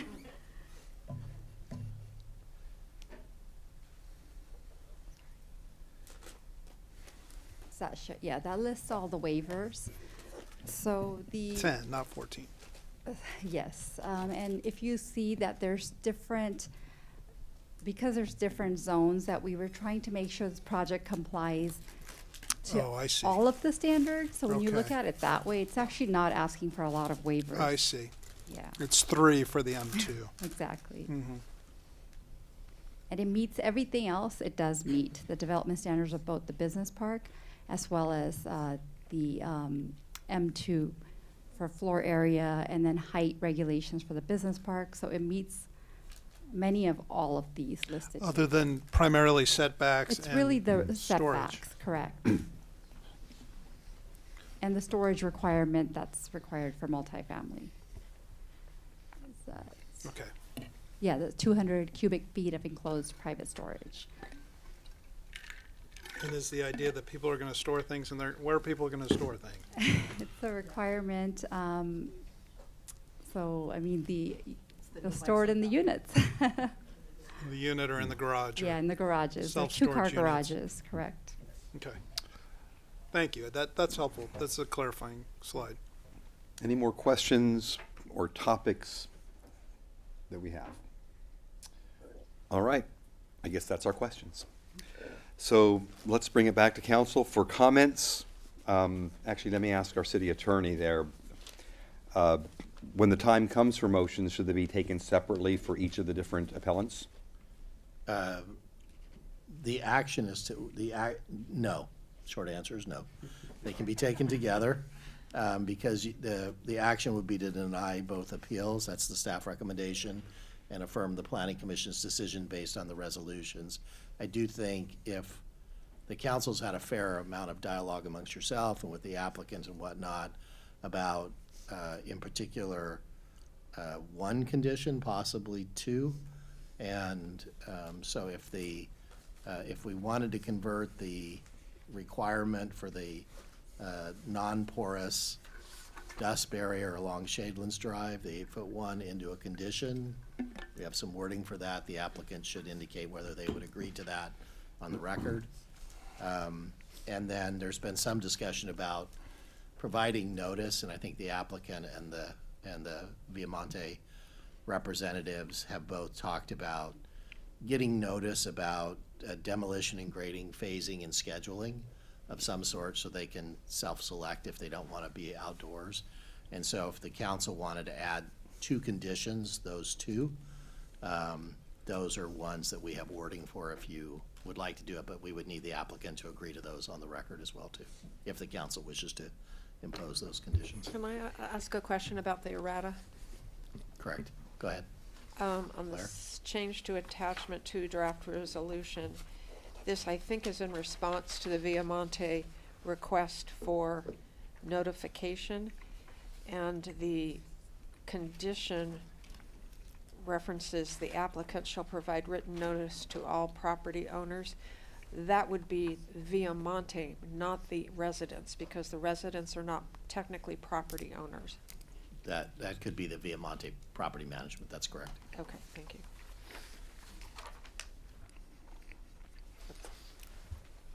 Let's go to council comments. Any further comments to make? Let's start with Councilmember Darling, or Silva. Councilmember Silva. All right, Councilmember Darling. I'll start. I appreciate the appeals and the chance to work through this with you. I understand that this is a city that we all love and we're all concerned about it, and we want to make sure that things are happening in a way that protects and meets our goals for sustainability, for public health, for transportation safety. I've looked through the issues raised, and with the two exceptions of the city attorney, I'm ready to trust staff that they have looked at the health impacts, that they have looked at the environmental impacts. When the orchards in Via Monte went in, we took out over 300 trees, and it is a beautiful place to live. We can work through our process. We have a track record of following the rules, following the mitigation measures that we establish in the EIR, following the plans, monitoring it, and making sure that what we come out the other end with is a good project that protects your health, that protects the transportation issues. So I am ready, and I do believe that this project, we are lucky we only got one builder's remedy project out of everything, but in my mind, looking at it, it is subject to the builder's remedy. And I think more importantly, I am the mother of two young professionals who are trying to live in the Bay Area. One's a civil engineer, one's a nurse. They make a lot of money and they cannot afford to live in Walnut Creek. And it's heartbreaking. One family has already moved to Sacramento, so I'm gonna have to drive to see those grandbabies. I want to be able to have my kids here in Walnut Creek, and they might have to live in something that's not as nice as what they were raised in, but I want to make sure that there's a room for them in this city, because it's the right thing to do. So I am prepared to support this project. I recognize that there are concerns about it, but I want you to know that we've heard you, and we're going to make sure that we take care of the construction impacts, especially. Councilmember Silva. I agree. And thank you for saying it much more eloquently than I can with whatever pollen is in the air. It's driving me crazy. This is a builder's remedy project, and I trust our staff and our attorneys. And all that I've been hearing all over the state of my involvement in the state, that this is a builder's remedy project. We are lucky that we only got one. The problem is not the builder's remedy rules, it's the process that HCD was using of moving the goalposts, because they couldn't figure out what the new regulations requirements were that were adopted by the legislature in 2017. So they were basically trying to refuel and build the plane while they were flying it. It didn't work out well.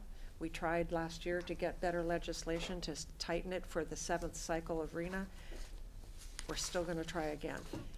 But this is a builder's remedy project, and the thing is, though, it's a good project.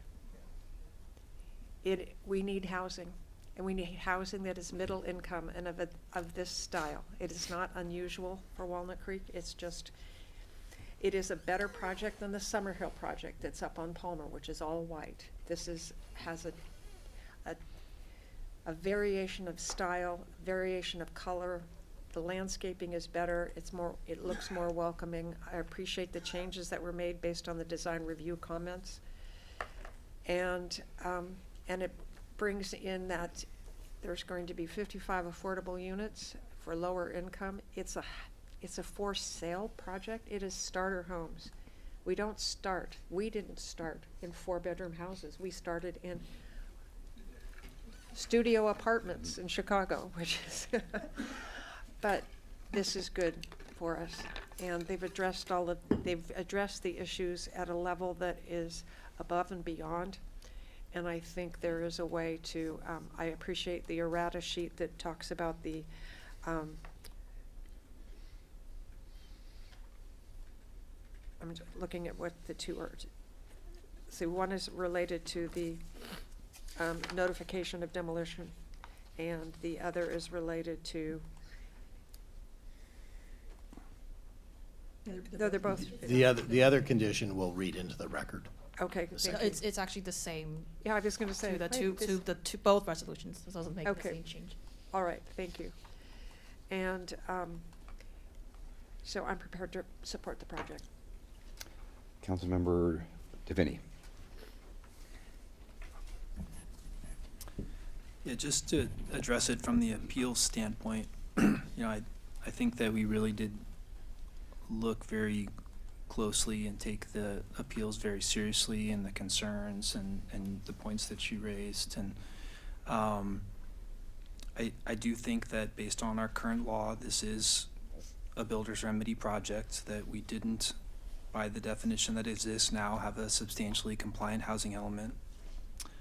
In order to reject the project, we would have to show that it has an impact that we cannot mitigate, and I don't think that the evidence has risen to that level. There's a feasibility issue. If we were to change it to senior housing, it would change the number of units. It would fall out of builder's remedy. The project would be denied, and we would be on the hook for the state for denying a builder's remedy project. So I don't think there's a feasible pathway there. I think the traffic studies were comprehensive, and I do think that the evidence is that we'll have more traffic on Ignacio during peak commute times. And the CEQA, though, is not looking at level of service and how bad the traffic is specifically going to be impacted on Ignacio. It's looking at vehicle miles traveled, and so then again we're back to that. The law only allows us to deny a project based on very specific language, and in this case I don't think that we can show a significant impact from that regard. And as far as noticing, I want to go back to April of last year. We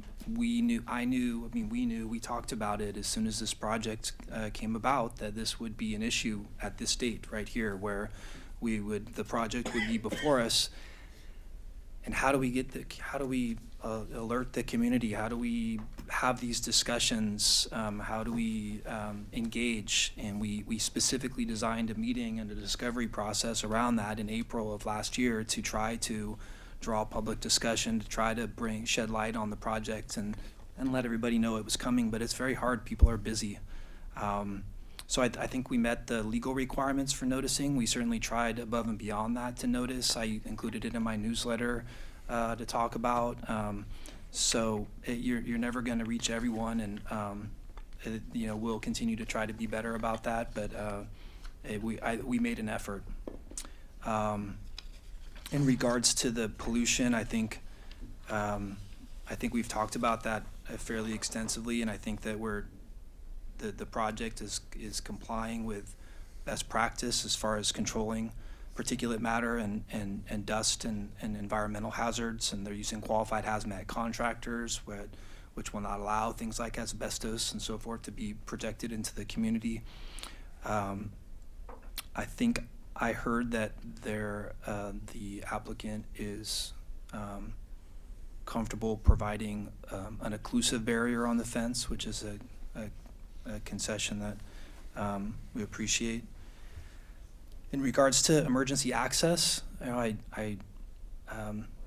not only work in the ER, but I also work for the fire department, and I am sure that if they thought this was an issue of access, this was going to impair an emergency medical response, and if the police department felt that their ability to access these buildings was going to be impaired based on the project design, that they would have told us that that's a very important issue for them, and they would not have taken that analysis lightly. So if they've signed off on it, then I believe that there will not be any imposed on this project to make sure that they're all being adhered to. So you'll have multiple points of contact, but primarily the contractor and city staff.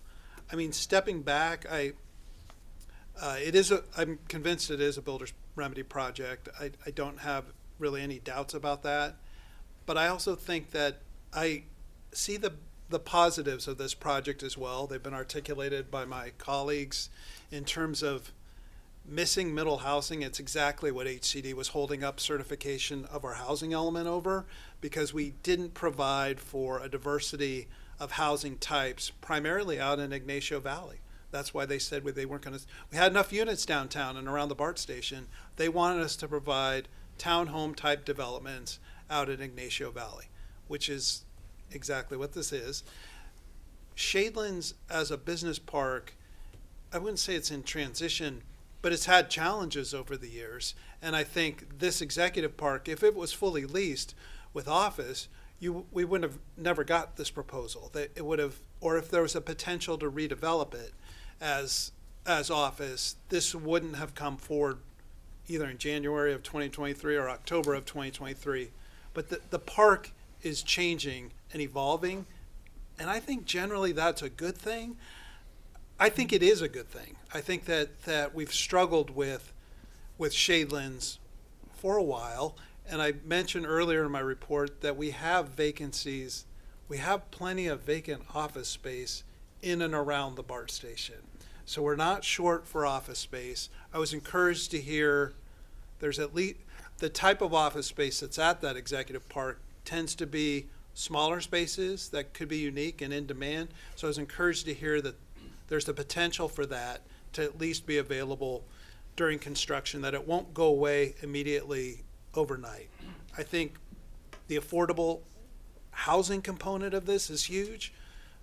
Double the amount of affordable housing that would be required otherwise under our ordinance. I think we can't dismiss that lightly. I'd also say that our housing element, we have to solve for 5,800 and some odd units by 2031.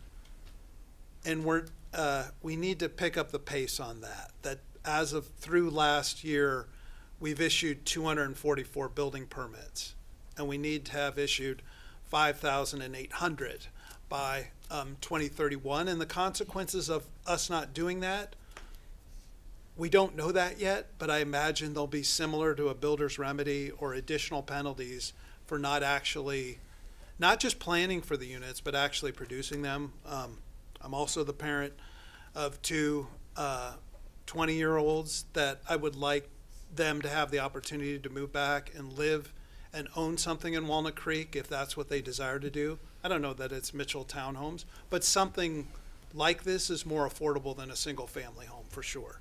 So I see the benefit of that. I think it's a nicely designed project. It's nicely landscaped. I think it will be an amenity and a benefit. We heard that from Joybound in the park.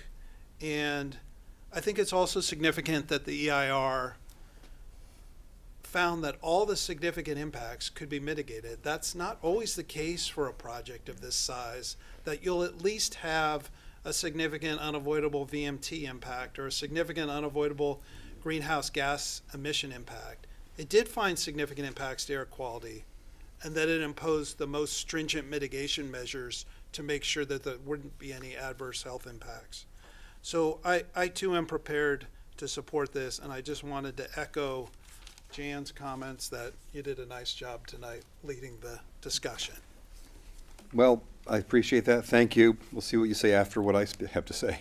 Well, first of all, I want to thank everybody for speaking. I want to thank the applicant, the appellants, all the public, most of whom are now back at Viamonte. You're the last of the crew here that's still here. Living in that area, I come across people all the time in that area. I don't know how many times I've been to Viamonte just in different speaking engagements. People see me in the store. People see me walking around. Almost everybody knows where I live. And so I've heard about this for the last few years, of course. And I've had a lot to say over, 2.5 years, I suppose, since the Builder's Remedy came to us. But we've really been handcuffed in being able to even say anything. So I'm going to say it now. And we do need housing. There's no question of that. To Mayor Pro Tem Francois' mention is that the HCD may have been holding up the certification of the element because they wanted more housing down Ignacio Valley. Of course, the council has been very determined over several decades of having housing downtown where there is public transit and where there are options beyond having a car.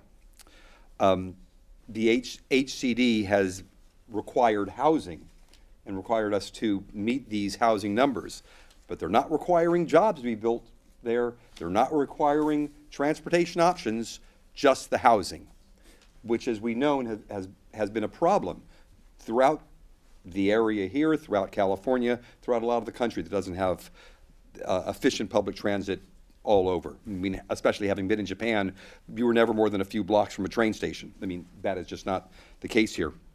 So the area in question, as we know, is zoned for business, entertainment, and lifestyle use. And we have senior housing allowance there, but we don't have allowance for market rate housing. And this is a concern, of course, as it contradicts city priorities and directives over these past decades.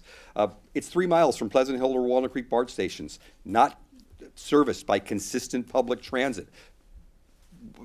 I can read tea leaves as well as anybody else. This obviously looks like it's going to end up going through. There is going to be a need for more public transit, and this is something that we're all going to have to deal with, including Mitchell Townhomes and developing anywhere else in the city.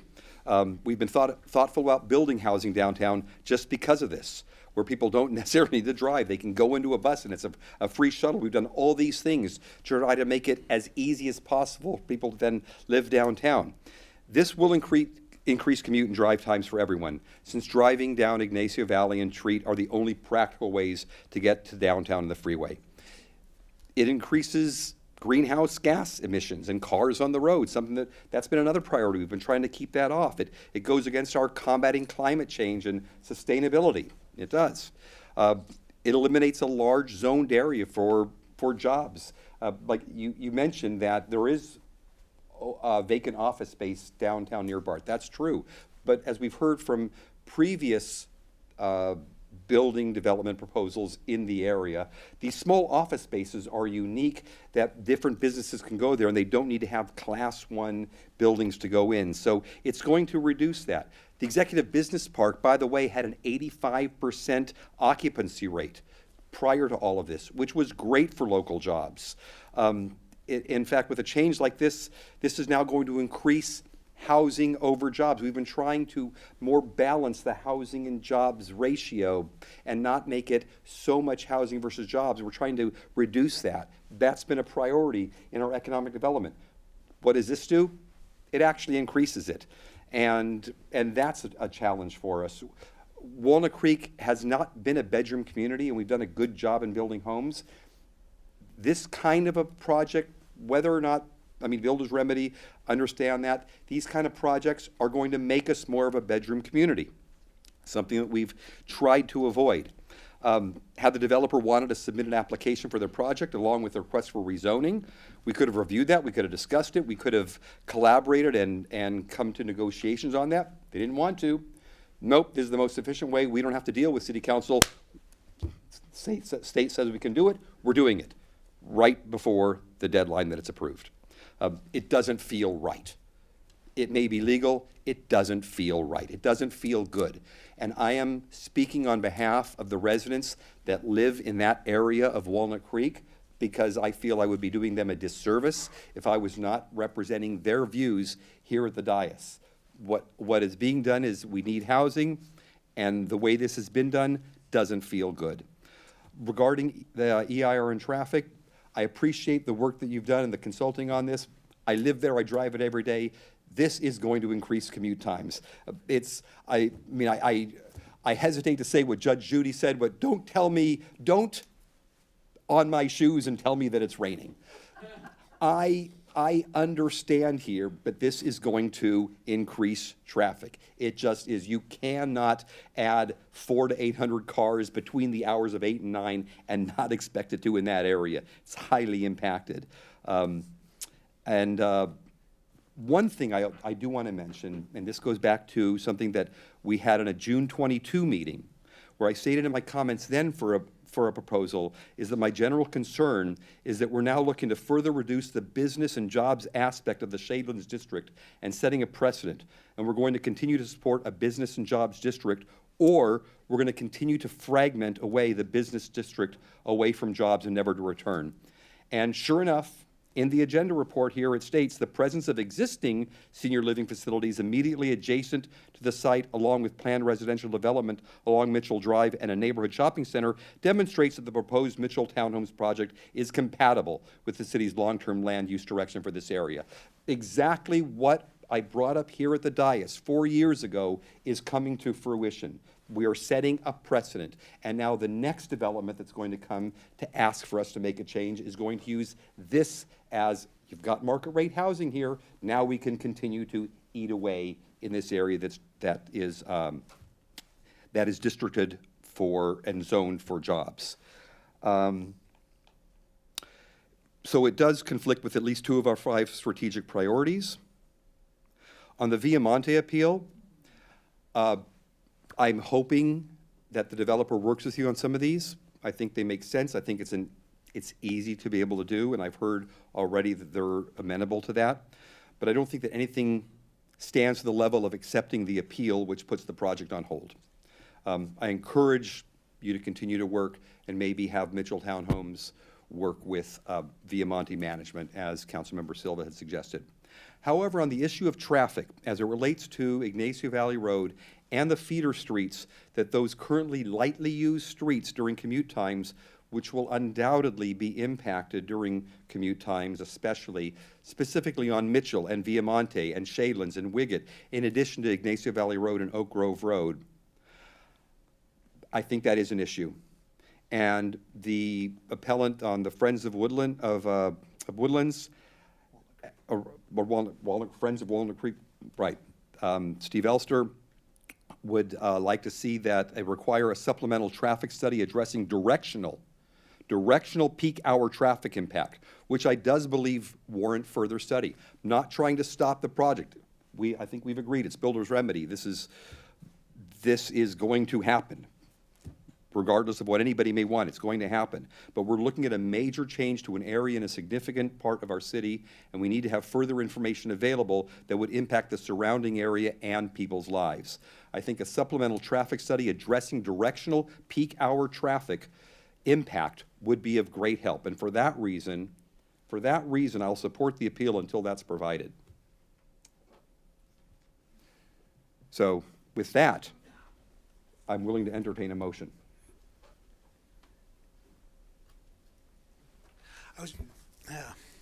I appreciate your comments, Mayor, and I think you make some really excellent points, and you live this more than any of the rest of us. So I don't discount that, and I've had the experience of Ignacio going in the direction of commute. I mean, even to get to the groundbreaking for Heather Farm from South Walnut Creek was a half an hour.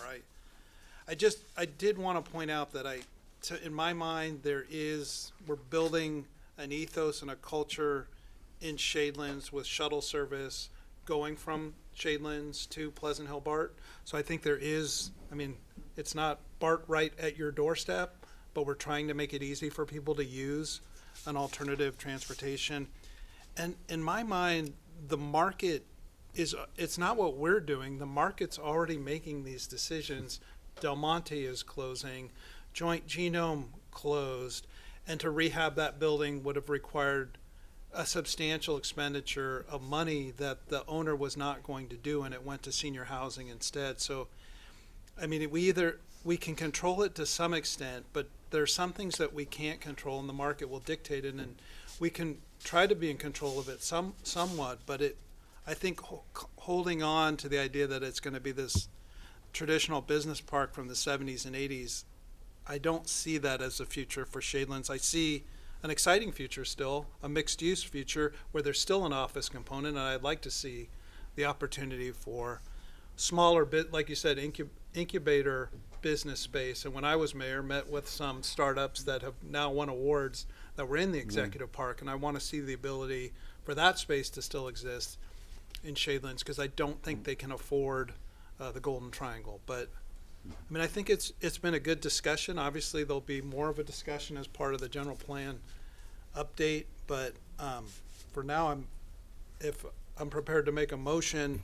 I'd like Just to wanna make a get- comment, before we make the motion, if Let me that's make all right. one Go ahead. comment. I look at sustainability from a much bigger lens. Prior to joining the Planning Commission, I was working on development out in San Joaquin County.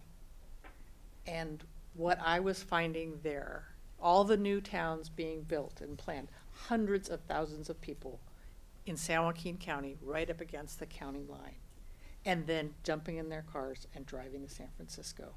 So while I know this impacts Ignacio, if these people aren't living in Walnut Creek, they're going to live in Concord, they're going to live in Tracy, they're going to live in Mountain House, they're going to live in Lathrop. It's a bigger puzzle piece that we have to look at, and so I know it's hard for those of you who are out at Ignacio, but you have to look at it in the bigger ecosystem. People are willing to drive 2 and 3 hours to get to the Bay Area. They're forced to drive too. They're forced to drive, so. I agree with you that it's going to make traffic worse on Ignacio. I said that during my comments, so I think you're right. The supplemental study that would analyze directional traffic, as you were saying, it looks like this project is going to go through. It's a builder's remedy project.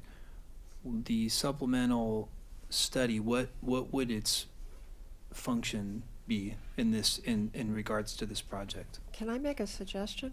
Well, We're about to start the general plan process. I was and that just- study on Ignacio Yeah. is part of that process, not part of this development. But I was just asking Mayor Wilk specifically when he was asking for that, like how we would use that. Well, it would give us more information as we make a significant change to the city. And so is it an option where we could go forward with the denial of the appeal, but yet at the same time agree to do a supplemental study to look at directional traffic, to use that for purposes of city planning? I don't think I would, that would be a conflict, so most likely not. But I do think a study like that is going to be needed, for sure, not just for this. I do think that's going to be needed. Traffic on Ignacio between 10 and 2 is very different than between 8 and 9. Agreed. So are you thinking your traffic study, are you thinking you uphold the appeal? You would want to uphold the appeal and pursue the traffic study, or would you want to pursue the traffic study as part of our general plan, recognizing that we're going to be strategic in that general plan and focus on the big issues like Well, Ignacio traffic? I would uphold the appeal. Risking, Risking, I'm one vote. I'm one vote, and I would uphold the appeal. I'm not Understood. asking everybody else to. Understood. On behalf of where I live and what I've heard and what I've seen and what I experience daily. Until I saw something that was specifically a supplemental traffic study looking at directional peak hour traffic, that's what I would base that on.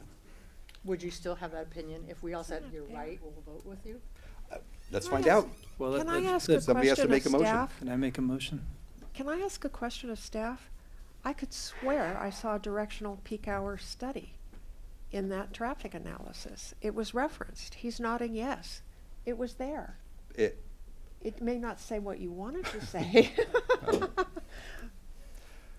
Well, and I'd ask a question of our legal counsel is, under the Housing Accountability Act, is directional traffic, does that qualify as a significant? We can deny the project, presumably, if we find there's a significant adverse impact to the public health and safety based on a qualified standard that was in effect when the preliminary application was submitted. So would this study meet that standard? No, I don't think it would. I think that you have a study before you have information in the record right now, which shows that there's not significant traffic impacts. from the project, and that's the evidence. And if I go back to the comment I made earlier, the burden under the builder's remedy laws, you have to make the finding by a preponderance of the evidence, and you really don't have a preponderance of the evidence on the other side. So can you read the conditions, Steve, that you had drafted for? So one of the two conditions is in the errata that was provided to the council and has been posted publicly. And that's the one that's providing notice. And just to be clear, it talks about notice to the property owners. The property owners are Viamonte management, if you will. They're not all of the residents out there. So it's that one as it's drafted. And then the second one would be that the applicant shall construct and maintain during construction an 8-foot solid, non-porous dust barrier along Shadelands Drive. And if the council is okay with that, I would recommend that the council ask the applicant if they agree to those two conditions and state that on the record. So can the applicant address those revisions?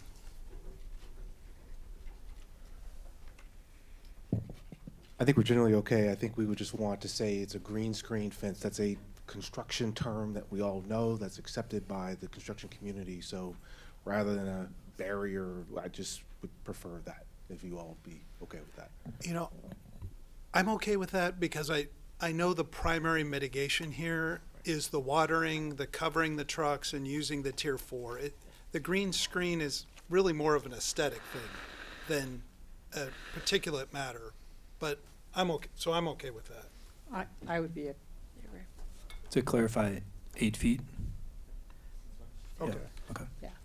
And using a common term helps make it. Yeah.